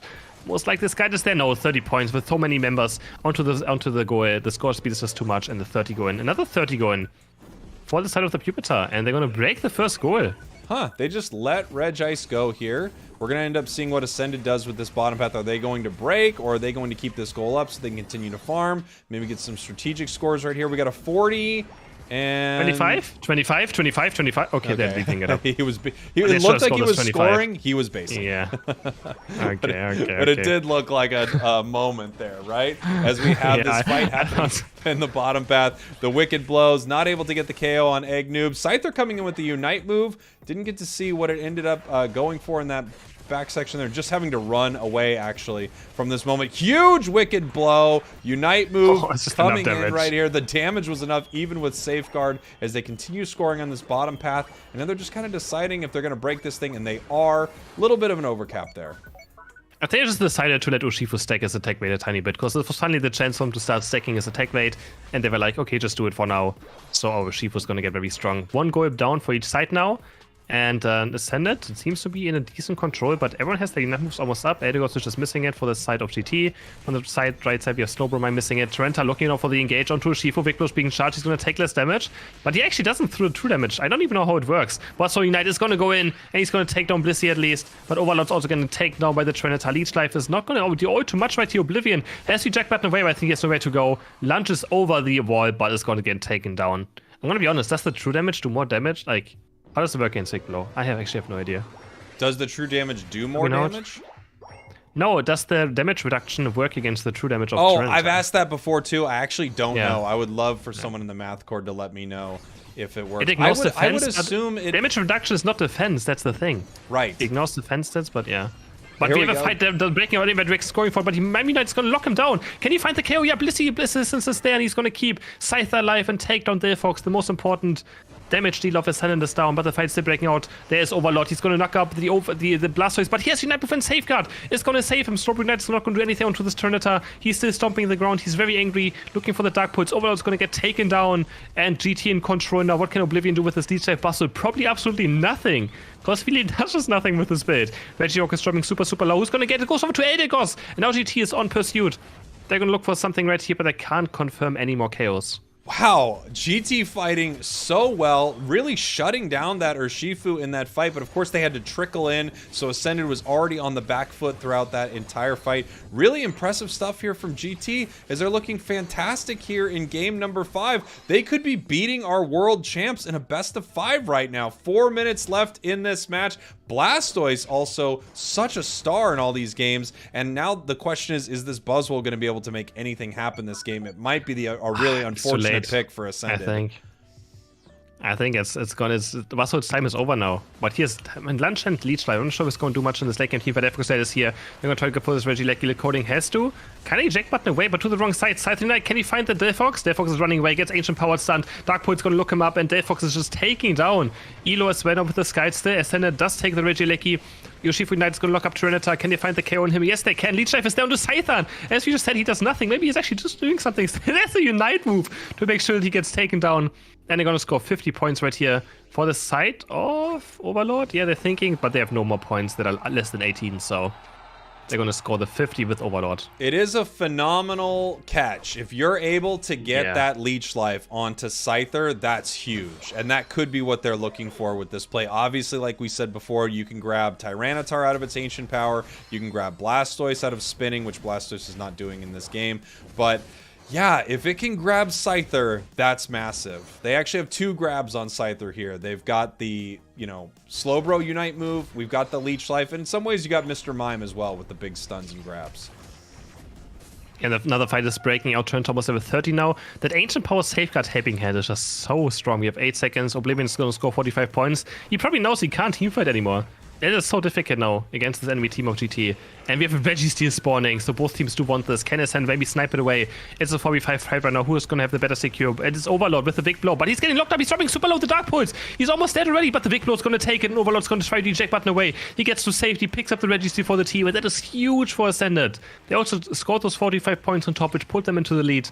And man, Overlord showing by big blow, Shifu is just so strong. Wow, I mean, what a play there from Ascended. If they don't get that secure, almost 2 members probably go down in that moment, and that gives GT the advantage moving into this Ray Pit. Right now, that Registeel is going to be very nice for them, increasing the amount of damage they're going to do. Oblivion up here in this top path, actually getting caught out a little bit, having to run back. It looks, I don't know if that was an eject button and a lunge right there, as the Scald is picking them off a little bit here in the top path. Ancient Power running around. They're deciding whether they want to fight, but they just get punched in the face by a massive Wicked Blow. Here comes the Blastoise Unite to try to counter it, but Blissey is already down. So they are not safe in this fight. Scyther can't really go in without this Blissey, which means Ascended can take this off the map if they want, and they have the massive secure of Overlord. Blastoise surfing back in. Here comes Tyranitar. Here comes the Buzzwole, stopping that Scyther completely. The Mr. Mime Unite is now coming out, pushing towards this Eldegoss. They've got the power swap on it as T-Tar goes down. 3 down on the side of GT. Ascended here, now looking to take this off the map. They've only got a Blissey and Eldegoss. Here comes the Blissey Unite move, trying to secure, and it doesn't. The Wicked Blow takes it right there. Massive fight. I love that play from Blissey, just trying something, but as soon as they caught that Blissey, that fight was so downhill from GT. Ascended looks like they're taking game 5, Chris. I'm not gonna lie, I feel like there was a Registeel difference there. So much damage going to the Blissey that he just died. So the Registeel increasing weak blow damage by a crazy amount as well, and Ascendant's gonna take this win. They're gonna move forward towards the grand final. Of course, we have 40 seconds left. But we all know GT is not going to make it. But a good run by them. They take 2 maps of the World Champion. They're going to move towards the loser bracket. They're going to face Exodia for a rematch. And they're beating them earlier, so they have a good chance of making back to the grand final. I mean, Tyranitar showing why he's also a very good Pokemon on this map. Stopping these Rayquaza Shields with his true damage. Overlord is scoring 100 points, though. Make it 587. And then he finds that big blow, the game-deciding big blow into the Blissey, who can't support Tyranitar. And GT ends up losing the team fight. Wow. Great game there from Ascended, and it really all came down to that Registeel. If they don't get that Registeel, they don't get that big pop of HP right there. I think 2 members go down, one of them being Urshifu. So incredibly close. A 3-2, that's a full best of 5, all 5 games. Incredible. And they were very close. Yeah. GT is looking great. The only team to really put up a real fight against Ascended, and they almost had him there. In that Registeel fight. So incredibly close. Okay. Damage reduction does work against true damage. Okay. We have checked with the math cord, so yeah, not broken at all. Yeah. Not broken at all, yeah. And they win with the D-Life Buzzwole. Wow. The lunch leech life. Yeah, that was really cool to see, wasn't it? I mean, I feel like you just don't see that build off. Well, let him cook. And Kratos coming in with 108k damage. Let him cook. Ascended. I don't think. I think any other Pokemon would have done. But maybe. I mean, maybe he forced the. If his pick just forced Blastoise, Nocco, Rapid Spin, and Water Spout, maybe it's already good enough. Yeah. There you go. And but Surf Hydro Pump is also obviously amazing. But Water Spout does a crazy amount of damage. And maybe they planned on doing Surf Hydro the whole time. I mean, it is happening. Yeah, so. Maybe, but yeah. People are still playing it. And Slash, I gotta say, Slash on the Mime too, just something to watch out for. I feel like the Unites from Mime have been so fantastic where they're letting a lot of the fight play out before they end up using that Mime Unite. And by the time they use it, they clean up, multiple big KOs. People just can't get away from it. Ascended looking fantastic. They're heading to our winners finals, meaning grand finals, excuse me. So that means that they are either 1 or 2 here from NA. They could be our NA champions here at Rivals, as Rivals is going to head into a final day tomorrow after the rest of these matches conclude, where we see NA go up against EU. Can't freaking wait. Cannot freaking wait. Oh yeah, me either. It's gonna be another fun day tomorrow. With so many games the last 3 days. Yeah, so much. Whew. Let's try to bring Gotlu on. If Gotlu is around, he can pop in and give us some of his thoughts. He can talk a bit because I need a small break. Chris needs a small break right now. Gotlu, what are your thoughts watching that incredible best of 5 going all 5 matches? Let the players cook, I think. that also cook. That's a that great also point. cook. Gotlu, I mean, you can't argue with that. It's good that Chris needs to take a break right now because Chris, for some reason, doesn't want anyone to cook. But Gotlu, on the other hand, understands what's going on here, and he's letting the players cook, and he wants to see it. I mean, what do you think? I mean, I was asking this of you earlier, Gotlu, if anyone was going to be able to take some games off the champs and what they were going to need to do here. Is that about what you expected? What do you think of GT's performance? So I feel like and the other way, like Ascendant, I think they were trolling. I think they were picking Waterbeer just to BM them, like, because you don't really pick Waterbeer in a tournament, but they wanted to try it out. So they tried it out instead of just picking Red Urshifu and stomping them, because they were 2-0, and if they keep hitting the pressure, GT would be in such bad position. But because they would pick Waterbeer, and they kind of trolled a bit, and they lost the game, they gave GT the confident boost to beat the team. So after they got this confident boost, they decided we can win against them. And like, this is what a team needs. They need the confident boost to beat a world champion. And Ascendant's just picking the Waterbeer, BMing with them, and then giving them the confident boost they need. And they almost won.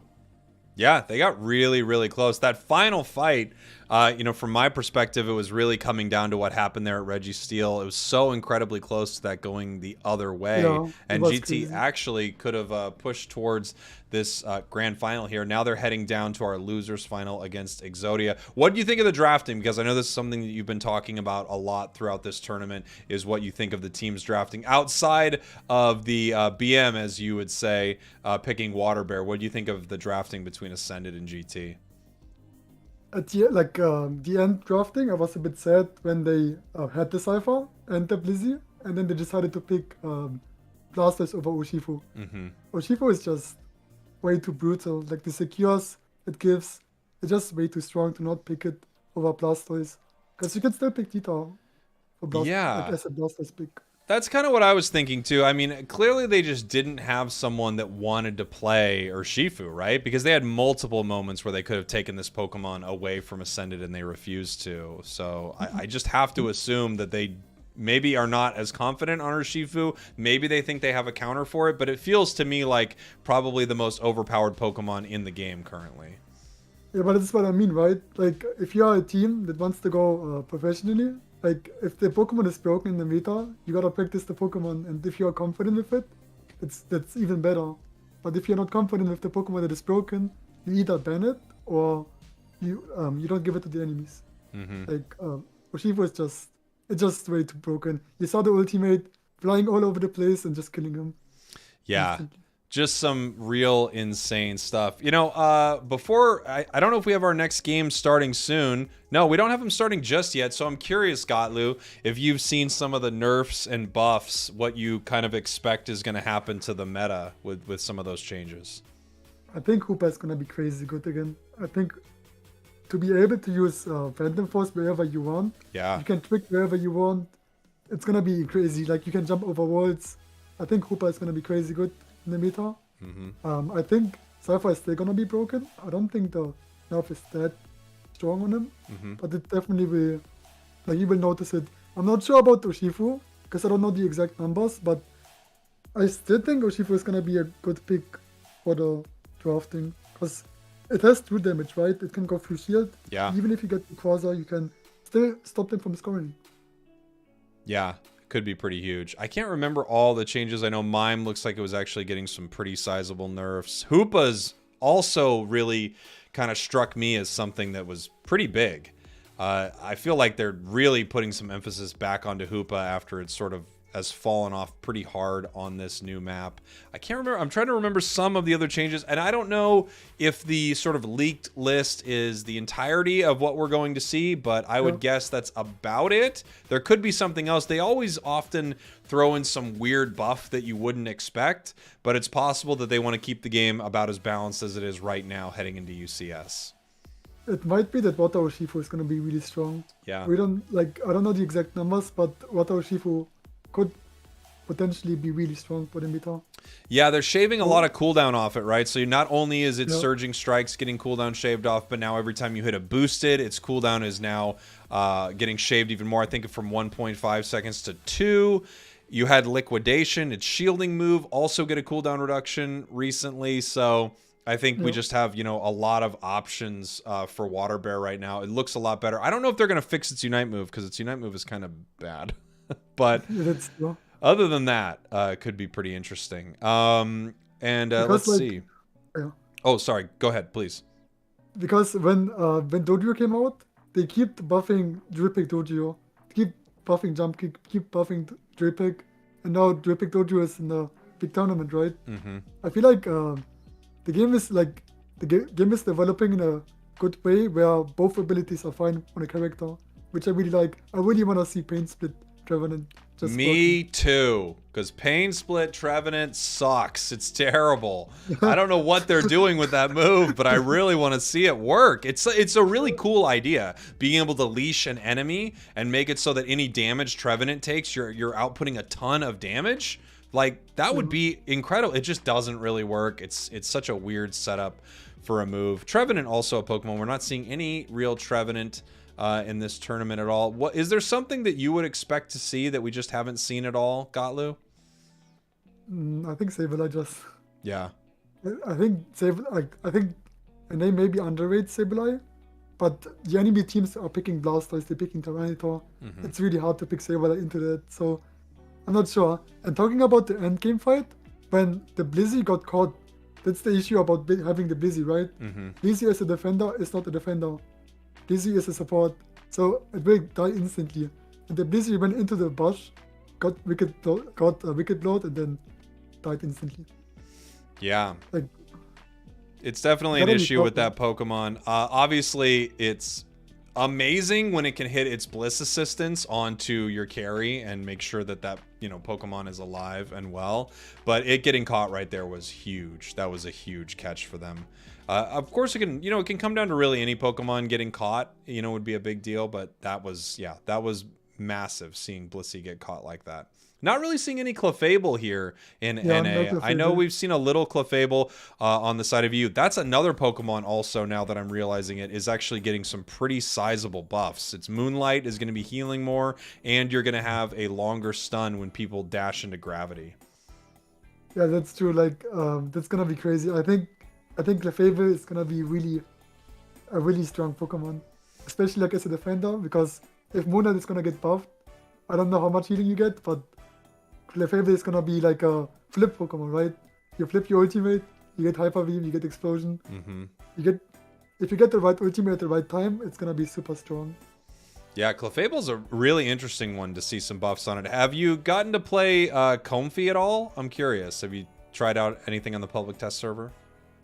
I haven't tried it yet, but I think Comfy is gonna activate a lot of speed stars like Gengar. Yes. Yeah, I could do something with Gengar. I mean, putting a Comfey on Dodrio would be really mean. Some of the scoring plays that you can make with it, too, will be really exciting. I'm interested to see what that Pokemon does. It's going to be wild in solo queue with a Comfey. I think we're going to see some really weird stuff going on with that Pokemon. If you think, you have teammates right now that aren't doing anything, get ready for this Comfey to be there. But Yeah, especially when you play in Hyper Carry. Like, when I play solo queue, and people notice that I carry, they just spin it around me, like they are not trying to do anything, and I'm just killing everyone around my solo queue. And it's really weird because I want them to do some stuff. Like, you don't need to follow me to spin around me, because you can just do other stuff, because I don't need help. Like, sometimes it's a bit weird in solo queue. I feel like when people go ahead. I feel like when people get carried, they like get their guard off. If it makes sense what I mean. Like, he gets carried and then he forgets that there's a Urshifu in the bush, charging the wicked blow. I think our solo queue teammates are forgetting a lot here, Gotlu. We are heading into our next game here. Chris is back. Thank you so much for being here, dude. I would love to hear your analysis after this next one, but we are moving right along, Chris. Let's take a look here. Exodia GT in our losers finals. Yeah, losers final. Another best of 7 between Exodia GT, and Exodia apparently has an emergency sub. just so you guys are aware, we have now Sky subbing in instead of, I'm not even sure who is missing. But Or yeah. Hash, Rex, Relentless, and was it a name with an L in it? My brain's like, there's an L. I think it was their support player. We're hearing Ham. Ham. It was Ham. Exactly. It was their support player. Exactly. go. Support players are just so easy to forget about. I'm sorry. It's just how it goes sometimes, right? He's just playing Aegis. And now they don't prioritize Aegis. Look at this. Ham is gone, and they don't first pick Aegis. Is that something? Maybe he's just he only plays Aegis? It might be that they're just so good with that Pokemon. They're so comfortable with it, and that's, you know, what they want to play with it. We see Mime, Dodrio. We're seeing on the side of GT, they've got Blissey and LD with a T-Tar. Nope, moving over possibly to the Snorlax pick right here. Okay. Yeah, I think that's more reasonable as well instead of the double support, but I would deny the Aegis from Exodia if they even go for it. This would be hilarious now if they don't even play the Aegis anymore now. That would be quite funny. And they don't. They might not. I mean, everyone's seeing this Blastoise. Everyone's jumping on the turtle train today, so I'm not surprised to see Blastoise come out here. And apparently, that Eldegoss just was their, you know, pocket pick. I really want to see a Venusaur. I'm going to be honest. I do think Venusaur would also be a great pick in these games, but instead we get another Lucario for the side of the coding. He was playing the Blastoise as well, but now he has to play. I mean, he has to play Lucario. It sounds bad that he has to play it again, but he's playing Lucario. He is playing Lucario. A Pokemon that I guess like I did not expect to see so much Lucario. I got to be honest. Yeah. I still think this Pokemon's very good, and I like playing Lucario. But yeah, I was expecting to not see so much of it competitively still, but it pops up all the time, especially here in draft. And take a look at that. Dodrio's I mean, coding got is a great Lucario hats. player, but oh yeah, 3 heads. Is that even allowed? I don't know. I'll have to look into it. We might have to. We DQ him over this. Hold on. They are gonna get DQ'd over the hats. Yes, of course. Yep. Okay. There we go. Okay. All right. Game 1 goes over to GT because Exodia played a banned Pokemon. Dodrio obviously is fair, but once it has 3 separate hats, no one can handle that. Nope. Not even Jake.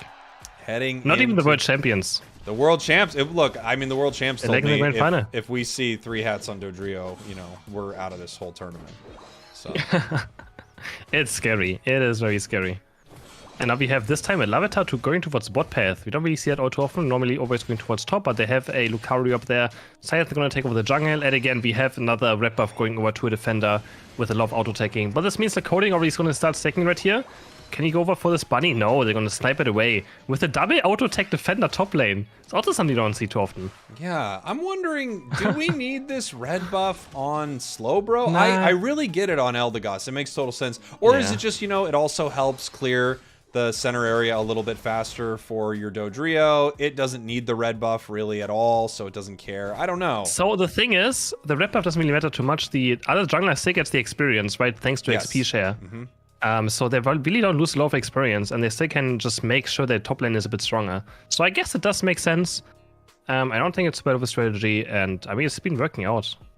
Yeah, it seems to be working just fine. I really understand it on Eldegoss. Here we got this fight breaking out. Jumping in here, Hash with the tri-attack. Not able to make much happen there. Regrets coming back, seeing if they could do anything. Everyone's just kind of evolving and heading back as Dodrio possibly looking to steal some of the central area here from GT. And they also have this Scaldbro heading down. Blissey coming down with the safeguard, trying to stop this here. As now Dodrio is in the central area, being chased now by Kratos on that Tyranitar. It's just really Dodrio being super annoying, stealing the red buff, and now possibly going to make it out, but it looks like Slowbro might get punished. No, Dodrio coming back in after Kratos. They're looking to possibly get this KO. God, the potion! It's so incredibly low, and no, not able to grab it. One more big boost in, and he is able to take it down right there. Now trying to get out of here and not get punished by this Scyther. It's Solo turning back in to try to make this fight happen. Another big Scald can hit the Scyther, cut turning back right now. Wow. Another huge boosted, but somehow the bird goes down to the Blissey, and now Slowbro getting punished right here. Goodbye, Blissey with a double KO. Get out of our center area.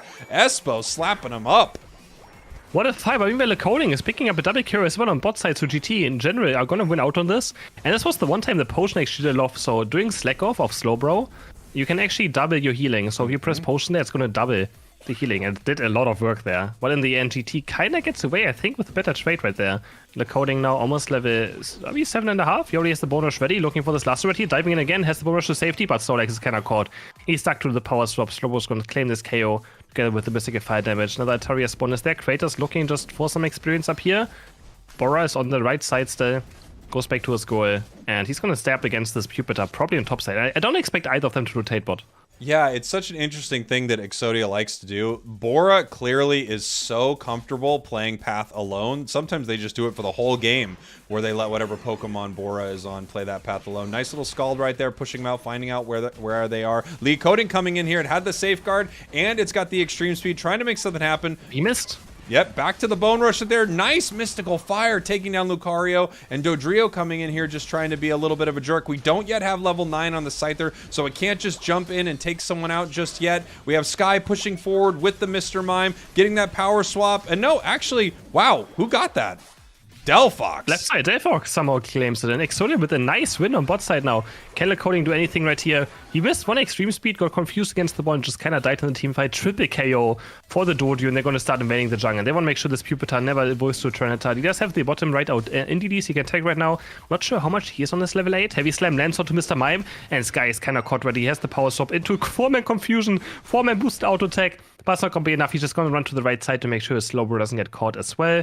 And obviously it doesn't matter if this Mime dies here, right? He's 148 points now ahead. On Seth Exodia, hash level 10 again, having a great showing in all his matches today. Yeah, this Dodrio just looking fantastic, and it's doing what, you know, you were talking about a bit earlier with Dodrio. What it does is just be incredibly annoying all game, try to deny as much experience as possible. Massive Surf right there, taking down the Scyther. Beautiful play, just kidnapping him, taking him to their own tier 1. Exodia now taking that down. Regieleki getting chipped here, but we've got possibly a big fight as Tyranitar is moving in. Delphox zoning with this Unite move, and it looks like maybe GT's just going to let them have it here, trying to secure it with Lucario there, but not too much. Yeah, Jordy's going to pick it up. Regielek's going to start pushing, and this puts the goal to 1 HP in case GT doesn't want to defend it. But looks like they want to stick around. They don't want to lose their tier 1 goal yet, even though I think it would be totally fine. But there's a Blastoise Unite hitting 3, because they could lose even more right now. Blissey Unite's going to go Torrent, but he's already gone. So Lucario Unite's literally going to do anything. He's looking for some E-speeds. This Scyther's going to dive in. The Slowbro Unite's going to finish off. I think it was Lucario. Probably he misclicked. He probably wanted Scyther, but it's 7 on Lucario. Regress is going to jump away with a double hit. And in the end, trying to defend this just made it worse for GT, and Scyther still getting caught. Hash is here, and he wants more, looking for the Snorlax, but he's going to get away. Sometimes it's just better to not defend.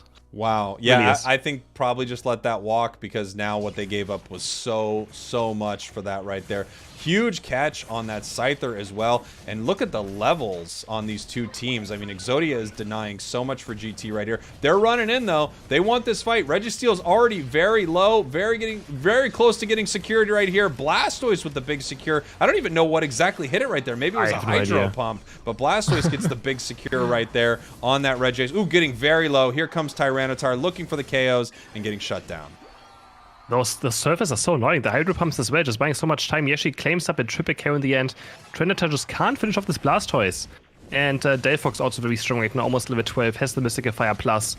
And I've even take down these Atarias. Great team fight. I don't know who got it either. It was very weird looking. But the Reggie went over to the side of the Blastoise Exodia. And they have a 150 point lead right now. Regieleki spawning up in 30, and Hash is still being very annoying. Here's the agility. He's going to use a boost auto take. He gets some agility to just walk away. That's the boost auto take of Dodrio is so strong. Once you understand how it works, it can engage, it can do damage, it can also disengage. And he's going to go back in now onto the Scyther. He's one boost auto take away from dying. He's going to run Rex in stuck in a 1v4 scenario though. Can he keep alive? The power stop is there. And he just walks away. Slowbro, unkillable. Yeah, Slowbro is so incredibly difficult to KO. Now you've got a leash on it, healing it the whole time. We've got Exodia sending one member of their team top to deal with this Regieleki, possibly more, but Dodrio and Mime hanging out in the bottom path, seeing if they can get a sneaky score in while all this is happening. Obviously, GT going to have to defend a little bit in this top path, so they're hoping that Snorlax wouldn't be there. It is there in this bottom path. Regret just kind of chipping away at him here in this top path. No one committing to this fight just yet. Yeah, we have 1 minute left for Rayquaza to spawn level 12. Torrenta going in now looking for the Dark Pulse, but Arceus has too much HP, which means he doesn't get stunned. We still have 2 on the side of Exodia bot and also 2 for GT. So 3v3 up here, the Surf goes in, Delphox is there. Who's gonna get it? And Delphox gonna claim it with the Mystical Fire and Flame Charge. Now they're gonna be on the chase. Scyther double hitting back out. Nice triple man Mystical Fire and Hash is here. Hash is always everywhere, I feel like. Delphox gonna pick up Torrenta. The coding is looking maybe for some Teos, but he's gonna, I think he just stops snapback. His E-speed right there goes towards the wrong target, and it doesn't confirm the KO on Dodrio. He almost had it. I think he snapbacked.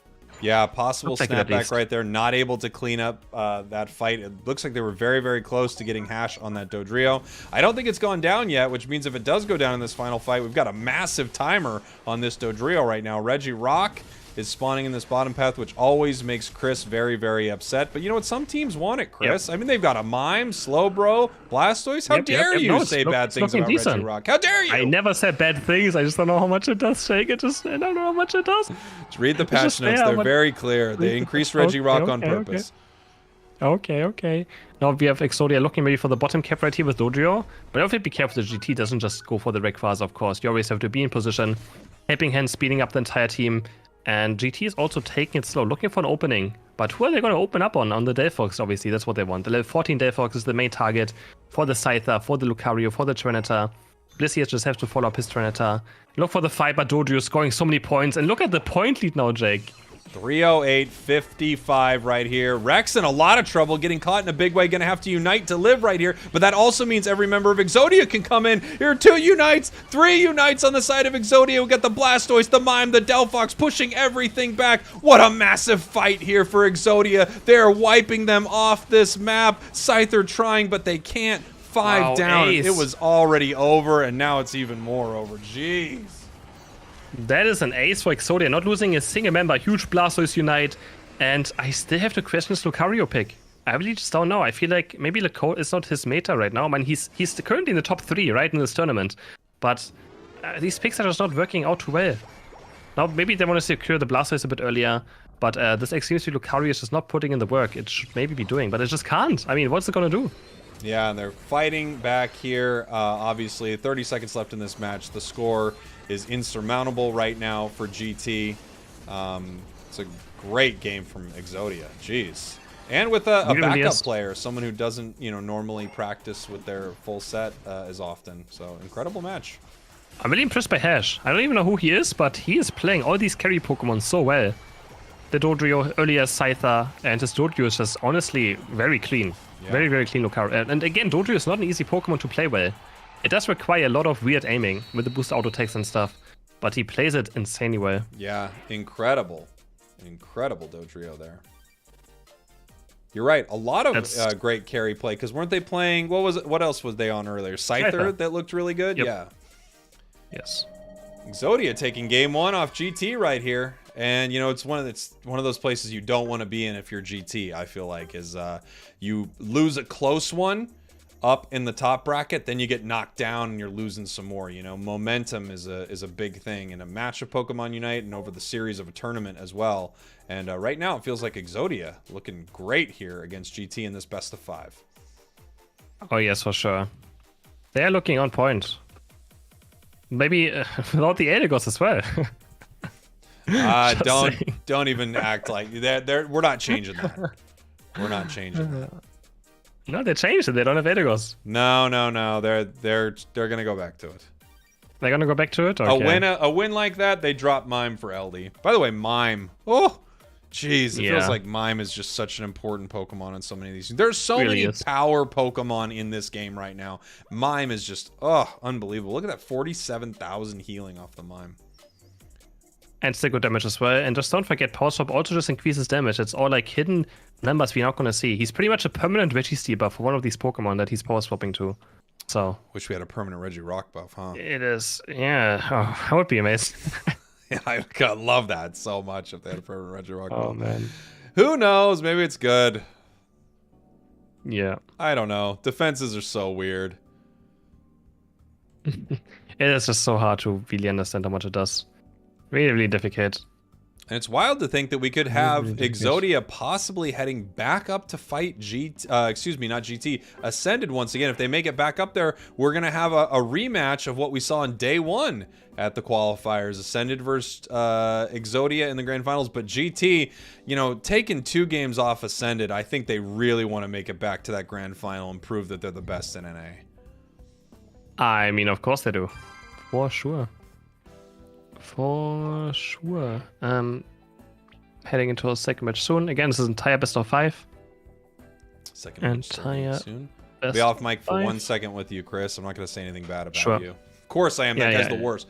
Everybody, thank you so much. I see someone mentioning I missed the sub. Sometimes it's hard mid-matches, but thank you so much, Brattles. I really appreciate it. Anyone else who's become a member or super chatted, if I miss it, I'm very sorry if that happens. Just sometimes mid-game, it's really hard to break off and let you know about that. But I certainly appreciate the support, whether you're subbing up on TikTok or you're there on YouTube becoming a member. We're almost at 1,000 likes, I'm hearing. Smash that like button. We got a giveaway coming up at 1,000 likes, so be the change you want to see. Get us up to 1K, everybody, as we are heading into our next game here very, very soon. How close are we? We're at 9-something. 9-something. The TikTok. What's up, V? What's up, Cassie? I see you there. Manny. Subscribe to Jake and we permaban Water Bear. True. True. We're so close, everybody. So incredibly close. So we got our teams getting ready for this next game right here. If you do want to support, I don't know if exclamation point join does it, but if you do want to support by becoming a member or gifting a membership, exclamation point member. Our likes are going up. 986. We're almost right there. We might have the giveaway right after this match. One's resetting right now. So as soon as that's done, we're going to be able to start this thing up. 990. 10 away. Gonna get it up. All you have to do to be entered in this giveaway is be in here chatting and be someone who has liked the stream. That's all you have to do. That's it. Our teams are still resetting right now. Doing their ready checks here. 6 more. So close. So close. Do we have it? We hit our like. We hit our likes. Let's freaking go. Let's freaking go. All right. We are going to go ahead and do our giveaway. This is a Dragapult giveaway. We are at 1,000 likes. Huge shout out to everyone over on YouTube. Love you so much. Here we go. The 1K hype. All right. Good luck to everybody. Winner gets a Dragapult. Message me on Discord. Let's see who it is. Here we go. For some reason, it's not letting anyone be eligible for it. Let me try again. All right. Once more, we are going to try this giveaway. There we go. Everybody is now popping in as an eligible person for it. Here we go. Rolling it. Who is going to win? Dragapult. Boom. Jump. Jump is winning Dragapult. Congratulations, Jump. Thank you so much for being here, buddy. You got yourself a Dragapult. Message me on Discord with something showing that you are who you are, and we will get that on over to you. We're going to do another giveaway tomorrow for the finals, as we are, looks like we're heading into our next game right here, so I'm going to bring Chris Heroes back. All right, Chris, looks like we're heading into our next match here. Indeed we are. GT Exodia. Exodia having a really impressive game one. I wonder if we're going to see Dodrio banned out right here by GT, because that was really tough for them to deal with. Yeah, maybe. The Dodrio stage as being such a strong Pokemon. Because they still get first pick, right? So they can take Urshifu if Exodia doesn't want to ban it, even though they haven't been playing much Urshifu, but we'll see what they But they could also first pick Eldegoss away. Good point. Yep. Always make good points. I'm at 2, 1, 0. Yep. T-Tar and Mime. Interesting. Wow, Trinita. So they just don't want to be with the Trinita anymore. This Mime going through, yeah. It's Makes pretty sense. annoying. I mean, it's an annoying Pokemon. Oh, I love seeing this Mew. Feels like we have not seen actually seen Mew. Yeah, exactly, right? You haven't seen Mew in quite long games today. It was banned a lot. And some teams also didn't like picking it, so there we go. There's the Mew locked in. Obviously, we've got, if they're not taking the T-Tar, they're going to grab that Urshifu. Big Pokemon for Bora there, and they're picking up this Blissey possibly right here. Interesting. No, they're not gonna, right? Don't. They do it. There we go. Eldegoss is gone. Wow. Eldegoss has been moved away, and they finally go for the Urshifu Blissey. And here comes that Scyther and a Slowbro on the side of GT. Slowbro just being a great counter to so many, crazy carry Pokemon inside the game right now. I've got to assume we're going to see a Dodrio, but I'm not sure if that's going to come out. I would expect a Dodrio, honestly. I mean, Hash looks incredible on it. Snorlax being hovered, and maybe a Cinderace? Yeah, don't do right? Wow, Greninja. Okay, Hash going back on the Greninja. He did play it earlier too. Yeah. I remember, yeah. Just going for the Blissey and Greninja duo. Huh. Greninja's a weird Pokemon. It was pretty popular for a while. Yeah. And there's that Eldegoss. You can't get away from it, Chris, no matter what. I mean, it's fine. I think as a last pick, it's totally reasonable if you want to support left. But I just don't think first picking it over Blissey is the right call. No, that's probably the only problem not. I have with it. Besides that, I'm fine with it being a last pick. What do you think we're going to see here? Do you think we're going to grab a Dodrio? Do we grab... I have no idea. There we go. There's the bird. There's the Dodrio. Okay. There's the Dodrio. There's our bird. I mean, both of these team comps are really good. I mean, I guess Greninja's the weirdest. It's scary thing going up against either, yeah. Yeah, I don't know what the Greninja's going to really do against this. I mean, he knows they're going to pick Blastoise, right? At this point, they know. They have to know there's going to be Blastoise. So can Greninja find these KOs? It's very difficult because Mew can always unite move Scyther. I mean, Scyther's is going to KO him. So he has to watch out. Both these teams are just so freaking good, man. GT playing so good today, and then Exodia is like that wild card team that I'm so happy is where they are in this tournament. I don't know if anyone had Exodia on their list of teams that would definitely top 4, and not only that, but be competing for possibly the top spot. Yeah, no one. I mean, it wasn't. I think no one had them on there. We had like 10 teams written down to watch out for. And I have to sadly say they were not part of it. So maybe we just don't have enough research. I mean, have you ever seen this team in a tournament before? I know some of the players, but no, I haven't personally seen them. But I do know some of the players, but that's it. I'm really impressed by them. I think they're just playing such good Unite here today, and in our qualifiers as well. Lacoding headed to that top path with Blastoise all alone right now as they hand over that red buff to Eldegoss in the central area here. Relentless looking to try to get some stacks here early, and they are able to make something happen. Here's that red buff, though. I don't know. Does Dodrio get home? It's going to be a little tough. Yes. Full here. Well... And, oh my god, hey, eject buttoning after him. There's the water gun, and they're going to take him down for first kill of the game. He couldn't get away. Worth it. It's so mean. Very much worth it right here, as they're actually going to put some more points on the board. Nice big 10 spot there for the Eldegoss, giving it its evolution right here. Really nice as Dodrio is back. Not able to chase them down. Uh-oh, Scyther coming on in too. Scyther want to be part of the action, but he has 20 points. I don't think he's going to go for a score right here. He doesn't know where the enemy jungler is. Urshifu now getting that evolution done. He's going to also head towards top path. Because he saw Scyther there, he just wants to make sure his top lane is not going to go down. Brenta is looking maybe for another score right here as well. Wants to stack his attack rate up. But the Ataris are spawning, and Vigno's being charged, and it just destroys all the small ones very, very fast, almost instantly. But no one's going to go down. Both teams playing very passively right now. Bot lane, I'm not sure how much this Frogadier is going to do. Down the bottom path, up against a Mew, but he's currently one level up. Yeah, just watching them continue to farm here in this top path, looking for their Dodrio, not able to make it happen. Once again, they could be in a lot of trouble up there. Dodrio maybe getting taken down as we have Bora coming down here to the bottom path with a couple of buffs right now, looking to possibly punch somebody. No, just pull him back. No punching done yet, and now we have the Frogadier taking over the jungle to get to level 7 as fast as possible, getting that Surf and getting that Dusted Evolution for more attack damage as well. Top lane, we have Lacoding stacking his special specs. And I like seeing much more on Blastoise than on the other Pokemon he's been playing today. Has been have so much more impact on this Blastoise. Heavy Slam is going to go in, and there's the Surf Reset. There's one, there's two, but he's kind of getting knocked down. The smoke screen is there. Can he get away? It looks like he can, but we have one casualty at least. Snorlax was falling, and Rex is also stuck in a bad position. He's going to get taken down by the Scyther quite easily. I mean, he's going to buy some time, but he should be going down. Eldegoss is going to claim this KO, which is quite bad, because whoever gets the KO actually gets more experience, so it doesn't go much to the Scyther, who might not be able to reach level 9 yet, but he's getting close to it.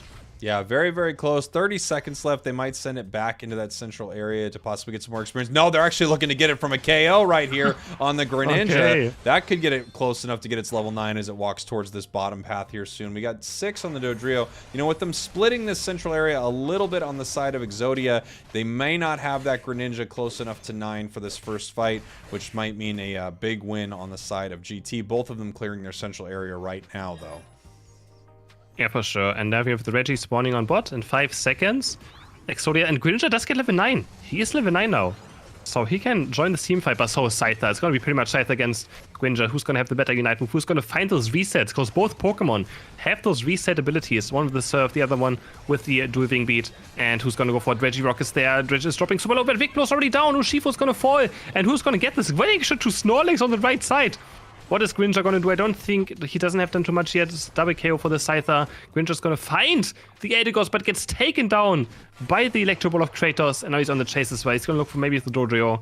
It's actually a very close fight. I think it was a 2-for-2. Yeah, that was really close, and I have no idea how that was secured by Snorlax. And I thought maybe it was Greninja's Unite move that ended up doing it right there, but instead somehow Snorlax picks that up, trying to deny this evolution right here, as Relentless is just going to be able to mess with Blastoise a whole lot. Actually going to back off here and just continue to take farm to make sure that it just can't get any last piece of experience. However, handed to him on a silver platter by the team's Scyther right there, and we do finally have that Blastoise evolving right here, which means it's got a big Unite move for this Regieleki fight, trying to push her Shifu back towards the team. Not able to make too much happen right there. Regieleki getting chipped down right now by members of Exodia, but here's that Blastoise big Unite move, and you haven't used everything to escape right there. Scyther coming in with another Unite, full heal, stopping the Unite from her Shifu, so you get very little value there. Dodrio coming in, seeing if they can clean something up right here, secured by the Blastoise from GT. Yeah, the coding is really good on this Blastoise. He's finding so many Surfs, Hydro Pumps. Another Surf goes through. Electroball's going to land, but he's going to miss this Hydro Pump at least. Regieleki goes in. They're going to score 12 points and then 40. Most likely going over to the Scyther maybe. No, the Mew's going to take it. I think he probably has stacking glasses down as well. So getting over another stack for it. And yeah, great teamfight by the Blastoise. But it was so funny that you saw the Urshifu throat chopping and eject buttoning instantly of the Blastoise Unite after living on 1 HP. Make it so get like at such an insane distance. Greninja almost level 12 now. He's still the main chance that Exodia has to come back into this match. They're only 99 points behind, right? It's nothing big yet. And they're experience-wise, they're totally fine. Even GT wanted to put the pressure on points-wise. Another 40 going to the top path, but Exodia knows that means that they're, outmanned at this fight right here. Greninja waiting back on this pad for its Unite move. It doesn't want to get caught by Scyther too early.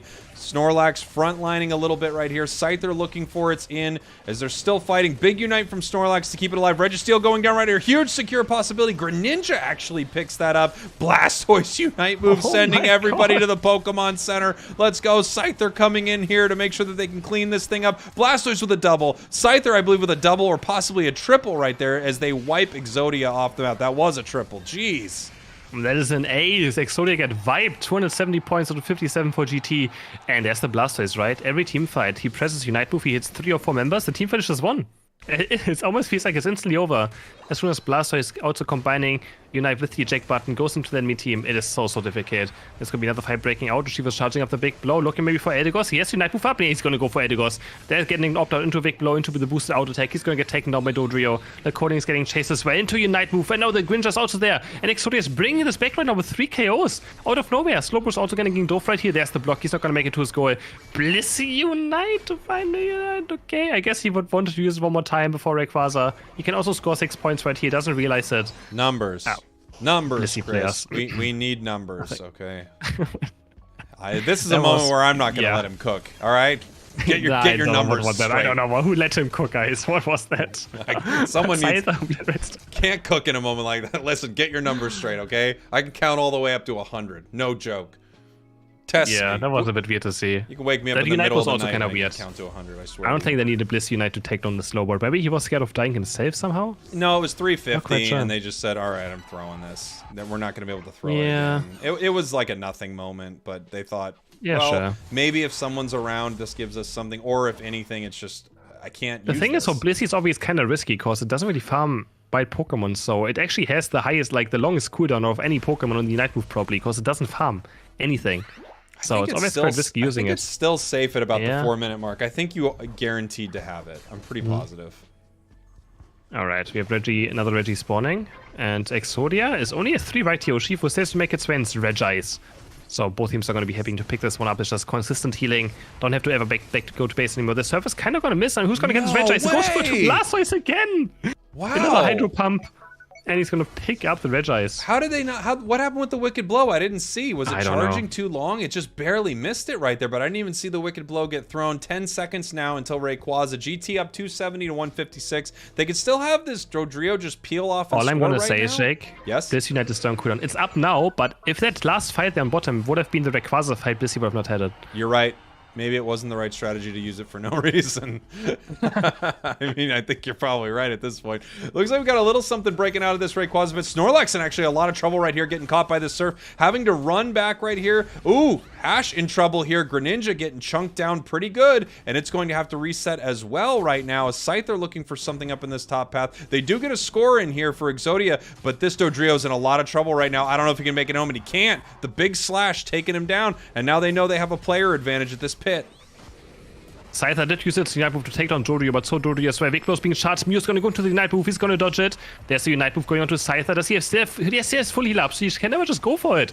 These Unite moves of Big Blow, Shivas are just not smart enough. Going for the full heal players. Regrets now level 15. There's Greninja Unite. He misses everything. Can they at least find Eldegoss? There's another Blastoise Unite hitting 3 targets. One gets blown into pieces. Can they find some more hashes dropping super low? Bliss Unite goes on to manage just the lead Scyther. Bliss Unite does so much damage. Coding also a problem now. He's gonna get auto attack. The surf is gonna be there, but they don't even need the surf. Exodia is somehow winning this game right now. 3 are down for the side of GT. They turn this team fight around. What can Snowball do right here? He's still alive, and he's gonna slow Unite the Greninja. He's trying to Rayquaza damage. It's doing so much, and now Exodia is kind of falling apart. The Slowbro still full HP. Another surf is gonna snipe almost Urshifu away. What can Eknoob do right here? He's gonna try to go with the big blow. He has damage reduction. He's gonna go for it. He gets it still. The 60% damage reduction is so ridiculous. Exodia takes Rayquaza. What in such a close team insane fight. moment right there. I thought, honestly, as I was watching that, my brain was like, we're about to see this Slowbro KO this Urshifu and secure with a surf. Just barely didn't right there. Incredible fight from Eggnoob. Tried his best, but Exodia getting a big catch in that fight and actually taking them down right there. I thought after that Blastoise Unite, there was no way Exodia was coming back right there. Yeah. And the complete whiff on the Greninja Unite, missing everything. But the Bliss Unite just destroyed Scyther from almost full HP and brought them back into the match. And you can see the Bliss Unite does a crazy amount of damage for support. If you really just get hit by both of those, you can get hit twice by it, right? For the first, for the traveling, and the knockout part in the end, and it can do up to like 5,000 damage. It is crazy. Wow. Great game there from Exodia, as they're now up 2-0. They could shut this thing down and head to our grand finals here very soon, Chris. Oh my, 2-0. So we need a reverse sweep of GT if they want to make it to the grand final again. Or do we have the rematch of the qualifiers? Again, Exodia made it to the qualifier finals too, so. That's right. Yeah, Could be another interesting Exodia rematch. are number 2 team heading into this whole thing, so them getting to head back up to the grand finals to face off against Ascended, I'd love to see it, but GT's been playing some amazing games today.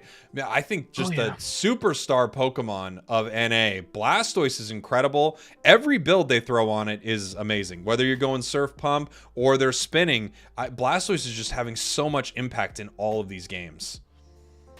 Indeed. Indeed. Taking this moment to thank our sponsor, Nons Esports, for making this tournament possible, giving us the prize money of the prize pool of $3,000 and providing it for the teams and our tournament that Jake and me really wanted to do. So thanks to Nons Esports. Give them a follow on Twitter.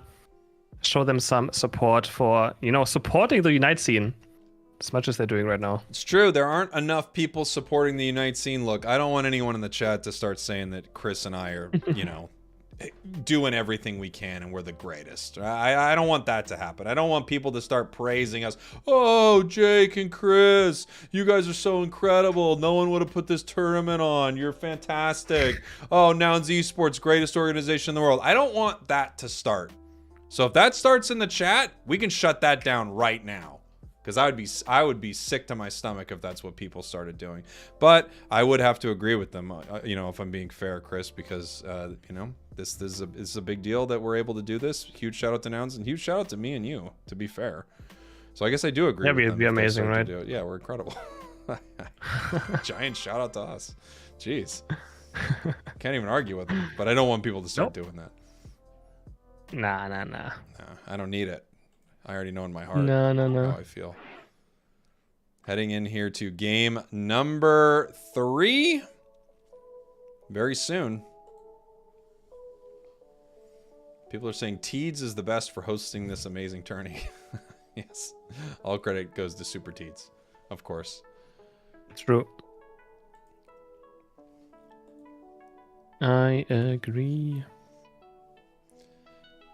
Here we go, just waiting on players to move around their lobby, and we're going to go ahead and start this next one here. Exodia looking great. I mean, they're playing great. They did lose to GT earlier, but right now it feels like maybe they've got their number. Maybe they're in their flow. They might have had whatever their amount of warm-up games is, and now here they are. Yeah, they're looking great. I mean, I don't want to say anything because I already said it before, but they're just doing something different. What could it be, Jake?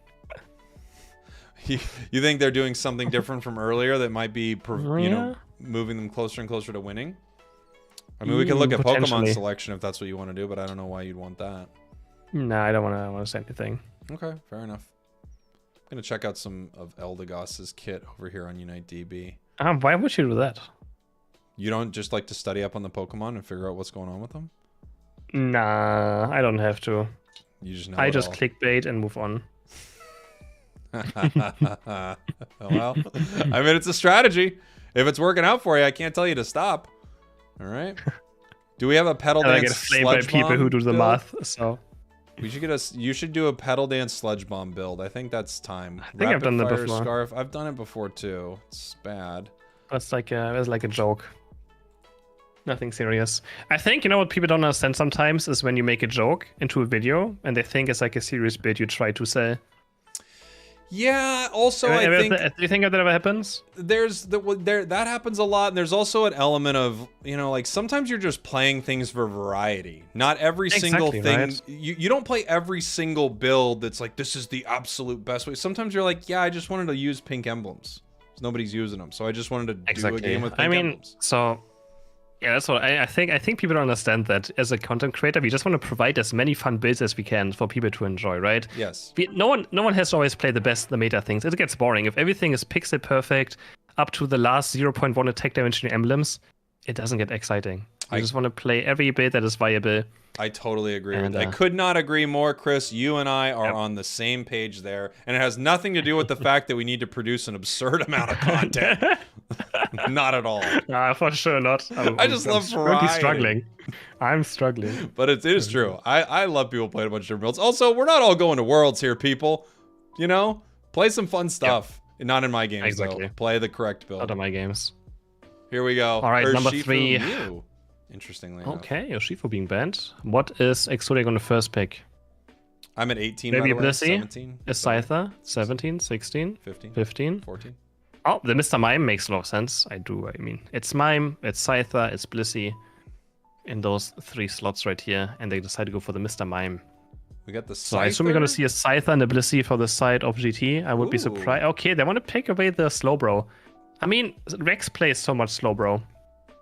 I like this pick right here. The thing I really like about it is they're like, hey, you know what the most annoying thing for Scyther to deal with is the Unite move from Slowbro. So we're going to take it right now. There's the Eldegoss. Yeah. Hope you're happy. You asked for this. I am not. Please pick. Let him cook. I mean, it's fine. They have a Mr. Mime, right? I guess, but all right. There's the Eldegoss. There it is. Well, it's good. I like it. At least it's not first picked, you know? Good. At least it wasn't picked at the start. So. You're right. This is a fair place. It is to good put with the it. Predator. It's fine. Oh, we've But seen the actually Blissey goes on to side of Glaceon GT. coming back out, which is kind of cool. We Yeah. haven't been seeing a lot of Glaceon, but it does kind of pop into comps here and there. It's really solid, insane amount of burst damage, so it's a fun one to see as we see. I pressed the wrong button. I'm at 7, 6, I'm on 5, 3. 4, 3, Okay, we're good. 2. Okay. I pressed the button accent.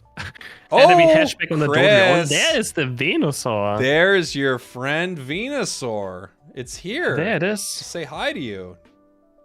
What are we What bringing is in, the last pick of Kratos? GT going to be right here? This time, no Blastoise being picked or selected.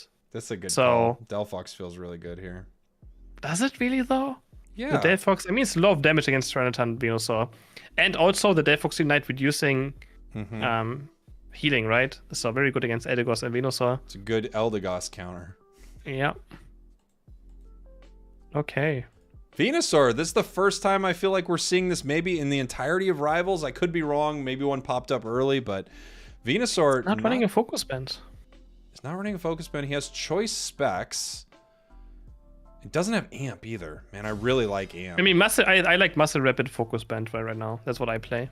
Amp is good as well, but I feel like the Rapid Fire Scarf is so strong on Venusaur. It's so incredible. The early Yeah. game of Venusaur with Rapid Fire Scarf is amazing. But the choice picks or focus band, I don't know if I don't know if I like this. Yeah. I do not know, but we'll see. He does have 2 supports, so maybe he thinks he doesn't need it, right? But there's a lot of damage. There's Scyther, Glaceon, and Delphox on the other side, so there's a lot of damage. Let's take a look here. Game number 3. Exodia wants to move on to the grand finals here, and if they want to do that, they got to take out GT, a team that's played amazingly and actually sent Exodia down to the losers bracket a little earlier. Got Mime Venu in this bottom path right here. Looks like they're handing off that red buff over to the side of LD on Exodia, and down here at GT, they're just helping them clear and get some experience. Doing that weak clear where they don't take the 2 ball toys and just send Glaceon right up to the top path early. I doubt if we've seen the coding on Scyther yet, so it's also going to be quite interesting. Playing the Blastoise the last few games, some Lucario, but I don't think we've seen him play Scyther. It mostly was Regrets playing it, but he's not on the Glaceon. Looking for this last right here. I'm actually not sure who got it, but I think it went over to Exodia. Most likely. And the Slavitar not doing too bad in this early game for now. Kratos on board is going to struggle with his breaks as well a bit. Can he get this last hit? No, it goes up to the fake out of Mr. Mime Sky. Is going to pick this one up. And we have 10 seconds. Who are they going to gank? Looks like Glaceon is moving towards bot path and Dodrio is looking for this top path. Want to maybe shut down the Scyther. You want to make sure he doesn't snowball games, right? Yeah, let's see if we can get that Scyther here. They're going to sneak in. They're looking for Ooh, it. you They might be see able it to on do the so. side of GT, and unfortunately not No. able to really do too much about it. Scyther did not jump in there, but they do take some of that experience. And now Dodrio moving into the central area here of GT. I think they're well aware of it, looking for the red buff, able to take it here. You know, the thing about having a clear so fast on the side of GT, it means that it's up in time for Dodrio to take one of the 2 Oh, there. he gets both. And he gets both. He gets both buffs, actually, and he's also going to get away because he's Dodrio. But he's not done yet. He wants to keep playing around because Jupiter's going to pick up the left side jungle, which means Dodrio is free to do whatever he wants to. They're not missing out on any experience. He's going to dive back on Regrets, and he's going to take him down. He's so clean on the quick attacks as well. Just moves his cursor perfectly around and gets the Glaceon very, very fast. There has no chance in this early game, especially without level 6. He needs some levels. Glaceon is decent good Pokemon, but Dodrio is one of the best early game Pokemon in the game still. Amaterasu are spawning as well, and they're just instantly disappearing to the side of Exodia. Exodia just playing so well, and I gotta say, Hash on this Dodrio is so impressive. Nice little confusion into the wall right there. Eggnoob got the Surf to push him back a little bit. Surf, a nice little, you know, counter for a lot of things, and a level 11 Surf on Slowbro is such a beautiful move. Multiple knockups onto the enemy team, really nice. It really is, even though I think Skyd would also be amazing into Dodrio and Tyranitar, right? Like, that Skyd, if you hit it once on Dodrio, he doesn't get his thing back up, but he does have agility, so that's one way of countering it. And Hash almost level 9 already. He's in the enemy jungle again, he's now looking for Regrets, and Regret might just regret fighting him, but no, he's gonna chase him out of the jungle, and Hash is gonna take this immunity for level 9, and he's gonna be very strong for this team fight. GT very far behind, Glaceon only level 6.5. Scyther level 7, so 9 of them are going to have Unite move up. So GT, I would like to see maybe just leaving someone or two bot lane and looking for top rotation, because it's going to be very difficult for them to fight this. Yeah, they might look for a possible little steal right here, but as soon as Dodrio comes in, it could wipe the whole squad. Big Unite moves. There's a tri-attack. Do we have the Unite move coming out? I'm not sure. Yes, there it is. Looking to pick up a KO. Actually missing quite a bit with that right there. Not able to get exactly what they want. Just kind of an odd miss. Oh, big confusion right here. Dodrio going back in, saying, yeah, I'm not done. I just missed. Sorry, everybody. I'm coming right back. Registeel now. They are on it. I don't know if it's leashing or not. It looks like it's getting pretty close. As, yep, secured there by the Dodrio. Egg Bomb almost trying to take it there. Okay, not the best Unite of Hash, but Mime finding a huge confusion, setting up Dodrio for some more KOs. They're going to start scoring points, 40 going for Dodrio, 30 going for Venusaur, and they're kind of just, I mean, I don't know if they messed up the overcap a tiny bit. Not quite sure. Dodrio's always weird with the splitting apart. It's hard to tell how many points actually going in the end, but yeah, they're going to have 163 to 0 points right now. 0 points was how GT in this third match, and it's an elimination match for them, so... Yeah, 0 points. Right now. Not ideal, Chris. The win condition of this game is score. So, for instance, if the match were to end right now, they would lose by 193 points currently. Wow, you and your numbers are just... That is... Yeah, if the game was over right now, they would lose, but we still have 5 minutes and 40 to go. I'm just saying it's a gift. I just wanted to show off my math a little bit. You can read numbers. I'm very proud of you, Jake. Thank you. That's already 99% better than the Unite player base. Oh, Scyther's going in looking for Dodrio. Hash kind of dodging away though from it. And he's going to live. He's going to make it back to the Goyle. Coding's looking for it, but he jumps onto Dodrio and he finds the KO. Hash is getting taken down, but we still have a full HP turn. No, he's not full HP. We still have a Tyranitar alive though. We get with the Blissey Sheet on him and the extra damage. Looking for the Eldegoss right now. Is going to keep on top of the point path. There's the Venusaur Unite flying in, hitting 3 characters. The Venusaur with the flank. Now he's going to start auto-taking a lot. Delphox goes down. Any moment maybe now. Can Delphox? No, Delphox not down yet, but he actually had Blissey going down. Glaceon's gonna picked off, and Delphox actually maybe making it out on Dodrio as their Hash is back alive, runs back to top path, and he's gonna take down Delphox as well. Pretty incredible fight there. I mean, really back and forth. Great catch on the Dodrio. Obviously, it was a crazy high-level Pokemon. They really prioritized that. They might even be pushing this Regieleki. Big Mime Unite, big Dodrio Unite. It's going in. They're just breaking goals and scoring points. 330 to 0 right now. Chris, if the match were to end right now, GT would lose by 330 points. Just keeping you updated. That is amazing. Thanks, Jake. So whoever wins has the most points by the end of the game is gonna win the game.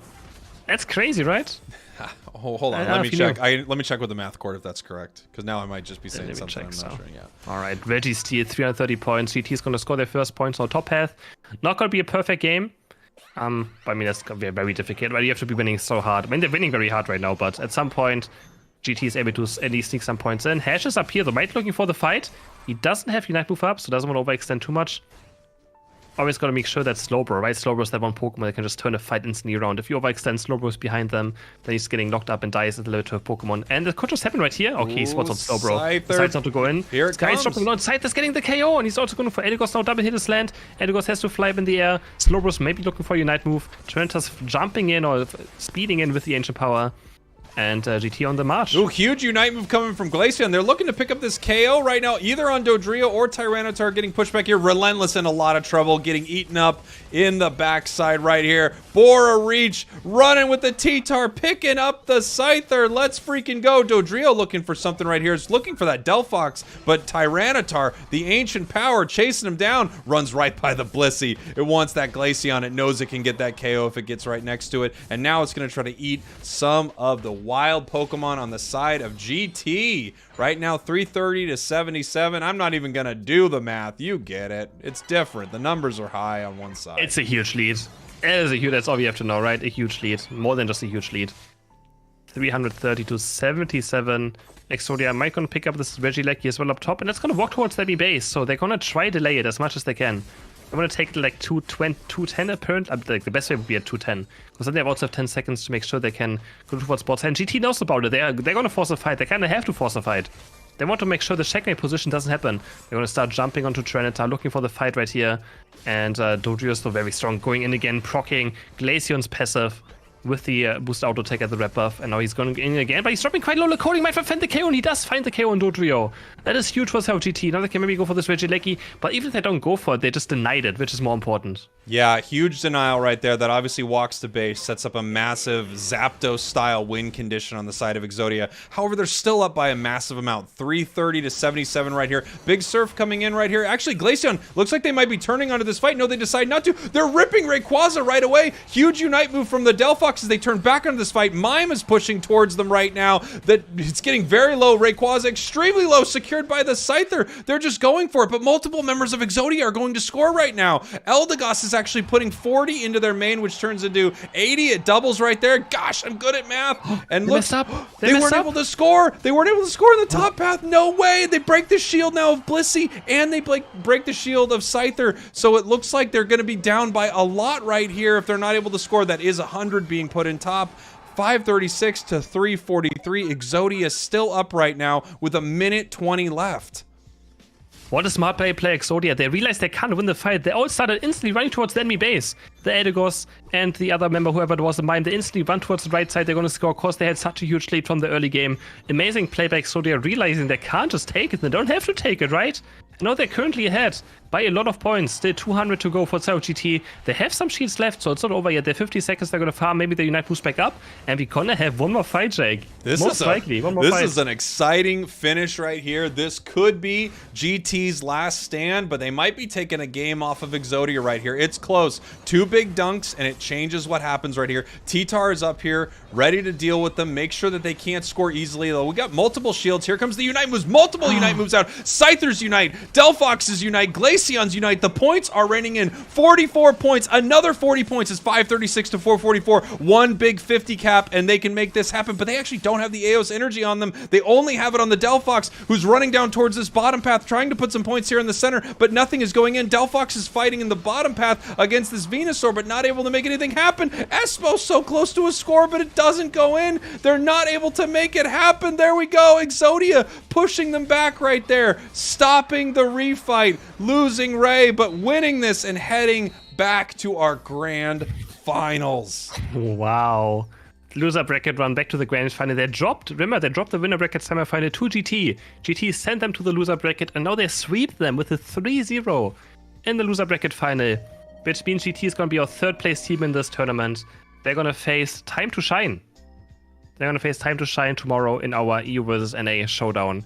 But wow, Exodia, just impressive. Yeah, look at that right there. You see the big spike in score after they realize, hey, we're not getting Ray right here, but we can actually put enough points on the board where they're going to have to run towards us and try to re-push. Incredible defense, by the way, also by Hash right there. Able to stop 2 shields. They stopped both Blissey, which we didn't get to see, and Scyther up in that top path. Really great plays by Exodia, and they take this.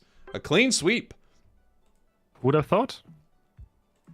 They do it again, so it wasn't a fluke, right? That's always the thing. It could just be one tournament, could be a fluke. They're making a big run, but it's not. They're a team that can compete in North America for being the best right now, so amazing. They're an incredible squad. It's been so fun watching them. It's also been amazing to watch GT. They've had a fantastic day of games, but yes, they are going to be our third place team here in NA. Fantastic, fantastic games. We're going to get... Gotlu is heading to bed, so we're not going to get Gotlu on right now, Chris. I thought we were going to get Gotlu on, but Gotlu's asleep. So Gotlu's going to sleep, which is fair. It's quite late already from where I'm at as well, so it's quite fair. Yeah, fair enough. I have to say. Well, good thing that our finals is only a best of 7 then. Yeah. Who decided on this format? Let me see if I can go back through the messages. Chris Heroes. Okay, who decided on the time zone we're starting this Let me tournament? see if I can go back here. Actually, I was not me. I think it was you once again. No, that wasn't me. It really wasn't me. Was me. I didn't decide time zones at all. I really didn't. Okay. Some people are watching this at 5:22 a.m. And no, I don't mean best of 5. I mean best of 7, don't I? I'm right, aren't I? Best of 7, 1-0. Yep, best of 7. Ascended starts with a 1-game lead. Ay. Oh boy. So yeah, more games. More game, you know? More games. I'm sure our teams are getting ready. Maybe we should take a quick break before our grand finals. I mean, if they're ready, I'm happy to go right into them. Don't get me wrong, but I'm just not sure. If Yeah, as soon as we start the bet, I think it is. But we can take a small break. I'm fine with waiting okay. if they're ready to go. Let's find out if they're ready to go. Otherwise, it might be good for us to take a quick break. We'll see. We'll see. Yep. It's only 7:23 p.m. in North Carolina, Chris. Nice. Great. Thanks, Jake. Appreciate it. That's just my chat telling me. 7:23 a.m. Yep. where Rizky's at. Everyone, maybe we check in right now and let us know what time it is. Getting close to 7 p.m. where someone is. Wow. Jeez. How does everyone feel about military time? We're not for it. Chris likes it, but you know, he's a soldier. Yeah, exactly. I'm a soldier. Yep. My mistake. Amaterasu, our 4th place team. GT, our 3rd place team, and now it's Ascended versus Exodia. If Exodia could pull this out, this would be massive. Oh yeah, that would really be something else. Would be amazing. Very cool to see. You always like the underdog stories, right? Mm-hmm. Well, they're loading into the lobby now. It might take a half second. I'm happy to hang out here and just do whatever as we wait for these teams, but I think it will be maybe a few minutes here. All right. I don't know what you said. Nothing. I'm all right. You're fine. All right. You can go to bed if you want. You can head to bed, and I'll keep your Twitch chat entertained. You keep my Twitch entertained. Yeah. Who's gonna turn off my stream? I don't know. That's gonna be tough because I'm not close. Maybe my internet provider with the daily reset. Very true. Maybe they will. Chris is dying right now. Yeah. But I just want to point out that this is what Chris asked for. You know. I didn't. Okay. Chris asked for this. I apparently asked for this. He wanted this. He wanted. I don't remember, but I did ask for it. Apparently. I think you Okay. did. I really think you did. I honestly, I don't remember the conversation around time zones. I just remember that every time the conversation around time zones came up, it looked freaking sweet for me. Yeah. Maybe an A-friendly. So I was like, oh, I can't. In this European North American tournament. Can't argue with it, I guess. Hmm. Not gonna argue with the times, right? I mean, come on. Can I be straight with you for a sec here, Chris? I think it could be 3 hours earlier. I think it could have started there, but nobody said anything. Yeah, I think so too. I was like, I mean, maybe I just don't know. Maybe you guys needed to start this late. That's why I was like, maybe Americans just maybe it's better for you guys. But yeah, it's quite late. It's quite late. Americans were up at dawn, you know. Big thing in America is getting up right as the sun comes up, chopping some wood, and getting the day going. Mm-hmm. If you have a log near your home every morning, Americans, split it. Tell me I'm lying. Tell me I'm lying. I don't know, Jake. Tell me I'm lying. Who's lying? What are you lying about? I'm not. All Americans are shopping wood every morning? Yeah, tell me I'm lying. Oh no, you're lying. I am actually. Yeah, you got me. Fair enough. Let's take. I was lying. That was a bit too easy. Yeah, I lied. Let's take a look. I want to see some of the roster right here. Just what kind of as we're waiting for these teams. I want to see what Pokemon are not being picked. Absol not seeing a ton of play. Azumarill, we only saw it once and it kind of looked rough, right? Blastoise It was looking terrible. great. Char getting no play. Man, those Char nerfs. Can you make any sense of it, Chris? I'm so confused by this nerf. It was. I mean, let's be honest. Charizard was. I mean, I do not mind. That Pokemon is. I don't want to say the words, but we don't need Charizard to be a thing. You don't want to say the words what? You know, OP? I think Charizard Broken? Unite just feels. Charizard Unite feels so. Getting Charizard Unite move feels so personal. Yeah, it does, doesn't it? Does it not? Well, what feels worse? I feel like Slowbros Unite is one of the worst feelings. You're like, ugh. Yeah, that one is terrible. Cram getting But at least a little Slowbro only play? KOs you. Charizard also goes for your team afterwards. So That's true. Clefable getting very little play in NA, but we're seeing some of it in EU.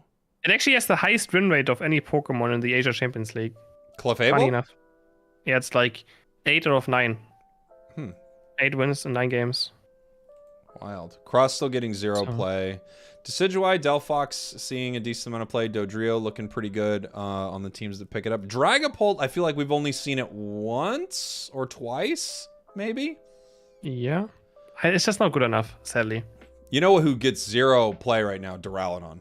I haven't seen a single Duraludon. No one's even thinking about Duraludon, which I think this Pokemon is always sort of underrated. I'm not saying it's the tiny bit. I'm not saying it's the call. I'm just saying it always feels a little underrated, Dura. For sure.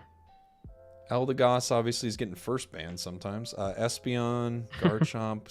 Gardevoir got no play either. And that Pokemon feels pretty good right now.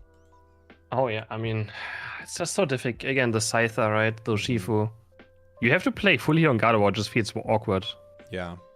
Playing fully on the Gardevoir. Gengar getting 0 play. Well, one team that's not a played surprise, it, right? yeah. That's not a surprise. Greedent, actually, I feel like you could do more with Greedent. We're not seeing anything with Greedent.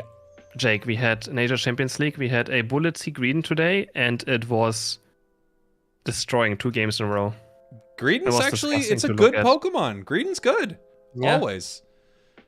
Hoopa, a little bit. Lucario, Machamp doesn't look great right now. Mamoswine is underplayed. I feel like I'm shocked. Power Punch who's Memo? Yeah, Memo is quite weird. It's not being played more often. Yeah. And we're waiting, by the way, for everyone who's just joining us now, we're waiting for our grand finals here in just a second. Right now, we're just looking at some of the Pokemon who have... I think people tunnel vision too hard on like playing Mamoswine as the main defender with XP share. I literally think it could just be the top laner. Yeah, it absolutely like that main thing, it does so much damage. If it gets to you don't have to play attack weight, but if you just play Mamoswine as a high level Pokemon, it's gonna do so much. Mew and mine, maybe, but insane amounts of play. Ninetales, very little. It's more popular in Asia than in Asia. Asia loves Ninetales. Yeah, they do. I'm happy to see Cramorant at least. I think Cramorant is a strong Pokemon, so happy to see that at least. Pikachu. Besides that, I think all the Pokemon are kind of played the top ones. So Sableye is not getting as much play as I would expect, but I really don't think people are practicing it. Scissor gets 0 play, but only because Scyther is so broken. Yeah. Slowbro and Snorlax doing good. Sylveon getting some play in EU, not really any in NA. Talon's always here to lose. When anyone picks Talon, they lose. It's unfortunate, but it's true. True. Our teams are getting readied up right now. We should be going into our match very, very soon, everyone. Our grand finals. Trevenant getting 0 play, essentially. And Zarina looking pretty underwhelming right now. I mean, I think Trevenant is fine, but Serena doesn't seem to be great. Azumarill, Summer also. The water pulse damage was much harsher than I expected it to be. Yes. Urshifu, Tyranitar obviously played a ton. Venusaur, very little play. Wigglytuff, a little more than I expected. Nothing from Zeraora. Not shocked at all. No Cinderace. But I think every time we see Cinderace, it does bad, so. Yep, it's true. Ooh, looks like we're heading into our game, I think, here, Chris. There we are. Ascended, your purple team. Exodia, your orange team, right here for our grand finals. The NA Unite Rivals. This is going to decide who takes on Talibobo and who takes on Nouns Esports tomorrow at the big clash, Chris. I'm at 14, by the way. 13, 12. 12. 11. 11. 10. 10. 9. 8.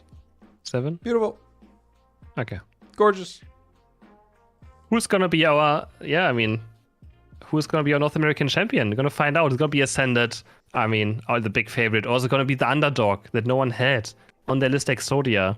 Making a way, make it to the grand final. Also in our top 4 playoff bracket. Just amazing by them. And we see Urshifu probably first pick. Overlord looked amazing on it earlier, right? Except for the one Water Bear game. Yeah. Maybe just gonna try to forget about what is Exodia gonna go for? A Mew? Mew has been banned a lot right now, so could be a Mew for the side of Exodia and a Tyranitar maybe. The Memo? But now they lock in Memo. What? Huh. Trying something different. I do like it. Maybe they're like, okay, we have to try something different against Ascended. Maybe they heard us talking. Yeah, maybe. Oblivion grabbing the T-Tar, Elo grabbing the Slowbro on the side of Ascended right here. I wonder who they're going to put who they're going to put Hash on the side of Exodia. He's been crushing it with Dodrio. Oh yeah, they banned Dodrio. Scyther's still open. Yeah, Scyther is open, but they have not picked it yet. That's quite scary into Shifu, Tyranitar, and Slowbro, so they'd rather go for the Edigos and a Blastoise. They're still leaving the last pick open. They need some... It could be a Delphox, could be a Glaceon. Would be my picks. Could be probably a Glaceon, honestly. And there's the Blissey and Delphox very standard. And yeah. There you are, Chris. Yep. The psychic type Pokemon today. Wow. Calling out Crazy. the Glaceon. Beautiful. But they're still thinking about it, and now they're locking it in. Looks there like it Sky is. doesn't play that Pokemon much unless they love Choice Spec, Score Shield, nothing on it. Yeah, he doesn't play the Pokemon. It goes out to Hash. I would assume so. I would think, right? Yeah, it's gonna go out to Hash, Yeah. yeah. Yep, There there we go. Shell Base, Choice Specs, and Energy Amplifier. I'm not sure about the X speed. I want him to please go full heal. Go full heal, full heal, full heal. Or eject button, full heal, eject button, full heal, eject button.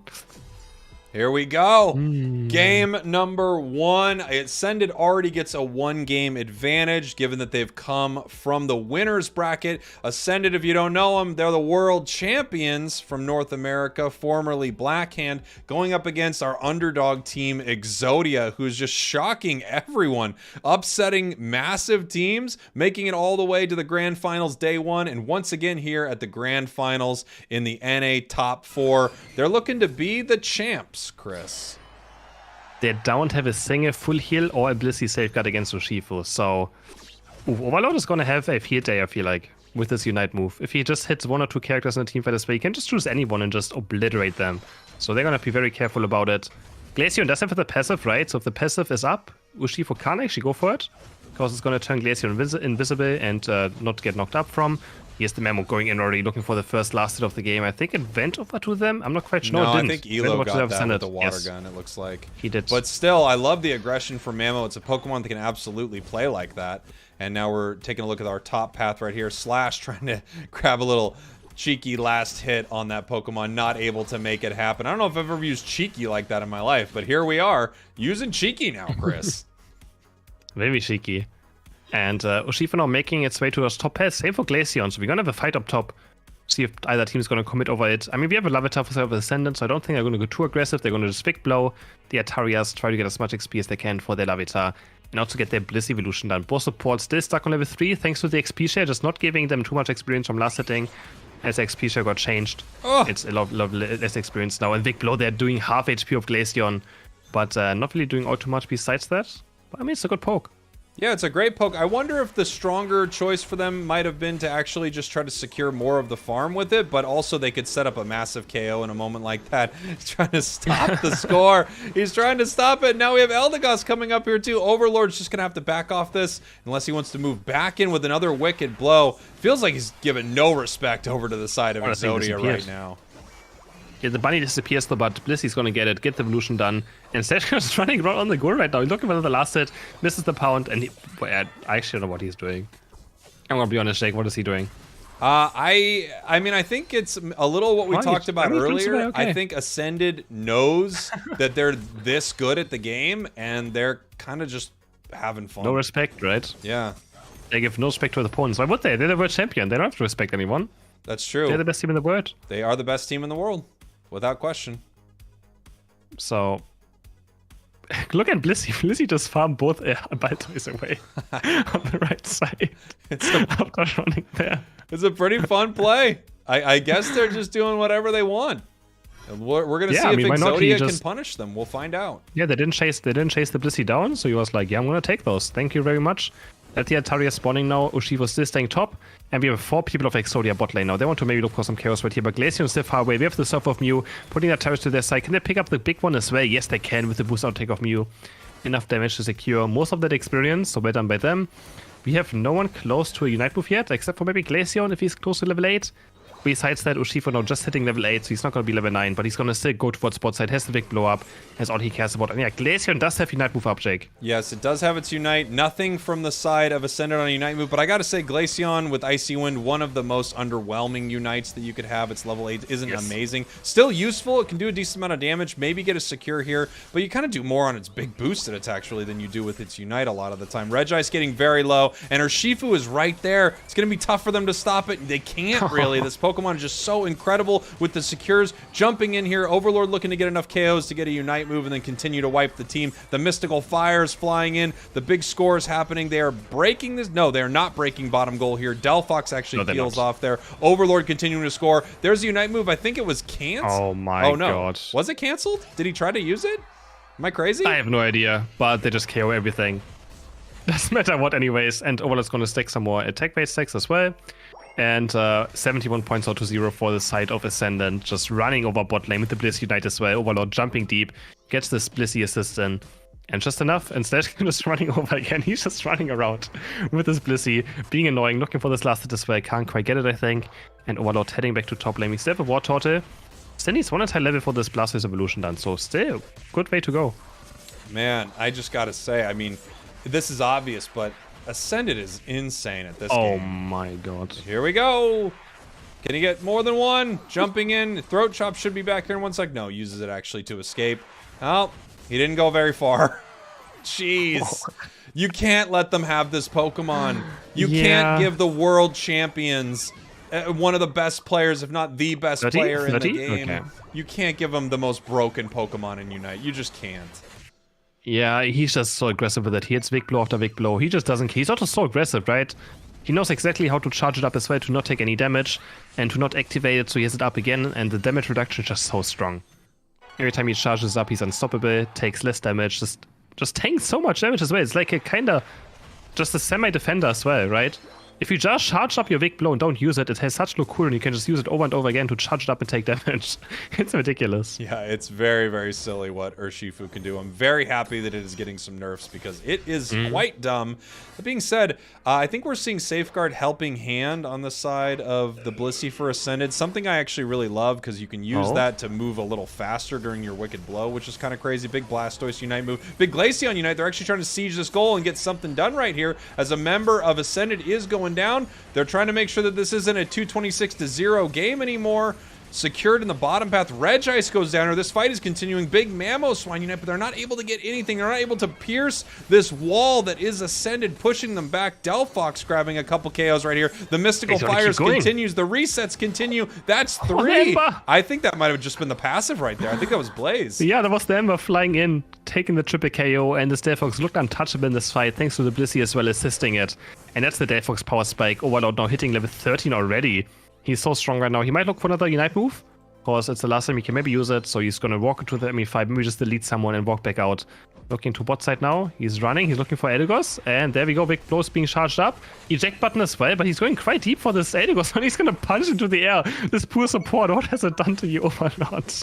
Oh boy, I mean, Ascended right now is just asserting their dominance. They're showing why they're the #1 team in the world, and it's so impressive. Exodia has been playing amazing throughout this entire tournament, but this is looking like a stomp. 226-0. It feels like they're just taking every single KO they want. This is really tough for Exodia. No question, moving into the next game, they can't let them have this Urshifu. No, they cannot. They cannot let them have this Urshifu, that is for sure. And Last is gonna go down right here. Another KO, still 0 points for Exodia. In this is the grand final. And Ascended is up to 0 points of the Exodia. So incredible game by them so far in this first grand final match. Unbelievable. When you look at Ascended right here, and you look at what we saw from Talibobo Believers, the first place out of EU. Let's say Ascended moves on from this series in the #1 position, which they did on day 1. Who do you think would take that game between Ascended and Talibobo? Because both of those teams look insane. So difficult to tell. I mean, Ascendant is on paper the better team right now, but Talibobo, they just have so many good games. They play so well. They're very excellent players. Very stacked roster. We have one more fight right here for Exodia. They want to move for this Regice. Is Ascendant going to go for it? They step the Urshifu. Solar Beam is going to poke them down quite a lot. Regice dropping to half HP. Ancient Power is being charged. Is Overlord going to go for this? No, it doesn't look like it. They actually don't want to take this fight. They don't want to risk it. 280 to 0 points. Can they even get it in time? Yes, they can. Mammoth is going to secure for the top Exodia. 280 points. I'm surprised they didn't score on top there. Reggie Lecky actually went in. Yeah. But they didn't go for it. 280 to 0. They actually, I think, made a really smart play by Ascended. They said, look, we're wilding right now. We're having a lot of fun, but we don't want to have Urshifu drop right here and accidentally lose this match to Exodia. And now we look Slowbro actually pushing towards them right here, taking a massive solar beam right here. And here comes the Urshifu looking for that wicked blow. Were they able to land it onto Glaceon? It looks like they were. Big Unite move onto the Eldegoss. It goes down. Hash in the back there trying to get away from Urshifu as they're pushing them away from this Rayquaza right now. It's actually getting pretty low. It's at about half, and they still have an Urshifu near it, which is going to be impossible. If they keep this Urshifu around Rayquaza, Ascended is going to be able to secure. Whoa, what a mystical fire, hitting 3 members of Exodia right there. Ray is extremely low, and Ascended would rather this just start leashing right now. Actually, no, they wouldn't. They are continuing to hit it. They don't want this to leash. They're looking for the secure. It looks like Overlord's going to turn on it right now, and there it goes. Yep. No, but it's I think went over to Delphox though. He does die right before the big blow goes off. No, he still got it. Wait, did he? Okay, he still got it. Never mind. Yeah, I thought he died doing it. It looked like to me he died by charging it, but he might have. I think when he dies, it's still going through, and he's going to claim it. 480 to 0 points now. Exodia is at least going to score 100 points. It's not going to be a perfect game because Tyranitar chose the wrong side, chose the wrong goal to defend. And Exodia at least makes 100 points in, but yeah, game 1 is an absolute stomp right here. Yeah, looking amazing. Ascended. They're your world champs, and they're your world champs for a reason. Jeez.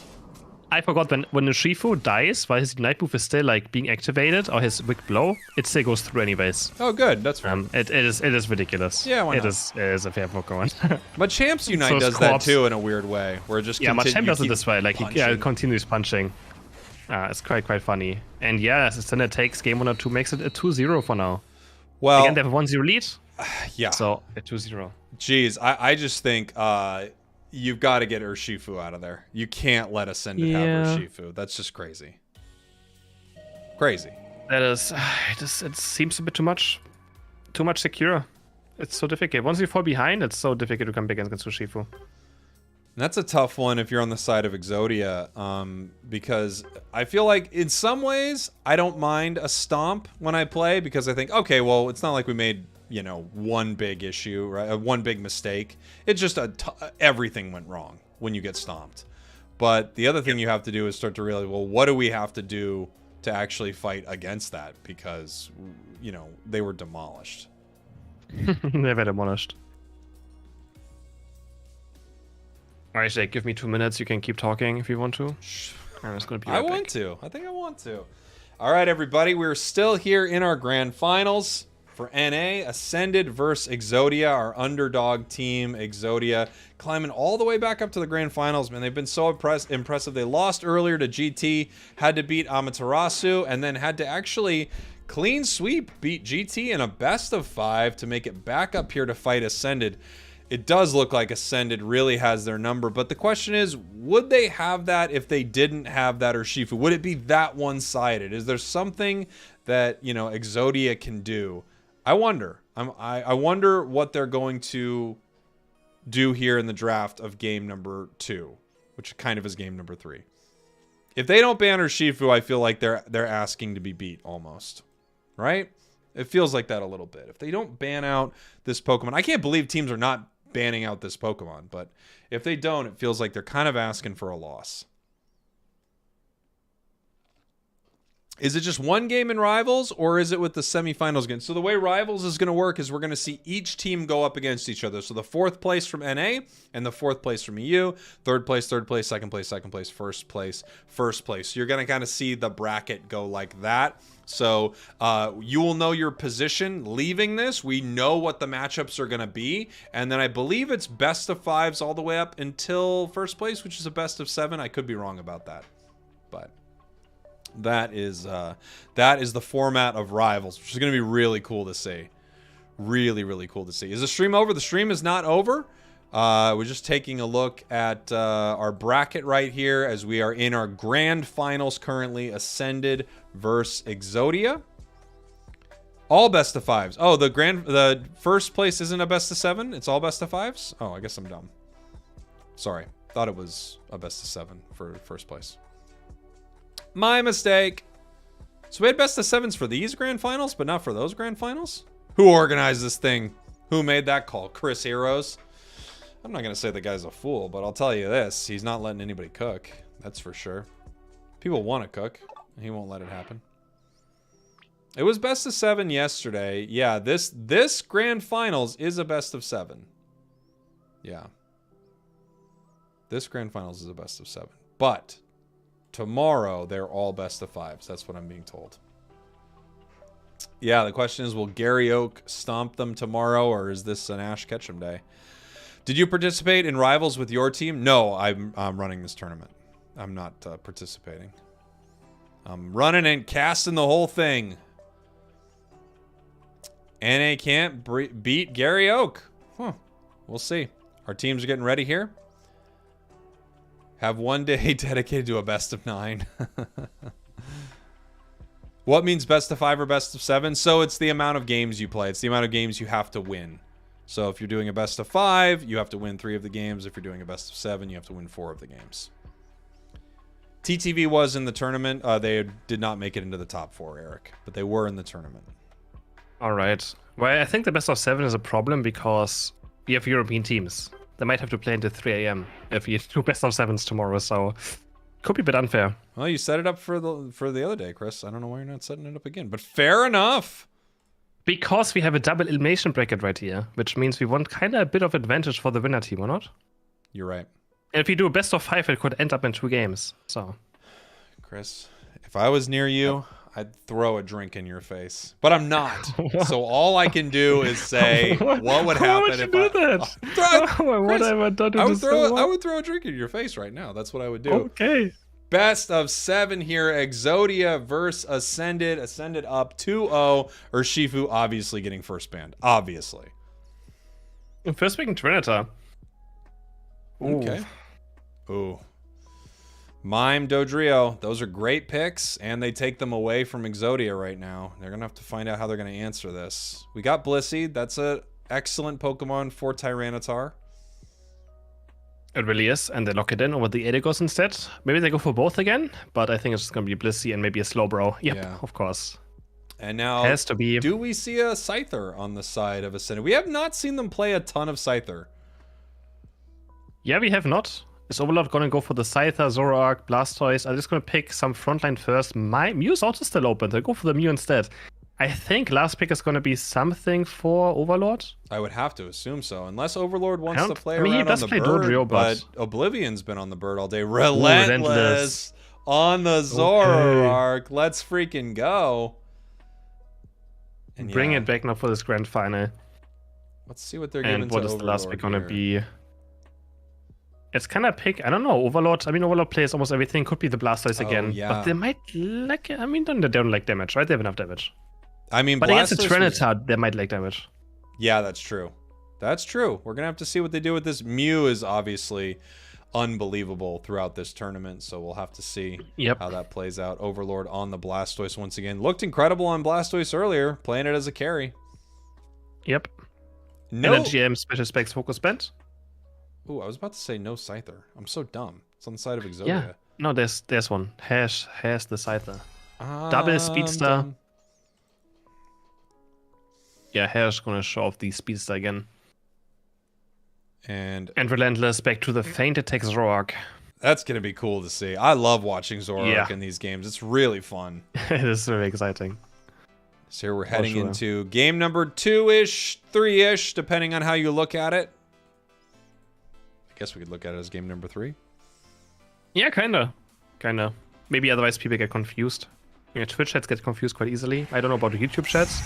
But my Twitch chats get confused by the easiest things. I tell you that. I respect your chat a lot more than you do. I think it must be you confusing them, because I don't think they're getting confused easily. I don't think so.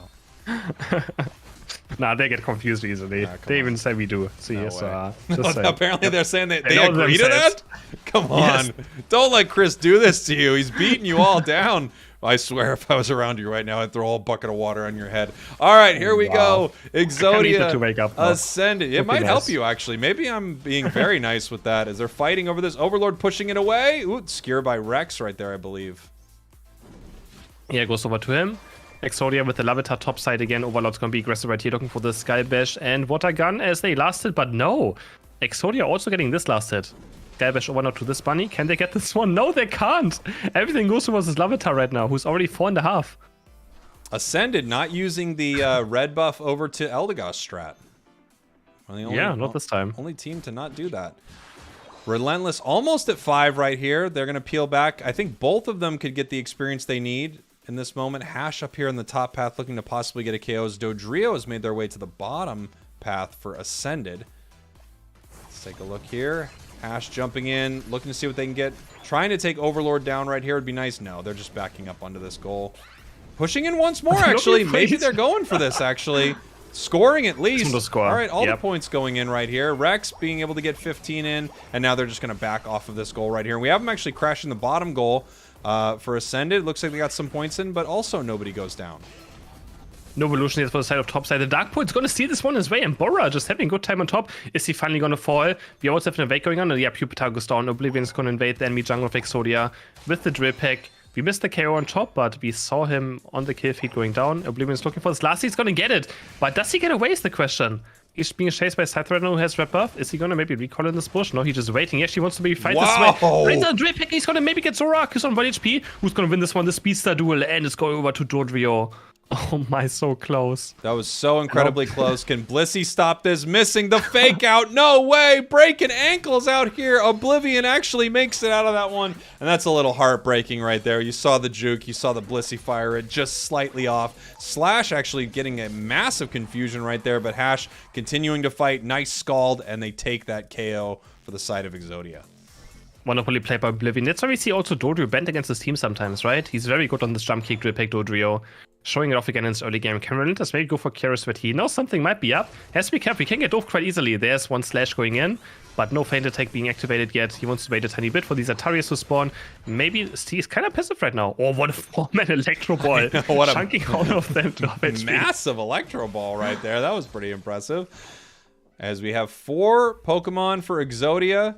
Down here, 3 Pokemon for Ascended right now. Dodrio going in. Big Unite move. Trying to see what they can get. Hash does not yet have its Unite. Possibly going down. It does, but Dodrio goes down. They answer back right there with the Zoroark. Big Solar Beam misses everybody here as Regiseals continue to getting chipped down right here. It is at about half right now. Saving the feint, but it's too long, and they're actually secured by the Scald Bro. Scald, this guy is gonna get it. And Dodrio kind of messed up there. He missed his drill pick, which kind of couldn't Ascended win the team fight. But now Overlord is here on the flank. He's gonna look for the water spot, rapid spin, engage. He's gonna go for the slow bro. He's spinning very, very deep right now, but he's gonna Scythe Unite move. Can they finish him off? Yes, they can. The reactivation is enough. There's a reset for the Scyther. Mio does the save, and his Unite move is gonna use another Electro Ball, hitting 4 members. Scyther jumping in again. Hash looking for this KO. Can he find it? He's living on 1 HP after the confusion of connecting to the wall. And now Zorak is jumping in. He finds the final Slash, and he's gonna get a Mio on the double KO for himself. I think Slash can also go to forward here. There should be no way he's gonna get over this unless the power stop is gonna be enough. And they just ignore him actually. Now there's another final slash into the feint attack. He's gonna dodge the Blastoise Unite with the full here. Overlord's looking for the KO right now, but they're all splitting up to make sure they all don't die to it. And Blissey's gonna fall. Overlord at least finding 1 KO. And Zoroark, there we go. There's the feint attack, Jake. There it is. Yeah, cleaning it up right there. Beautiful moves from that. And now we have Scyther moving down here. Was that a Unite move from Scyther? Did I miss that? Was he going for a Unite? I have to be blind. That couldn't be what it was. I just have to be mistaken right there. Relentless heading into their central area right here. And you saw them actually holding that final slash moment so that they could hopefully secure that Reggie, secured by the Scald, which was amazing. Yeah. And quite a fight right there, taking down the Blastoise before it was able to Unite. Now Exodia pushing this top Reggie, looking so much better than game 1. Urshifu, nowhere to be found. That could be a big reason why. Yeah, Tyranitar having a good time, 10.5. And Urshifu, exactly, where is it? It's currently banned. Tyranitar charging with the Ancient Pulse. Always looking funny with the head, how he's running in. That little he has. Slash can now being under low attack right here. He has the shield, but it doesn't matter against true damage of the Tyranitar. He might just fall right here. Yes, he does. The shield doesn't matter. He's able against the Tyranitar. Mio as well is dropping super low. Ascended has to defend right here. Exodia is looking so much better in this game, but there's the drill pack. Looking for Tyranitar. Another Ancient Powers there. He's jumping in again. He just doesn't care, and that's going to be enough. It's just too much this time. Double KO for the Mew. It's going to finish off the Tyranitar. And he just doesn't want to run away. He just keeps running in. That was a great fight from It's difficult, Exodia, though. but at some point you're giving up way too much for something that you're Yeah. not getting right there. Really nice defense by Ascended as they're coming down here. We've got a Blastoise Unite pushing in right now with this big rapid spin here towards this Slowbro, actually getting caught right here, maybe a little too early on the catch because you're not able to stop the Unite move. Huge Unite takes down the Scyther. They're trying to secure it, and Ascended does with the Mew, that Electro Ball. It hits 4 members of the enemy team, and it also secures objectives. Big fight for Ascended as they win this one pretty handily in the bottom path. They're going to push them off this goal right now and throw in another 40 points to boot. Yeah, they controlled Hash in this team fight. Scyther couldn't get anything done. He got knocked out by Blastoise and died directly after landing again. Oblivion now almost he's level 30 on his Dodrio. Just silently being the highest level in the game by far. The highest level on Exodia is level 11 on this Scyther, 11.5. So very far away from this Dodrio. Ascended again in control of this game now. They're going to go for the next Regieleki. Dodrio looking for another 42 points on board most likely. There's a Blissey there. Tyranitar might sneak it out, but he's going to score at least some points with the score sheet. Yeah, 2 go in, and he's going to use the jump kick and a boosted auto attack and totally safe. There we go, He's just putting runs more around, points he's in gonna, right now. Yeah, more points, why not? Yeah, Slash is up here with Overlord. Oh, here we go. Massive leash right here. There's just such a mean leash. You increase the movement speed. And here comes a Unite move, 317. They'll be able to get it back right there. As wow, another big Unite coming in from Slash. A double KO. Scyther goes down. Relentless now going down right here. That's 3 members of Exodia down in this fight. Ascended now turning on to this Regieleki. They should be able to secure this pretty easily. Another member of Exodia going down there, it looked like. Yeah, and Ascended now in complete control of the match again. Regieleki is getting taken. Oblivion almost level 14 on this Dodrio. The only problem with Jump Kick is, and Drip Hack, it's quite easy to mess up sometimes, right? Try Attack is not as easy to mess up. Same for Agility. And you can just make one mistake like this right here. The final stage is going to be there. Can he take on Dodrio? I just cursed him, I think. Huh. That was a late Unite for Relentless. They're going to have to but charge I think it's this worth up. it. It could Zorak be. Unite is not that useful anyways. And he gets a lot of experience out of it. So I think it's totally fine. Like, Zorak Unite really doesn't do much. Yeah, that's true. It's not a huge Unite, especially near the end of the game. This Pokemon falls off pretty hard near the end of the game, so they did take this Dodrio down, but it's going to be back here. 15 seconds until Rayquaza. Right now, Ascended is way up on points. They also have an incredible level advantage on some of their Pokemon. Level 14 Dodrio and Blastoise right here. The question is, how do they want to fight this? It looks like actually they're sending Zoroark to the top path on Exodia, trying to look for a score here, and Dodrio is actually up there trying to suss that out right now, as we have Tyranitar hanging out with the Blissey here, and Scyther just hiding for the moment so that it can jump in and not get caught right away. We've got that leashed Blastoise, huge Unite move, Eldegoss up into the sky, but nothing's really happening right here. Slowbro getting chipped away. Here's the Unite moves, and they miss Dodrio. They're not able to take it down right there. Bora getting very, very low, getting pushed back with this light screen right now. Blastoise coming in. Slowbro's down. T-Tar is down. They're just zoning them out incredibly well. They still have Bliss Unite up, so it's one of their chances, but we also have the Blastoise, Mime, and Mew Unite for the Self-Ascendant. They're playing it safe right now. They're not going to go for this Rayquaza. They don't want to just lose this game. Zorak is jumping onto Mew on the right side. Then they're spotting man out. He has Unite move up again, but I think he's going to get taken down by the Dodrio, and yes, he does. Couldn't find the flank on Mew, couldn't find the one-shot. And now Exodia is in a bad problem. They need 130 points. And yeah, they have to make their way. I mean, the bot goal could still be a problem for Ascended. It's up right near. Slowbro's getting caught again, but he's back to full HP after one Amnesia. And Ascended just in control. Can they find anything? What? Turret just runs in alone. Yeah, He's just gone. T-Tar just not in a good spot. Maybe they're saving this Blissey Unite for their Scyther right now instead of using it on their Tyranitar. I'm not sure. It looks like, I mean, Scyther's going to have to go in. There's 38 seconds left. They have to make a play very, very soon here. Scyther trying to move in. Blissey still not uniting in this moment. Maybe they're saving it once again for Relentless, but it looks like it's just too little too late. Never using this Blissey Unite, and Ascended is going to take game number 3, Yes, the surrender. They just couldn't find the engage. Yeah. The Trueless Blastoise, Eldegoss, Mime, it's just so difficult to find the engage. Zorak again falling off late game. Tyranitar not getting the value done at once. And yeah. Ascended just, Amazing. yeah, they couldn't find that fight. They couldn't get anything done there. Look at guys, this is my thumbnail for tomorrow. Can you guys see what this is? Looks similar, right? Alright, anyways, yeah, so we have a 3-0 now for Ascendant. They're one match away from winning this grand final. Yeah.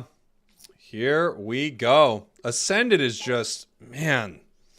I mean, it's crazy that GT took so many games off them, but Ascended just feels like far and away one of the best teams in this game. They're untouchable. Yeah. It's crazy. They're really, really untouchable.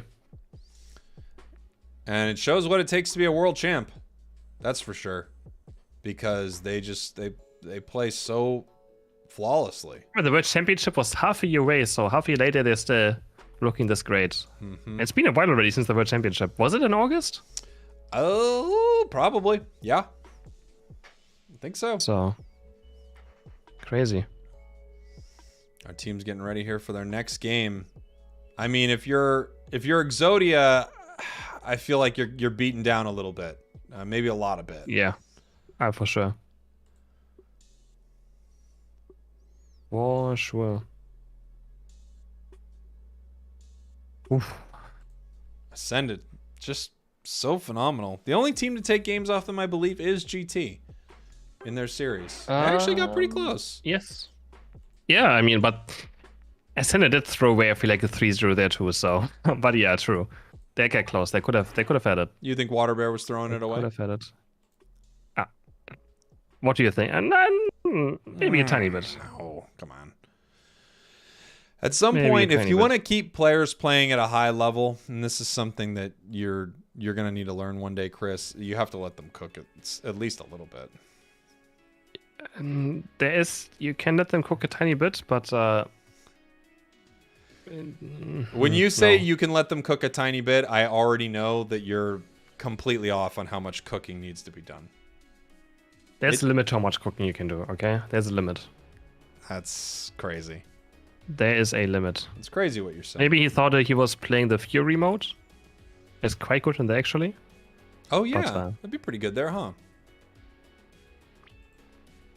Tell you what, Mammo Swine in that full Fury mode, that's where it's at. Oh, yeah. Forever. I wanted to play Buzzroll, and I finally got him today. It is so dumb. Buzzwole could be pretty fun. Well, yeah. You know what's a fun one is Wild Charge Zera Aura. That one's pretty fun too. Yeah. That's pretty cringe though. Not gonna lie. Well, wait. that full Fury pick is a little too cringe for you. Wild Charge's already cringe enough, alright? So. Okay. Yeah, I know. I'm judging a lot of people's full Fury picks. The funny part is the first 2 times I played it. Okay. I had my first game a Glaceon, my second game a Glaceon, and both went Icicle Spear. I judged never person this hard in the night before. Yeah, that's pretty tough. Icicle Spear Glaceon. It's pretty tough. You know what's gonna happen. You know how this mode works. Yeah. There was another build that's just so bad for that mode. I'm trying to think what it is. Oh, Hyper Voice. I saw someone go Hyper Voice Sylveon. Yeah, like, are you out of your friggin' mind? Yeah. Team's getting ready right now. Yeah, Chris is with big food delivery because he's anti-cooking. No question about it. Yep. Chat's got you right there. Yep. Chris hates Zera Aura. To be fair, I don't hate Zera Aura, but everyone is like, this Pokemon is so weak. You know? It's weak. The people who play Zera Aura are weak and pathetic. Oh, sorry, I said it. Whoa. I'm not taking it. Jeez. Yeah, Zera Aura players are something else. Oh my gosh. Then, I'm not taking it back.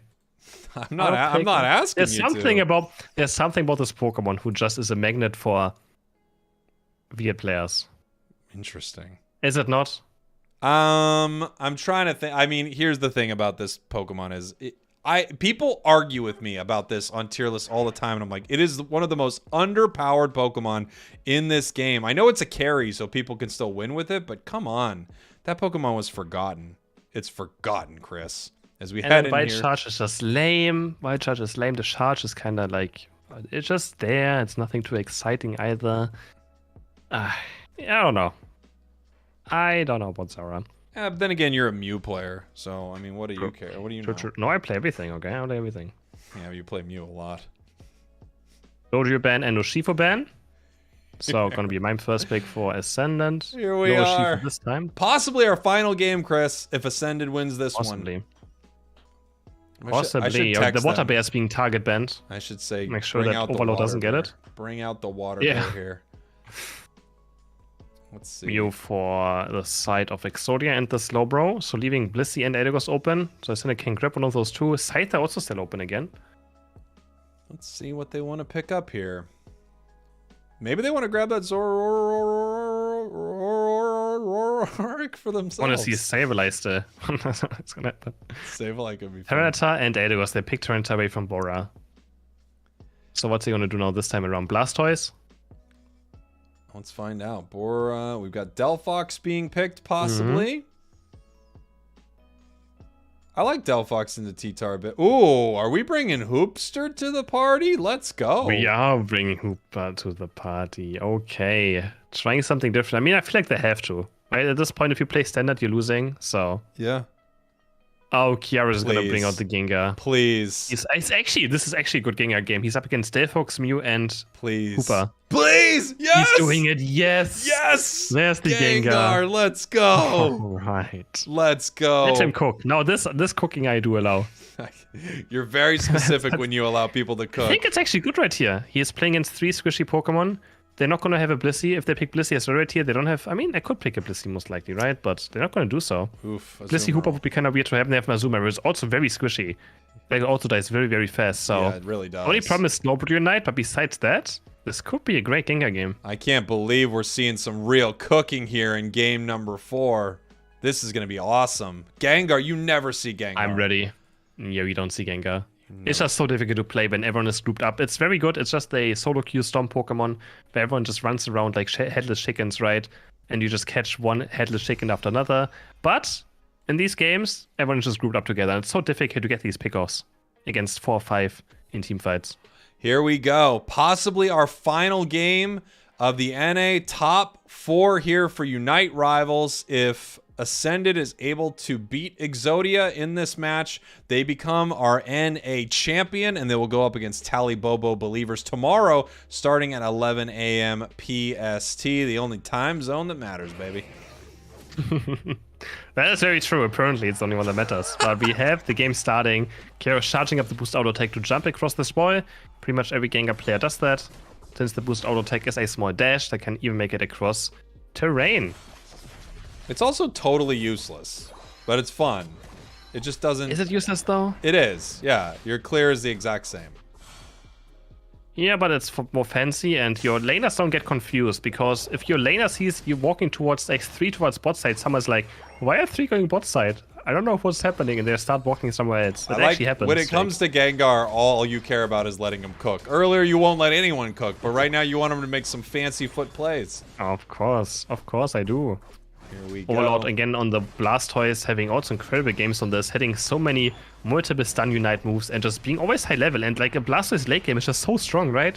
When he gets that rapid fire or that rapid spin plus, he gets more defense, more special defense. There's the first gank of Kyrus, but he misses the Dream Eater. Gonna look for another Will-O-Wisp maybe. The Focus Man's gonna keep Azumarill alive, and Hoopa also just peeling away the Gengar. Or the Haunter right now still. Very close. Very, very close to getting the KO right there. Relentless Walking Emperor. Delphox weak early. Level 5 Delphox could get eaten by this Gengar pretty easily. They get it onto the Hoopa. He is going in for this KO. Jumps in. Not able to make it happen though, and just getting pushed back right here. Trick Hoopa actually, which is cool to see. But he got one more Focus Band out. Hoopa losing Focus Band, so next gank could be a KO, right? He has now a time window of 80 seconds to maybe come back to top and get Azumarill or Hoopa. Here we go. Gengar heading back to the center. We do see them fighting up here a little bit in the top path, just kind of messing with each other a little bit. Still waiting on that level 4 there for our Eldegoss. Needs to peel off and get a little piece of experiences. We got that Aqua Tail really strong early. I mean, it's an incredibly powerful move, especially early. Massive amounts of damage. When you hit only one Pokemon, you're doing over 1,000 damage with it. But not able to make it happen there. And very intelligently, we have Eldegoss hanging out right near the Blastoise there to make sure that they aren't critical hits. I'm not a big fan of Azumarill right now. I'm not sure, like, I didn't expect the nerfs to hit it so hard, but it has fallen a decent amount.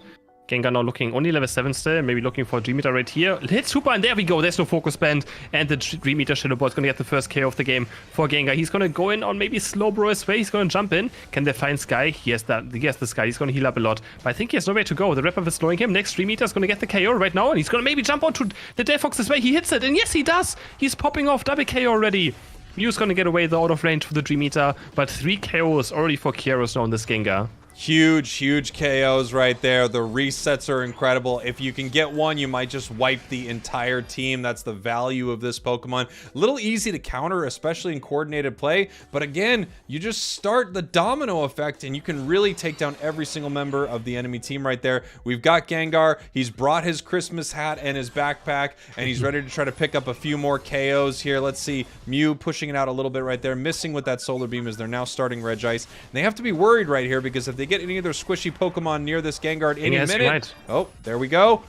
Didn't catch him with the Dream Meter. Secured there by Mime. Is there. Quickest play secured by Mime somehow. I don't even know how, but there's the Dream Meter reset. Can you find... He's really holding on his Unite move for some reason. He seems quite scared. I feel like he could have just KO'd all four there. At least that's what I would have done, probably. But maybe he's worried about the Mew Unite. Knowing it, but he's going to hit another Dream Eater. Does he go in on this? No, he's not going to go in on this. Maybe he was too worried about the Mew Unite, but I really feel like he should have been in there. Blake's not getting jumped on. Kira's looking maybe for another Dream Eater down here. It's getting Power Swap. Oh, the Power Swap's going to do so much damage. There we go, Dream Eater, Shadow Ball. It's going to reset the Shadow Ball as well, but Sky is just too much healing. On the Slowbro still. There's a Surf locking onto Slash Can. Mime is going to fall right here. That's 1 KO for Exodia. We only have 6 points so far scored in 4 minutes, Jake, by the way. And then look, Gengar Unite doing nothing. Just has to run away. Idigo's also getting taken down, and Gengar just has to defend the goal. Yeah, honestly, no points being scored really. Exodia now scores 32. It feels like everyone, if I'm being honest, is more concerned with cooking. I really think that's what's happening right now. Everyone's just trying to stun on the enemy team, throw some big plays, get some big KOs. Relentless right now, level 10 Delphox, almost to its massive power spike, and we'll see if this Gengar can keep up. Gengar does really well when it has a level advantage, and he's not so great when it doesn't. He is caught, and he's going to go down right here. I do think he was just too pissed on the spot and fight. There's a Sentum going in into Slowbro Unite move, but Delphox not on the same page. He wasn't ready for it. So the Slowbro Unite gets wasted, and Torrential is going to walk away from this fight. Nice confusion, and Overlord's going to pick up this KO with his teammate. They're going to go over to Slowbro as well. Sentum is there. He's going to get stuck in another confusion. Double KO for Overlord, and he's just silently being the highest level in the game right now. Wow, such an unfortunate comms issue there from Exodia. They might have been able to pick up a big KO, but instead they unfortunately get nothing. The Delphox Mystical Fire was too late and then missed. Now they're trying to push this Mew back right here. Oblivion. This is the first time we've seen Hash on the Mew, actually. I'm not sure. It might be. He's normally the jungle player, right, as well, so... It could be the first time on the Mew I've seen him. I mean, we've played so many games the last, 1 week. I remember all of them, but yeah. Could be the first game on Mew for him. Look for this Regieleki now. Gengar's on it. He does have Unite move up again, but he's so hesitant on engaging. Hits the Dream Meter of the Regieleki, goes in with the Shadow Ball. He's going to try to maybe get the last hit right here. The Shadow Ball gets blocked by Azumarill. Goes over to Azumarill. Kira's not being able to do it. Mime is also going to fall. There's the Shadow Ball Dream Meter landing, but so much healing of Azumarill. Oh, back to full HP instantly. Is that the Trick? No, Trick Plus is level 10, right? I'm not sure when Trick's passive is up, actually. I don't know. But it's really good. I mean, you're just extending the healing even more on a Pokemon that already heals an absurd amount with its moves. Oblivion scoring right here, evening this up a little bit, 113, 124. And we have seen, interestingly enough, a little bit of passive Gengar on the side of Ascendance. Feels like they're a little less aggressive than I would have expected. Yeah, I would like to, after the bot team fight, I don't know why he hesitated so much. Gengar has to be aggressive, right? You have to go for those KOs. Otherwise, the Pokemon is just going to fall off. And you have to be confident. Maybe he's not confident in hitting his moves or going in with this team. There's a Hoopa Unite being used, and they're going to use Slowbro Unite as well to lock down a Mr. Mime. That seems a bit too much. No, so we have a level 12 turret already. Azumarill lands on him, but he's stuck in the Sentum, which means his passive is up still as well. And Azumarill gets deleted by Gengar. Dream Meter also going to land. He's going to find maybe Hoopa. But no, the iframes of going back out of Unbound form is going to just destroy Gengar. He doesn't get the reset. Hoopa's going to dodge the damage with the available iframes. And he's going to live for now. But there's the confusion hitting. Mime jumping in. They're going to get Hoopa. The last stun is also going to hit the Mew. Boost auto attack is there. Mew is going to eject button away. The light screen is going to try by time. But one more confusion auto attack has the Mew Unite. And it's going to get back to safety. Huge Solar Beam. Nope. Just barely missing Slash right there. That could have been really nice, but just barely missing Slash. Yeah, it felt like they were just trying to throw some Unites on the side of Exodia, pick up some KOs right here. Ascended just continuing this fight there. They don't want to give this up. Water Pulse Plus doing some work right here, but like you said earlier, you can feel that nerf a little bit. Hoopa picking up that KO as Oblivion's in a lot of trouble right here. It is also going down. All 5 members of Exodia here in this bottom path. Gengar, right here. Oh my gosh, Gengar could really cook right now. Here it goes. Yes, there's one for Gengar. Is it able to pick up another? There's 2, but Eldegoss actually gets it, so it doesn't get the reset right now. Gengar pushing back, sad. and now Exodia moving away from the goal. That was so close to a team wipe. That could have been a Penta right there. They were so close of just getting Penta'd, I'm pretty sure. But doesn't get the last reset. And now he's not going to Unite move right here. It's 220. I'm not going to use Unite move for this one. Regis is getting taken down. And Ascendant, they're a few points behind. Not too much, of course. They have a level 13 Trinita, a level 13 Gengar, a level 13 Blastoise, looking very strong across the board. And the biggest carry is only Relentless on the side of Exodia. I feel like Kazuna is not going to do much in this last team fight. I really have to say. Unless the Trick is going to just heal an insane amount with Aqua Tail. Yeah, it's an unfortunate situation too, because Trick doesn't feel like it's that good on any Pokemon on the side of Exodia right here. Throwing it onto the Slowbro, just getting a little movement right there. Also able to throw those 2 Shadow Balls. Nice little Scald. Gengar right here just looking to pick up a sneaky little KO as we head into possibly this final fight. Overlord coming in, level 14 Blastoise right now. Slowbro's in a lot of trouble, using a Unite move to survive right here. Countered. Delphox Unite move as well. Azumarill coming in with the Unite. Overlord does have one on the Blastoise, but being very, very patient with it as we see Gengar pick up 1 KO that we didn't get to see right there, but it looks like Gengar's also chasing down Azumarill. Picks up another. There's a double for the Gengar. Hits the Dream Eater into Shadow Ball. It's going to lead Azumarill. And now they're going to start going for Rayquaza. We still have Blastoise and Gengar Unite up. So I feel like Gengar should just hunt down the Delphox right now with its Unite move. But they're just going to go for Rayquaza. Looking for the last right here. Dream Eater Shadow Ball. It's a lot of damage. And there we go. There's the Dream Eater. It's going to steal Rayquaza. There's the Unite move as well. They're going to take down Delphox. And there's the surrender vote. Our NA champions are Ascendant with a clean 4-0 in the grand final. Amazing. Ascended looking fantastic. They brought out the Gengar here in game number 4, taking down Exodia. Beautiful plays right there. Had an interesting fight at the end. And, you know, we had a few odd picks in this last one. We have the Azu, we have the Gengar. Really cool final match to see. And I can't wait to see Ascended go up against Talibobo. I have to say, Blastoise MVP of this tournament from North America. Without question. Blastoise is so good. I don't know where this comes from, but Blastoise suddenly just taking over the game. And in this late game team fights, he looks so untouchable. Yeah. Really looks, if he gets that experience lead, it's so hard to deal with. And we're seeing both builds too. We're seeing sort of the more tank-focused Surf Hydro Pump, and that's doing incredible. And then we're also seeing Spin builds do amazing amounts of damage. The Unite move is still unbelievably brutal. What a fantastic final game. Also, Hoopa coming out here. Forgot to mention that Hoopa, another odd pick. The Hoopa Zoomer. And we think they just tried something different. They want to, if they play the same game, it's just not going to work. They tried something. It still was enough to beat Ascendant, but at least they tried. You know, they tried something different to beat on the World Champions, but they could not do it. I'm really impressed with Exodia. I think they're such an exciting team. They played such a great tournament here, but I mean, the champs are the champs for a reason. They are freaking phenomenal. Speaking of phenomenal, Chris, you are amazing, and it's been a wonderful day casting with you, my friend. Tomorrow, Rivals ends. We find out NA versus EU. Who's going to win this whole thing? Yeah, who's going to win? Who's going to be the better team? Like the better 4th place team, better 3rd place team? Of course, we could have a 2-2, but we just want to see which teams are going to win, right? We have, what are our matchups? We have Dogwater against GT? No, Amaterasu. Dogwater against Amaterasu. Dogwater, then we have GT against Time to Shine. Then we have Exodia against Nouns Esports. That's going to be very interesting. That's going to be and wild. And we have Talibobo Lavas against Ascendant as our final matchup for tomorrow. I think best of 5s. It could be a really... for extra money. That's right. More money on the line. I mean, winning Rivals is a big deal, but also the bragging rights heading into Worlds is going to be incredible. Whoever wins that first place matchup, you have to assume that that is the region who has the advantage heading into Worlds here.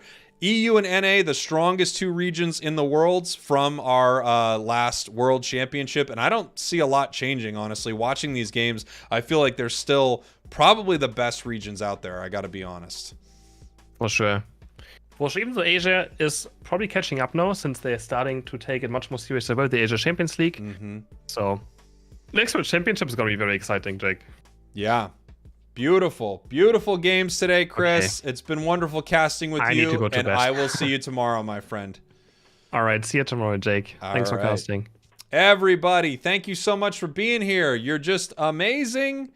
Yeah, sometimes the screen ends up like that, but Ascendant won this thing.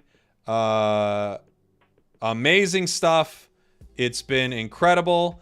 Big shout out to Nouns Esports. Big shout out to Gottlieb for making this happen. Big shout out to our TOs, Gamma in the back, making sure that everything has run so smoothly. Tomorrow, Rivals ends, and we find out which region is best. I'm telling you, NA is taking this thing. NA looks fantastic. Thank you all for being here. You're all wonderful heroes. Thank you to everyone who super chatted, became a member. If you're hanging out, chatting, liking the stream, I really appreciate it. There's no giveaway now. There will be another giveaway tomorrow. We already did our giveaway for today. Nouns cannot get first because they ended up second place in their region. So they are going up against the second place team from North America, which is Exodia. That wild card team out of nowhere who's been so amazing to watch. I love it. I love you all. Thank you so much. And I think that's going to be it for today. I don't have a video to send you to right now. If you want, you can rewatch all of these days. Every single day of this tournament is up in full on my channel. So thank you so much, everybody. And we'll see you tomorrow. It's 11 a.m. PST. Be there or... just be there, right? I would really love it if you were there. Just be there. All right. Love you all. Bye. Be there, beware.